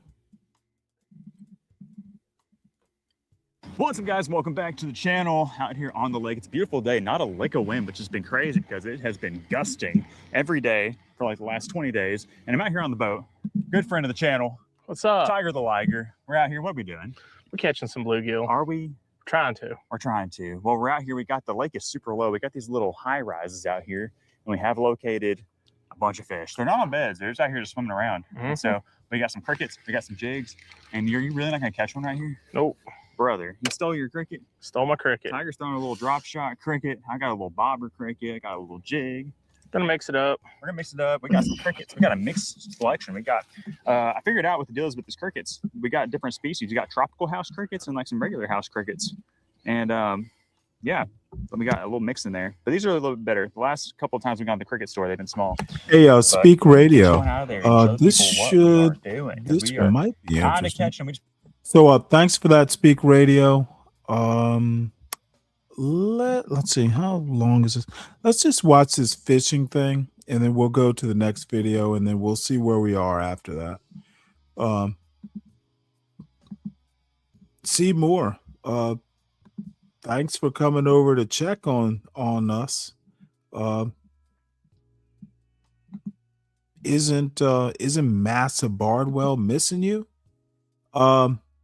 You came all the way down that dirt road to check on the other plantation? Pulled up here, made a few casts, and it started working. Oh my gosh, give me some. Oh no.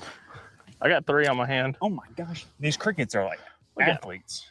And they are just swimming everywhere. We could see them. We drove across a really shallow flat. It was sketchy. And we're like, dang, that's a lot of fish. Oh, yeah. You see how fast that was? Quick. Bro hit the water. The bait sank maybe 6 inches, and he's got what might. Oh, he come off. We will never know. That's so sad. I really wanted to see that one. Like, I wonder if they're just sitting like right underneath the water. They kind of are because we saw them. We got this heron over here. He's definitely under the impression that they're easy to catch. So, you know, that's a pro tip. If you're looking for some bluegills, find you a little heron trying to be stealthy on a little stump. Might be a good place to look.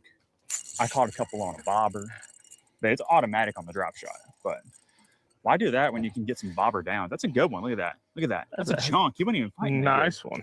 That is a chunk. I'll take it. That's a perfect, picture perfect bluegill. You got the orange chest, bright blue gills, little speckles, probably about 8.5 inches or so, thick across the back. You're gonna make some epically delicious fillets. And we got the lid of the live well open because we ain't messing around. So he's in there. We got a couple in there already. There he is. There he is. He's back. Bro is back. How to give you a chance to catch up? That's not what we're after, though. Nope. That's what these big males are after, but it's not what we're after. Nice little saucy female. Got a cricket on my face. It's okay. Save him for later. I feel bad for that cricket. He just exploded on the trolling motor. Yep. Dude, they are up there. That's a good one, too. Is it really? I think it's a good one. He's kind of cranking on it like he is. Oh yeah. That is a good one. Oh yeah. Oh yeah. Dang copper nose. Uh-oh, Big Dad's got another double one. up. Hold on that one for a second. I got a good one. No, he's not. I don't know. He ain't bad. He's a male. Let's see. Yours is a kind of a tank. It's the biggest one we've seen so far. Golly. Look at that thing. Ooh. That's a good double. I'm going to throw mine back. Even though he's a keeper. Slightly below the size we want. That was a good one, bro. It was. Take that. There we go. Oh, yeah. Good one? Just swimming off with it. Ain't bad. No. He didn't pull it down the way I thought he was going to, but it's a good one. Well, a little smaller. We'll still go back. Got him. Got him. Let's go. Oh gosh. There's more than I thought there was. Hey, another nice little tank. Mm-hmm. Another nice one. Take it.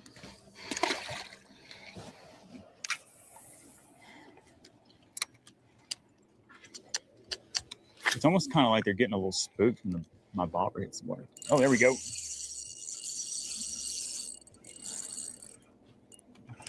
Might be a decent one. My drag's pulling like it is. Oh, yeah. There's a keeper. Really pretty one. Super orange and blue. Tiger's hooked back up. Well, that one was just like holding it in his mouth. That's a good one. Finally, I felt a little tink. That's another good one right there. That's bigger than I was doing live ball. That was a super subtle bite, though.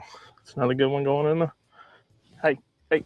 Oh, missed it. Every time you get distracted, you get a bite. Got him. Here's the deal. Another nice one. And I was just thinking about this. Poor little Clifford has never been out fishing. I just, and you know, not everyone gets, you know, that lucky, but dude, a lot of shit talking ratchetry, but so many things that Clifford doesn't understand. I bet Clifford thinks catching fish is boring. So, Clifford, if you're still here, you can drop your link to go live in my chat. People who need to go see that boring fucking ghetto bullshit, they should go over and watch you, son. Even I come over there and watch that ghetto bullshit. So does Massa Ryan. I'm just, you know, kind of rubbernecking to see what kind of stupid shit y'all do over there. Hey, what's up, Brooklyn? He's digging. Oh, yeah. That's what we're after right there. You bit that so good. There we go. Feel like a decent one? Oh, look. Oh, what is that? Is that a red ear? It is a red ear. It is. First red ear of the day. One. Oh, a nice red ear. Pretty.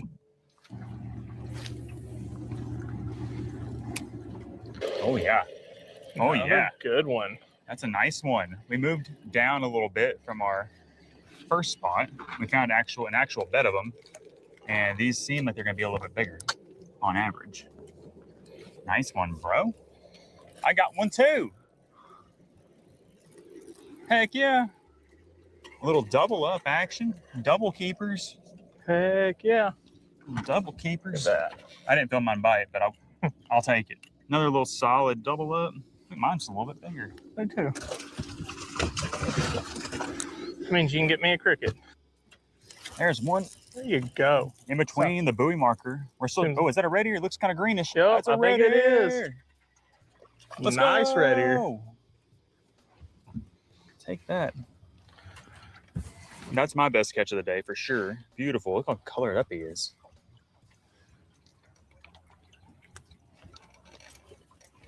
Definitely a good keeper. Oh. T-Willie's got another one. Is that a red ear?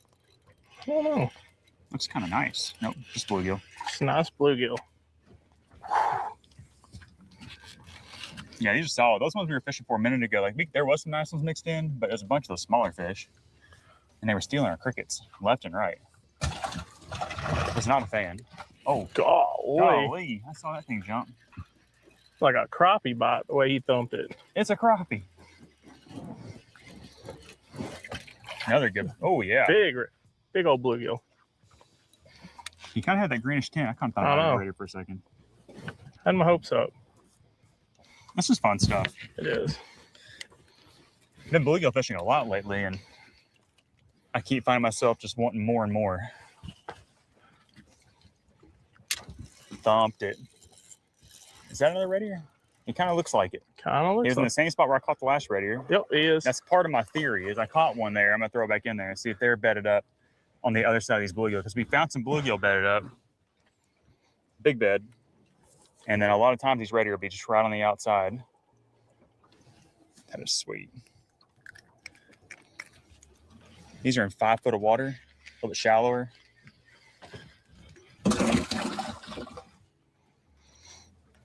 Another one, just barely touched it. Be another red ear. It's insane. Look at these little minnows. I think it's another red ear. Nope. Yes. Yes. That's not even where I thought the bed was at. It's dark. Yeah. Oh. You done got you. Oh, bluegill. Just on the other side where I was at. Oh. It's a good bluegill, though. Take it. Yay. Yay. What would y'all rather catch? I'm going red ear, but I won't be mad at him. I'm going red ear every time. I had some pretty black fins on the bottom. Mm-hmm. And the red ear spot is another red ear. It is a hybrid, I think. No, it's purebred. He's got the white in his mouth. How did he do that? I think it was just coincidence. Kind of wish he didn't have the white in his mouth. It means it's a big old mess. Oh, what the heck? Oh, what is that? That's a big red ear. Oh my gosh! It's both the crickets. Oh my gosh! Yes, sir. I didn't know we were messing with these. Frick, that's a giant. Holy cow! Dang, son, that's the biggest fish we caught today. Yep. It's pooping. We got 2 red ears. There we go. Got him. Kind of got the boot marker in the way, but oh well. That was a solid one. Solid one. Huh. Tiger was wanting a good mess of these things to take home, so we're filling that live well up.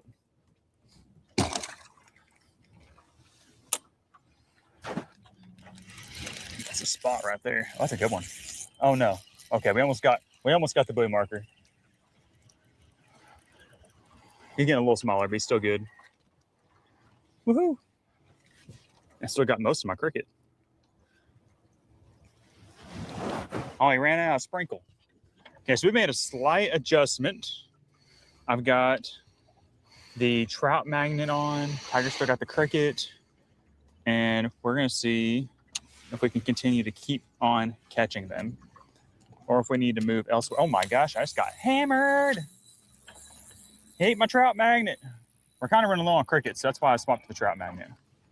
Tiger actually doesn't know how to use artificials. I'm just kidding. But that's another nice one going in the box on the natural colored trout magnet. That 16th ounce tungsten eye hole is super deadly. It's the way to go. And let's see if we can outfish Tiger with the jig versus his crickets. Just know, guys, if he shows where he did, he just edited out all my catches. That's right. I honestly think I've got some catching up I got to do. Oh, gosh. Uh-oh. Tiger's going to be begging for a jig here in a minute. I already know. That's kind of thing, too. We got him located. That's a nice one. One of my better ones. We got them located. So when you get them located, that's whenever you can go to the jig. You can just go to the jig anyways, but you can really go to the jig and save your crickets. Because sometimes you get on beds and they don't want to bite and you got to use crickets. But these ones here seem to be acting right. The tank.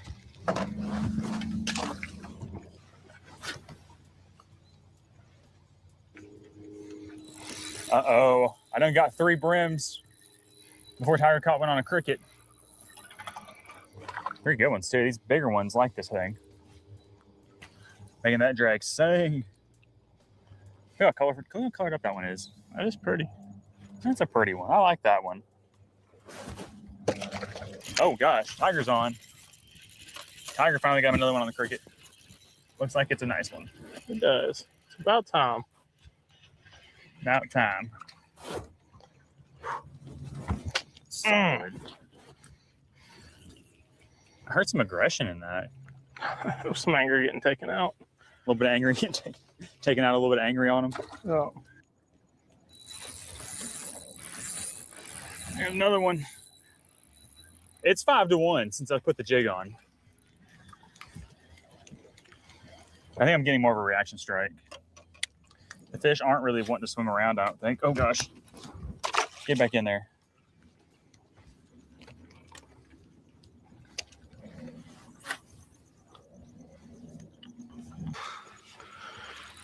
Oh, yeah, there he is. There he is. There he is. Think about chunking a buoy marker out there. Yeah. For reference. 20 feet. Yeah. Oh yeah. Oh yeah. Heads up. Here comes a string. Did he get my reserve cricket? He did. You little nibble? Yeah. They're the same cricket I caught the last one on. They're swarming around the string again. Golly, I got him. They're good ones too.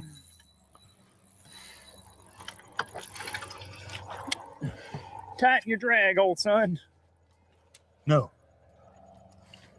That's just a nice, healthy one right there. Oh. That's the kind you want to catch. Ooh.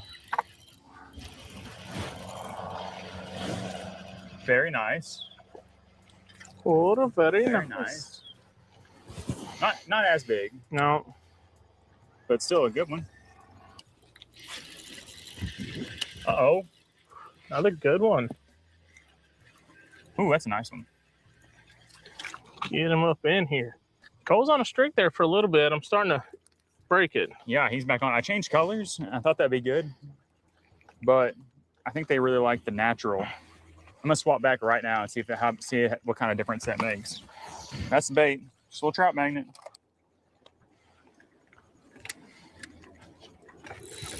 There we go. One cast, the new color. Got a little scent.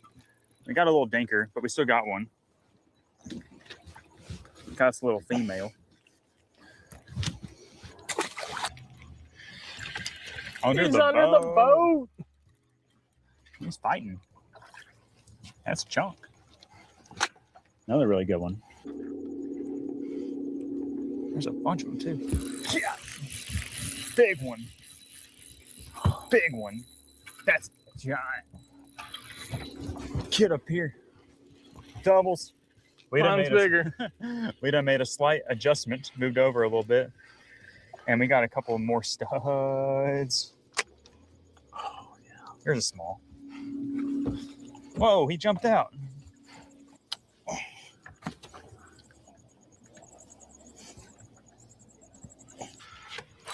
There we go. That's such a light bite.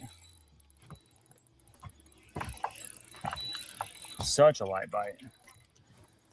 Another decent one. He's so orange. You ain't got one yet, son? Look how orange he is. Mm-hmm. That's as team orange as it gets. Ooh, you think they like the scent of that eye hole? What is that? Still a good one. Not big, but that's still a good one. Yeah. I'm throwing mine back. He was too pretty.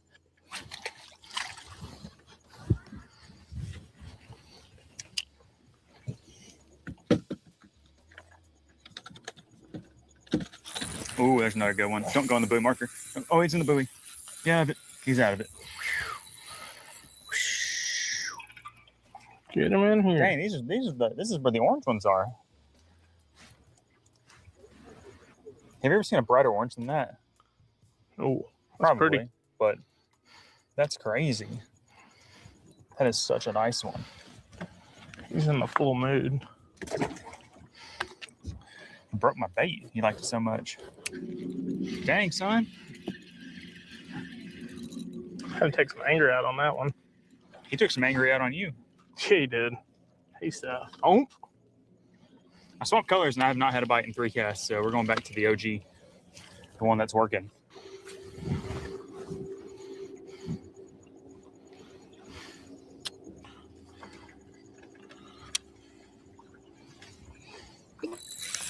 Got him. Got him. I like these beds when like almost all of them are good. Mm-hmm. That's why we bounce around, looking for the beds that are active and the ones that have the better than average size fish. Because some of these beds just got smaller fish on them, and some of them the fish don't want to bite. And then I caught the smallest one. And there ain't no time to be catching. He ain't that small.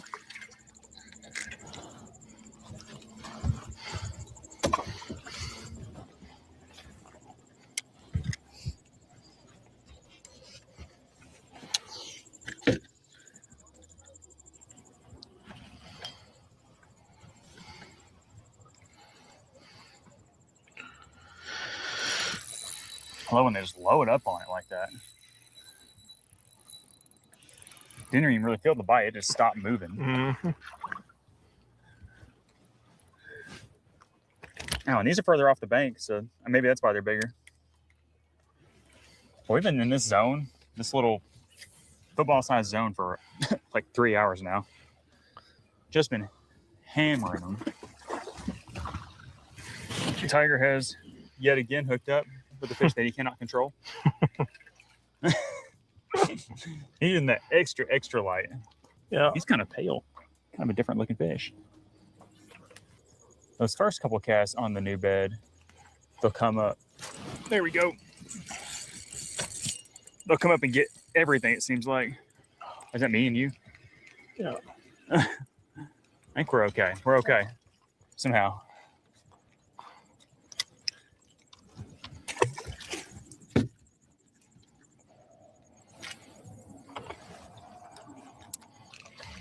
Hey, got him. Oh, it's a nice one. They then got a little finicky. I put the bobber on to let it sit there and hover so we can get a couple more, and that's a big one. Still some nice ones. Damn. You got one too? Yeah, I had to sit there and just let it soak. That's a good one.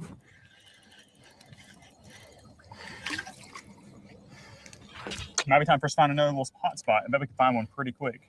I bet you're right. Because there's, like I said, there's been 6 in this one little hole. Nice one. Quick. That's the only way I know how. There we go. Got doubles. Doubles. He was right beside the buoy. Sweet. Little bobber action. Little drop shot action. Little jig action. Whatever your favorite action is, we got a little bit of everything in this video. That was an awesome time out there on the lake, catching all those bluegill with my good buddy Tiger. We caught them a bunch of different ways, as y'all saw, from the crickets to the jigs. I personally love watching that bobber go down, but I also love it whenever you can catch a bunch on jigs and not have to worry about rebaiting crickets. So it was cool we were able to catch some on the trout magnets. They were loaded up on beds, and that little zone we were fishing was weird because there was like 10 different small bluegill beds all clustered together in like a 50 to 60 yard stretch, and we just kept bouncing from each one and caught quite a few off of each of them. And I think we ended up keeping like 40 something. We got a whole cooler full, as y'all can see here, and we threw back probably twice as many as we caught, because we did catch the small ones, and we were out there a long day. But it was awesome. We love bluegill fishing this time of year, and I know that y'all do too. So if y'all enjoyed this episode and you'd like to see some more bluegill fishing action while the bite is hot, do us a solid, give this video a thumbs up, subscribe to the channel for more, and we'll see y'all on the next one. Bye, guys. Moreover, we're told now, let me drop the link to this channel. I really like, they're actually a fishing couple with a couple kids. I love their channel, and I don't show it enough. But What's up, guys? Welcome back. they are really cool people. Cole and Jay is the name of the channel. And let me copy it right quick. This is Cole and Jay. If you like fishing, tune into their channel. They are fun to watch, and they enjoy each other.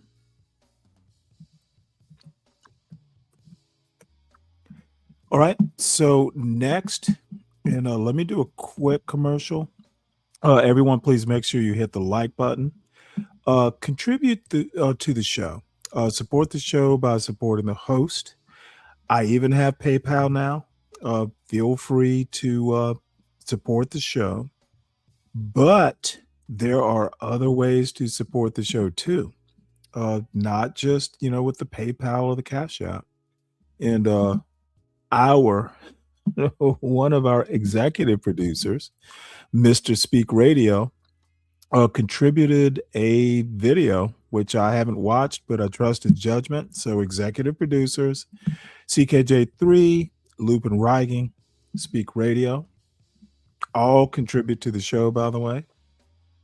And intellectually and, with the cash apps and stuff. So salute to them.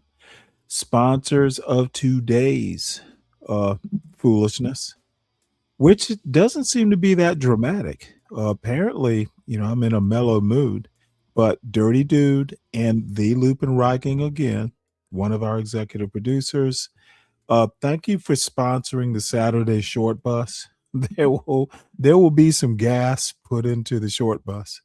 So thank you, sirs. So this is Speak Radio, an executive producer decisions. It's called How Trump is Getting Rich by Making Americans Poor. How could I possibly resist this?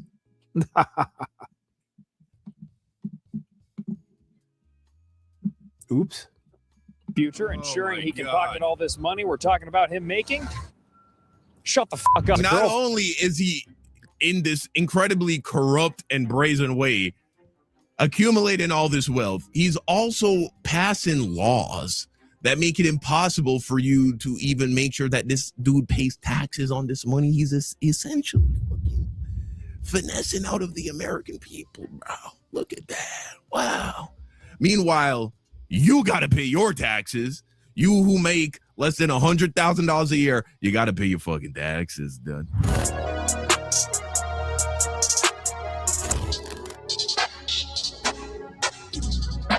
Estimates suggest Donald Trump and his family have made between $1.4 billion and $4 billion in documented gains and paper wealth since beginning his second term in January 2025. In less than 2 years, Donald Trump has increased his wealth by a number that you could add all of the money that you are going to make, that your children will make, that your grandchildren will more than likely make, add it all up together. It is not even a fraction. It is but a fart in the wind compared to how wealthy Donald Trump has made himself, how much more wealthy he has made himself since becoming president. Now, there are those who voted for Donald Trump. There are those who are a part of MAGA who will say, well, this is actually a testament to his genius. I mean, that's what the government needed. It was becoming too big, too bloated, too filled with fraud. And so that's what we needed. We needed an expert in the realm of capitalism to step into the position of the presidency and right the ship, right? Run America like business. And I would be willing to hear that argument out if the economy was actually doing better. But unfortunately, Americans are becoming poorer. It is becoming harder for people to. But see, that is the problem. This bullshit about run an actual nation state as a business with half a brain would have understood what a bad idea that is. But Trump decided to step in and actually run it as a business. And what folks don't understand is that running a business, the CEO is always going to get paid. He's always going to get his bonuses. It is literally a what's in it for me position in a company. Sometimes the actual shareholders or stakeholders, they might take a haircut. And that's what's happening with America right now. Donald Trump's America's taking a haircut. The average American, voter taking a haircut. Donald Trump and his CEO, he doesn't have a cabinet. He has a board. They're all like board members. But I hear people like a Brian Nichols. Don't mean to pick on you there, buddy. But dude, you are a prime example. What possible benefit could you see Donald Trump doing this country currently? We're in an endless war. Shit hasn't ended. So it's endless up to now. Inflation's at a minimum. The best case scenario is the economy is soft. No one is flourishing here. The fuck? Let's never elect a CEO chief executive of the United States ever again. Hopefully once burned, twice shy. To afford the basic necessities of life, it is becoming more difficult for Americans to buy a home. Hundreds of thousands of Americans are losing their jobs, and those who are out of work and looking for work are struggling to find it. Things are getting objectively worse. Things are getting more expensive at the pump, at the grocery store, your light bill. Everything is going up, up, up, except your fucking checking account. Now, explain this to me, though. If the economy is doing worse, if interest rates are up, if inflation is increasing, how is it then that Donald Trump, who is supposedly a businessman, how is he getting wealthier? If the economy is just doing worse in general, then shouldn't he also be struggling financially, or at least feeling the pains of that? It would appear as if somehow this man has found a way to become wealthy off of the very same mechanisms that are making you poor. This is a picture that I took on May 10th of 2025, and this is what my skin looks like, guys. Look at this. You see how it's like kind of bumpy right there on my cheek? Guys, this is just better skin. And that is what happens when you implement a skincare routine. Face wash to clean your face. Exfoliate and scrub to remove dead skin. AM moisturizer with SPF to protect your skin from the sun and keep your skin moisturized. PM moisturizer to moisturize your skin at night. Super serum to improve the texture and overall appearance of your skin. Eye cream to improve the appearance of the skin around your eyes and reduce the appearance of dark circles. Get all of this for 40% off when you use my link in the description down below, as well as a free gift valued at $20. Thanks again to Stanley for sponsoring this video. Use my link in the description. Get your skincare routine started and glow up with your boy, man. Oh, wow. It doesn't stop here. A year from now, I'm gonna look even better. Hey, Yeah. you know, I like this young man's hairstyle better than that ghetto rat trap with the hairline at the top of the dome. This young man, see him, can you get a hairstyle like his maybe? So you don't look like a fucking weirdo with that like tragically receding hairline. And he's doing this from the position of the highest elected seat in the land, the position that is supposed to be held by someone who is looking out for the best interest of Americans. Isn't that insane? Come on, man. Let's check out this video because the corruption goes so much deeper than you realize. Do presidents always make this much money? Video by Good Work. Oh, yeah. Oh, yeah. Let's check this out. We Americans have elected many well-endowed men to the presidency. Franklin Delano Roosevelt was born rich. Herbert Hoover had a successful mining business. Okay. And Lyndon Johnson had a huge cock. But crucially, these men accrued their privilege and wealth. Lyndon Johnson, huh? I mean, he does look like a guy who's probably carrying a fucking piece on him. You know what I'm saying? Isn't that why we call it Johnson? You know what I'm saying? Is it because somebody found out that this man has a fucking horse cock? It's possible. It's possible. Before entering the oval-shaped office. Meanwhile, today, I keep seeing headlines saying the sitting president has made an estimated billions of dollars while actively on the job. So it's time to ask some questions. Questions like, is this unprecedented? Or is it precedented? And what's precedented mean? Right, exactly.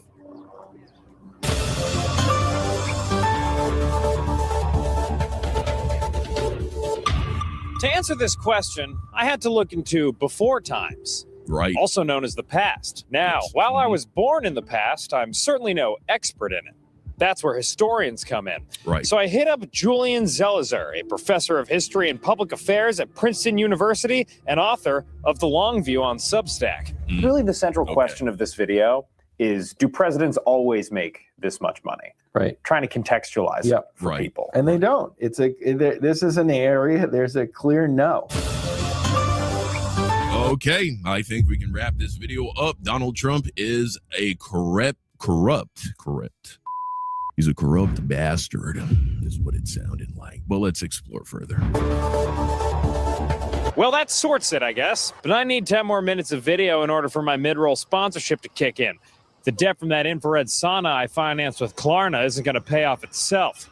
So let's talk to someone else. So we made a web, and this web basically represents the mixing of politics and profit making that's been a hallmark in the second Trump term. We basically clustered all of this action around 4 different industries. So cryptocurrency, artificial intelligence, global real estate, and defense and technology. President Trump through the Trump fact that he's making money off of all of this shit, half of this shit is all of this shit is a fucking scam.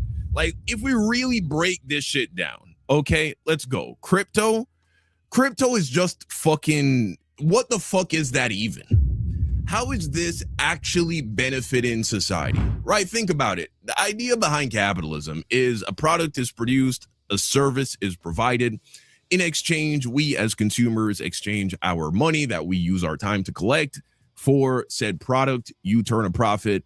That's how you make money. How is crypto helping Americans? Why is it so profitable? It's all speculation. It's all investing in the future, but no actual value. No, the main benefit, son, is it can be untraceable and it can't be tracked.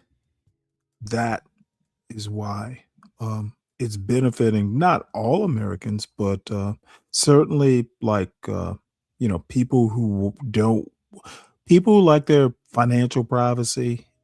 That's why it's popular. Is being generated in any significant way, that any meaningful way that I can perceive, right? Like, I don't know anybody who is actually, their lives are being made better by crypto besides people who have invested in crypto and it's currently, increasing in value. But besides that, what is it doing? I know there are businesses that implement it, but it just doesn't make sense. But of course, he's making money off of this. And also, he's not just making money off of it, right?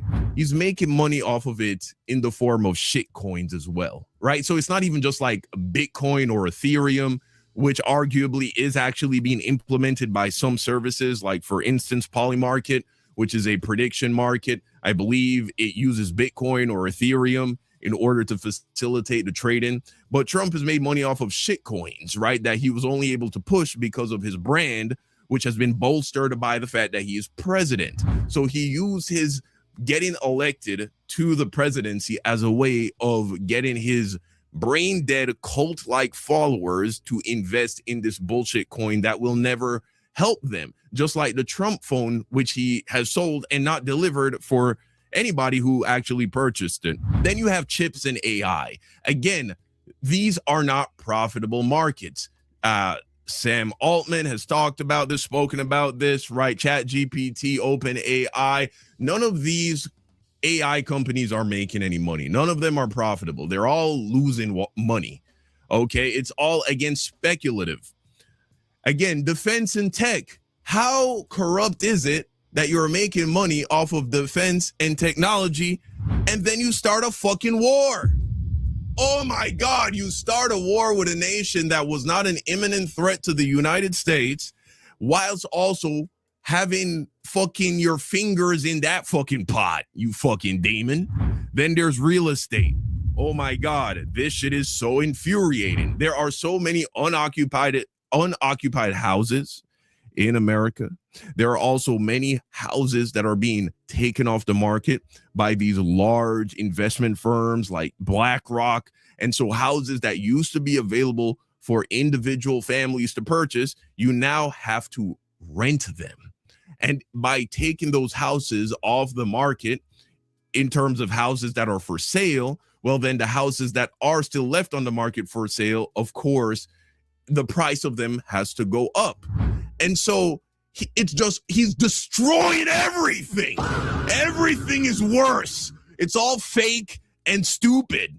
It's fake, stupid, and corrupt, and he's becoming rich off of it. And his followers, who are being hurt the worst from this shit, you know what I'm saying? Some of his followers are being hurt the worst from it. They keep supporting him. Why? This is so fucking stupid. Organization has had a really lucrative real estate portfolio. His sons now run the Trump Organization. He is not currently running that.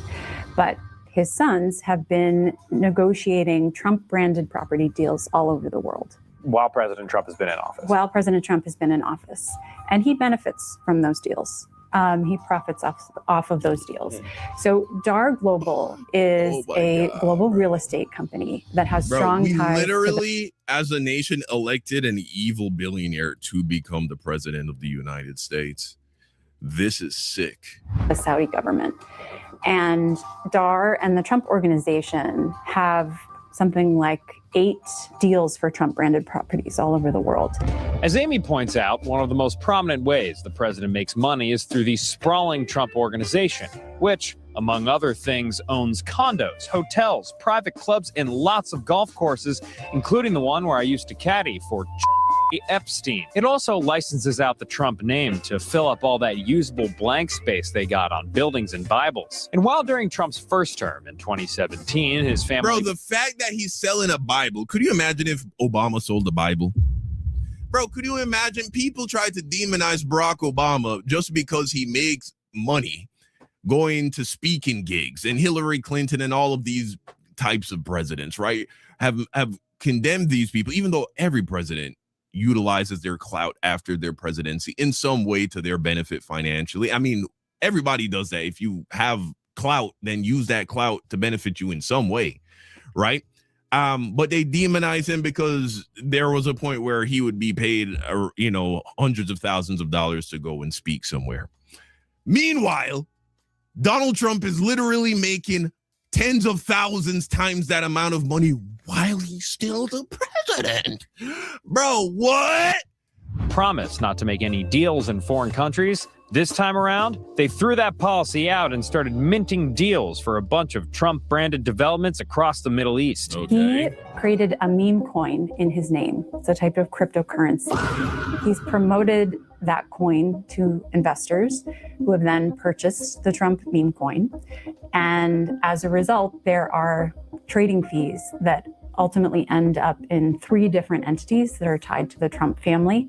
And some of those fees go back into Mr. Trump's trust. And what is this? That says fight, fight, fight.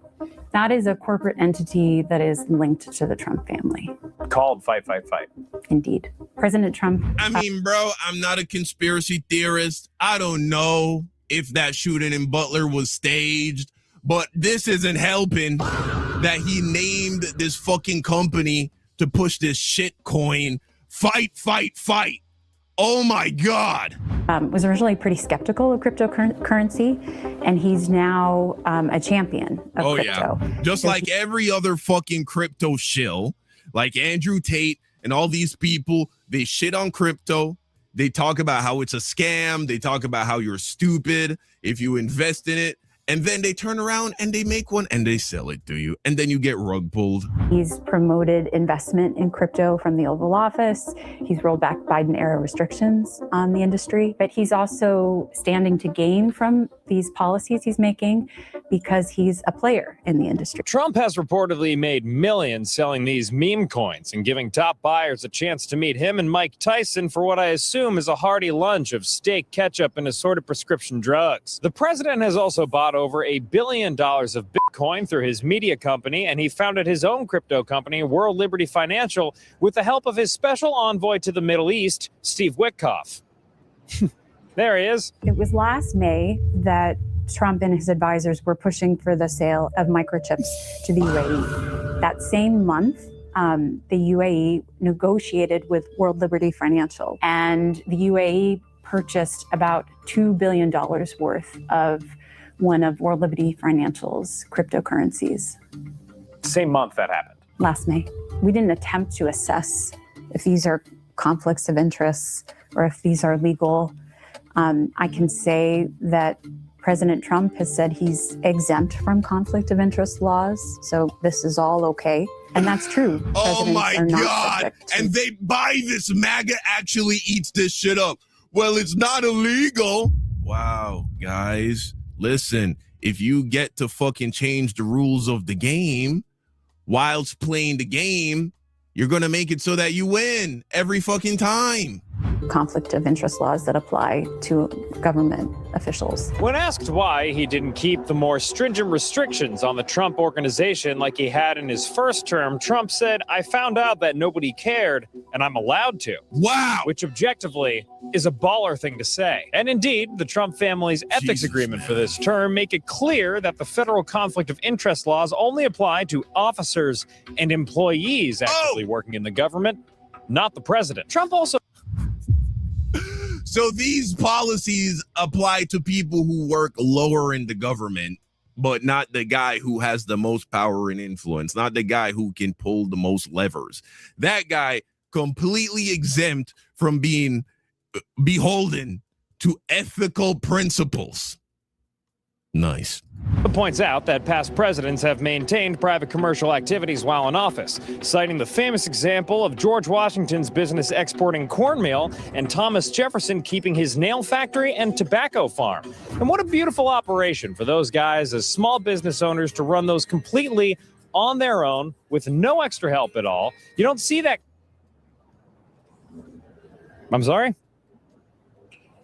Really? Now, it's worth pointing out that Trump's crypto and real estate businesses are far bigger than... Yeah. The whole argument of, well, people in the past did it in some way, so therefore, what's the problem? Right. Jefferson and Washington's operations, but they're not the only way Trump's cashing out. He's also making money the same way my dad's band does, by selling sick merch. Presidential campaigns often sell merchandise to help fund their elections. I'm still wearing my Orrin Hatch thong. But President Trump is the first candidate to compete against his own campaign store with a personal store that he privately owns. And along with all those dog bow ties, bra tops, fig diffusers, and $575 quarter zips he's selling himself, the Trump organization has made tens of millions of dollars licensing his name to be used by other companies to make things like guitars, sneakers, and watches. It is a way to make money, right? Bro, and the fact that there are people buying this, it truly is a cult, bro. Oh my God. Has a lot of core supporters. It's almost like I call them kind of fans. Shelby Talcott is 7-4's White House correspondent who's written about home goods companies cranking out Trump-themed merch, and I asked her to give me the view from D.C. Shelby? In a way that I think a lot of other presidents have not had. He has cultivated this really niche base. They're so stupid. They're so dumb. I have to admit. Anyone wearing Trump merch is actually their brain. Their brain is like 50% marbles. It has to be. Who love him. They will stand for 5 hours before an event in the middle of... Like, bro, what is this even? What is going on? What would a conversation with this person even consist of? This is a sickness. Summer to go watch him. And so I think that these companies also see, well, there's a target audience for these things. Where does his personal finances come into play amongst the general Trump sphere of news stories? Honestly, I think it ranks pretty low. It should be something that breaks through more, but it doesn't really. There's been a handful of articles about it. Occasionally he's asked about conflicts of interest, but really it doesn't break through here in DC. And I think there's a few reasons for that, but the biggest reason being there's just so much other news going on, so much other breaking news. Yeah, they're constantly setting the world on fire. It's so this is what happened. Everyone's exhausted. Everyone has Trump fatigue. Everyone's fucking exhausted. There's always a crisis. There's always something. It's called flood in the zone. This is not an accident. This is strategic. If you're constantly just being told about bad shit that's happening, it's hard to care about any individual thing for too long or too passionately because you have to save your energy for the next thing that's about to happen in 5 minutes. There is a lot of news going on that makes it nearly impossible to focus on what's important. The president's stock portfolio making trades in companies that he's actively affecting through policy, the president paying his allies with taxpayer money, the president absolving himself from ever getting audited in the future, ensuring he can pocket all this money we're talking about him making.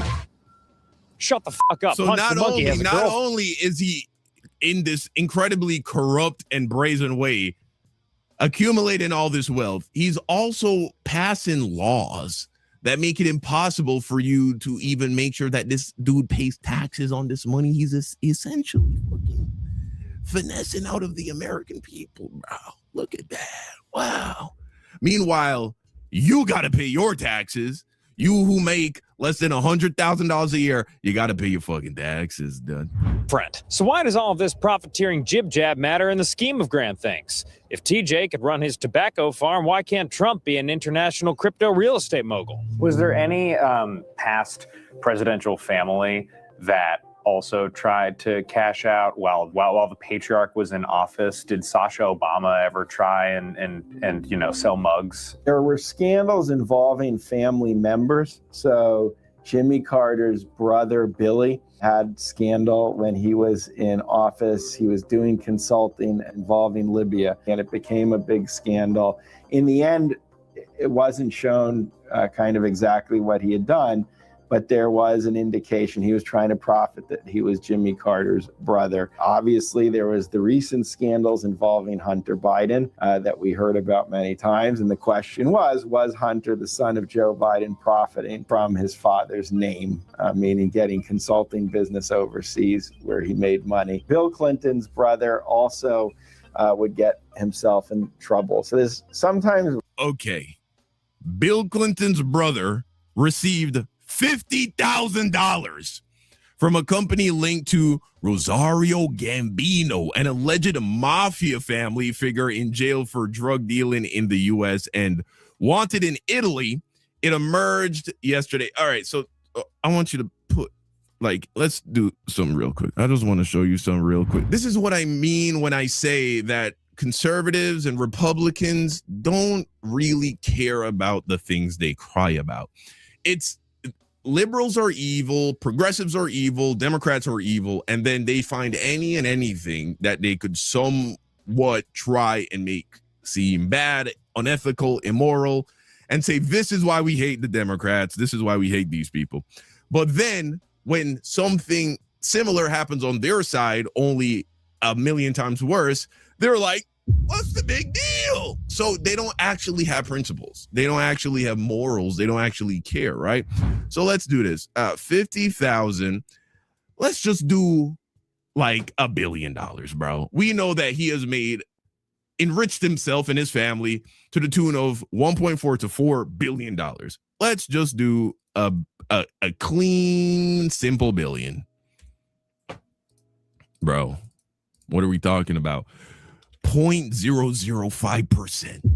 0.005%. They wanted to make this big stink. Now, also understand the difference here, because this is incredibly different. All the examples that were just given to us are examples of family members profiting off of being associated with these presidential figures, Carter, Clinton.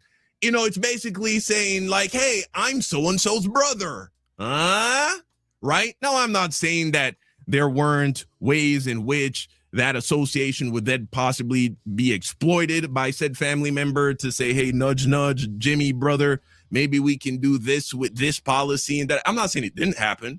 There's no evidence it happened, but I'm not saying it didn't. But that is incredibly different than the president, one, profiting directly and profiting to the extent that he is, but he's literally passing laws and policies to make this shit happen, right? Deregulating industries that he's actively in business doing. You get it? The difference? The level of corruption is astronomically more egregious.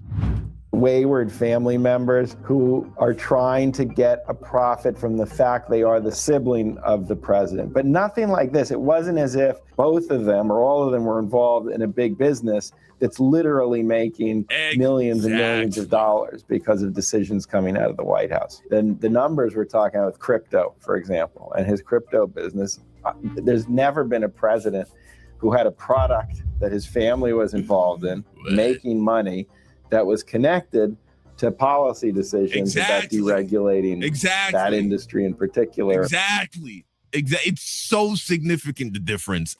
I really hope you grasp it. I know many of you do. But for the ones who still didn't get it in the past, Democrats like Carter, his brother is just like, I'm so-and-so's brother. Trump is literally changing the laws to make the businesses that he has more profitable, right? Like he's literally deregulating. And it's not, the policies he's changing are also simultaneously hurting Americans. It is the pinnacle of evil, bro. Of this sort. The levels of graft and corruption that were institutionalized in the 19th into the early 20th century were pretty massive. So while Trump is a break from the recent past, it's more debatable whether he is as complete a break from our past in toto. Zachary Karabell.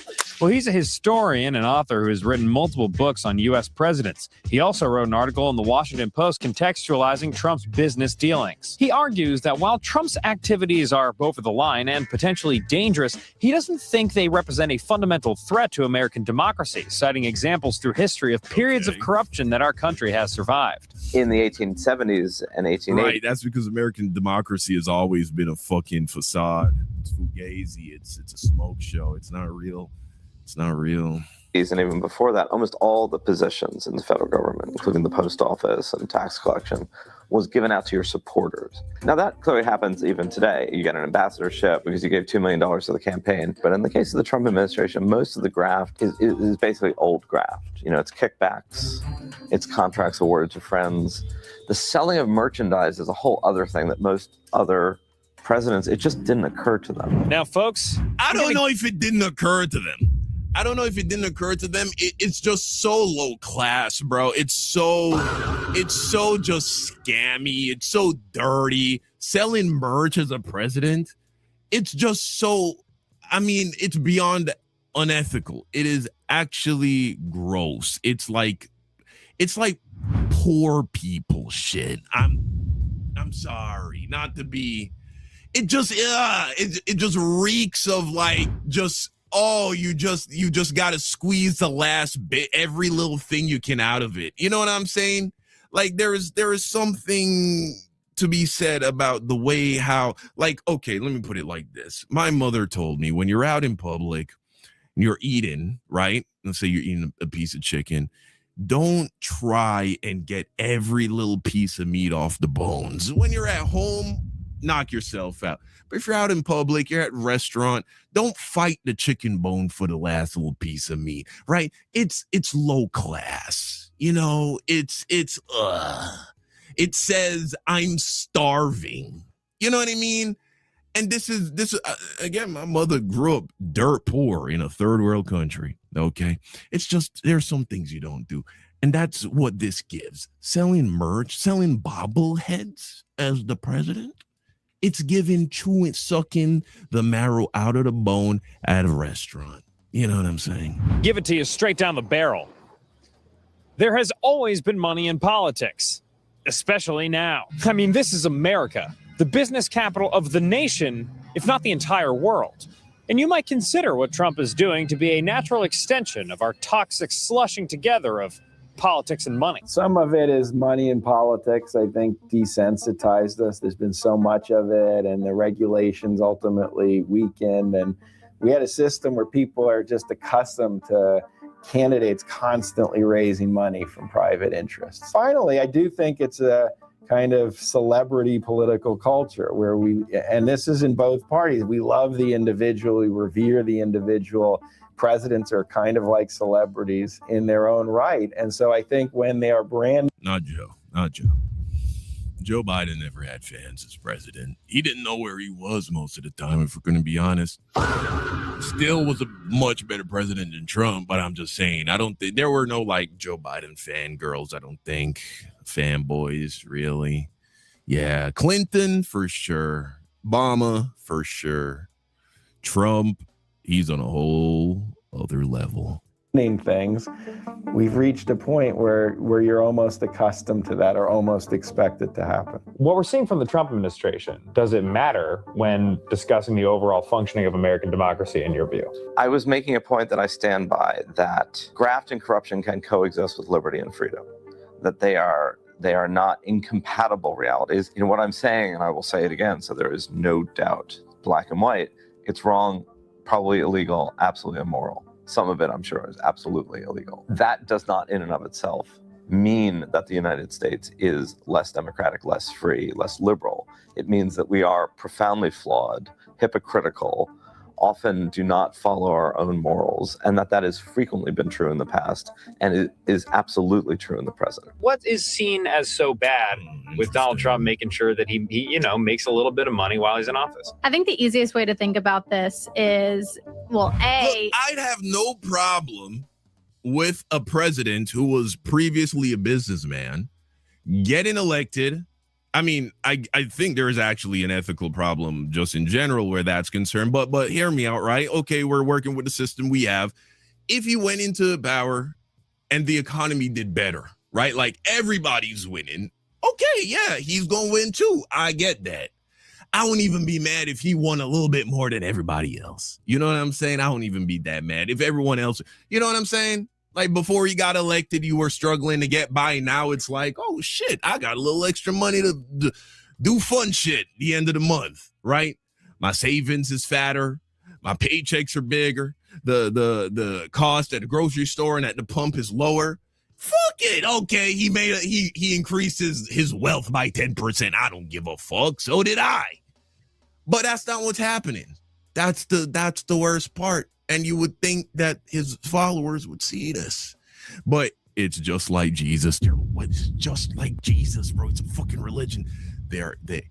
Any day now, Christ will return. And any day now, that trickle-down economics is going to hit. Any day now, the Trump's plan is going to work out. The swamp will be drained. The economy is going to turn around. Everything's going to get better. It's the same shit, bro. It's a fucking cult. Ah, boy. This is it. This is depressing. This is sad. Does this open the door for other presidents to act the same? And the reason that is a concern is because there are all of these questions about these people. A lot of these people who voted for Trump, they really believe they're the master race, bro. They believe they're superior. Yet they're being bamboozled by a fucking like just greasy con man daily.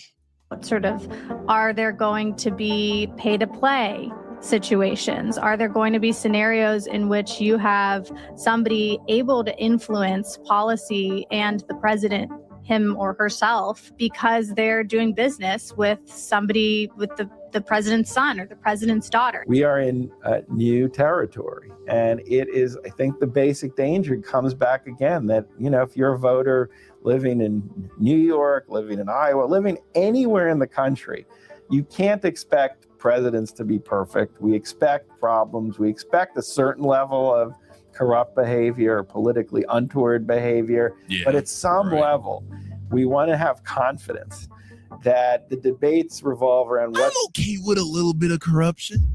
I'm okay with it. It's fine. It's human. It's human, right? When you run the company, you get to show up late. Huh? Right? Your employees show up late. They have to be reprimanded. You show up late, you run the company. Guess what? It gets to slide a little bit. This is how it works. We're all fucking a little corrupt where that's concerned, right? Well, you know what I'm saying? If you were in a position of power and one of your family members, they were in a little bit of trouble and you could help them out, you probably would. Yeah, if you love them and what they did, like they weren't fucking touching kids or some shit. Now that's where these people take it to a whole other level because they're helping to cover up the Epstein shit, these fucking demons. Oh, you know what I'm saying? Like, you know, if it wasn't that bad, you probably would do something, fast track something for him. I would. I think I would. I'm no saint. All right, I could bend a little bit. So I'd be okay with that. And you know what? I'm very confident every president has exploited that to some degree. But this, my friends, this is a level of corruption that is truly like it's inhumane. Best to do about the problems we face. And that's where people are hashing out, not how can I make more money for myself on every decision I make. That's just dangerous. Now, the president making a ton of money while they're in office might not impact the day-to-day life of the average American. But if the presidency is seen as a quick way to grow your condo, golf course, crypto empire, then I think it's safe to say we are doomed to have sociopathic podcast hosts running for president for the rest of time, which is why, for the benefit of our great nation, I am now unilaterally declaring that it has to suck ass to be president. The presidency should be a brutal 4 years where you get paid basically nothing and come out the other side looking like a sunburned football like Abraham Lincoln did. And to be clear, this photo was taken before he got shot in the head. If we can make the presidency truly blow, then we can ensure that the only freaks who want the job are in it for the right boring reasons. Like, for the good of our country or believing in our neighbors or whatever. Make the presidency suck in order for our lives to not suck. How is that possible? At the end of the day, the way in which he is making money. Now, of course, you could do some things like, we could create laws that say it is illegal for the president to profit off the presidency by selling merch and things of that nature. But as long as he has the ability to influence policies, well, then that is just always going to be a vulnerability. You know what I mean? Like, we need a complete overhaul of the American government to patch this. Otherwise, we just have to rely upon the people we elect being relatively ethical. And that's really what it comes down to. You know what I'm saying? That's a campaign I can get behind. And for good work, I'm Dan Toomey. Yeah, there it is, my friends. There it is. Well, guys, that's the video. Y'all let me know what you think in the comment section down below. Thank you for watching. And until next time, peace out. Remember to use my link down below to get 40% off your tea. All right, folks. Well, that is pretty much all I have. I appreciate everyone coming by. Had a good time. I don't know. I'm gonna take a nap and maybe wake up in a couple hours and go terrorize CM's panel. But probably not. I'll probably just snipe from the chat. So everyone go there. Hey, dirty dude. I may do a show tomorrow. I'm not, gonna promise it. But I tend to get bored in the afternoons. So we shall see. Sully dog. Okay, yep. Maybe I'll do it tomorrow.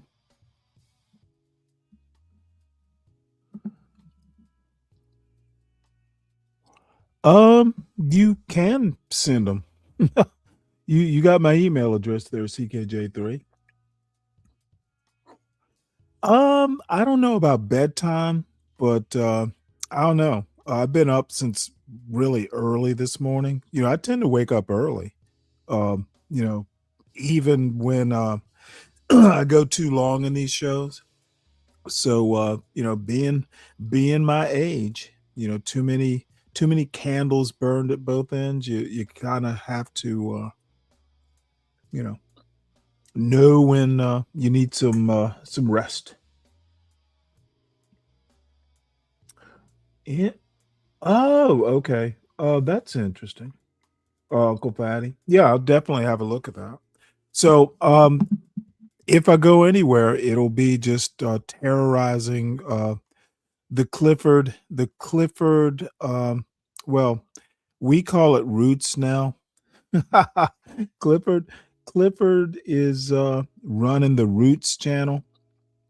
So I go over there just to see Clifford Kente and what's happening over on the Bardwell plantation.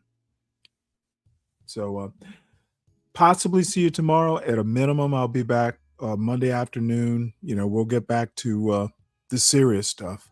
So salute to everyone. Absolutely had fun. So take it easy, folks. Yeah.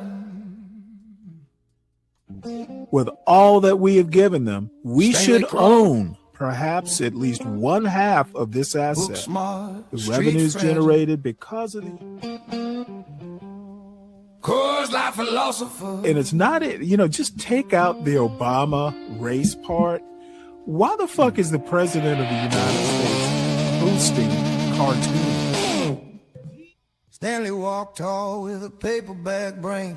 Quotes well, I don't know what it was, but you know, the thing is that you know, if you ever go and you kind of read these people's biographies, his head, fearing his shoes, library brave. Whew, the MAGA blacks, you get a bunch of MAGA blacks. That's what you get out of it, President. You get MAGA blacks who will put. They will. I'm a drunk old man with a head shaped like a shroom. And then the other thing we forgotten is brevity. That's the main lesson I learned today. And I know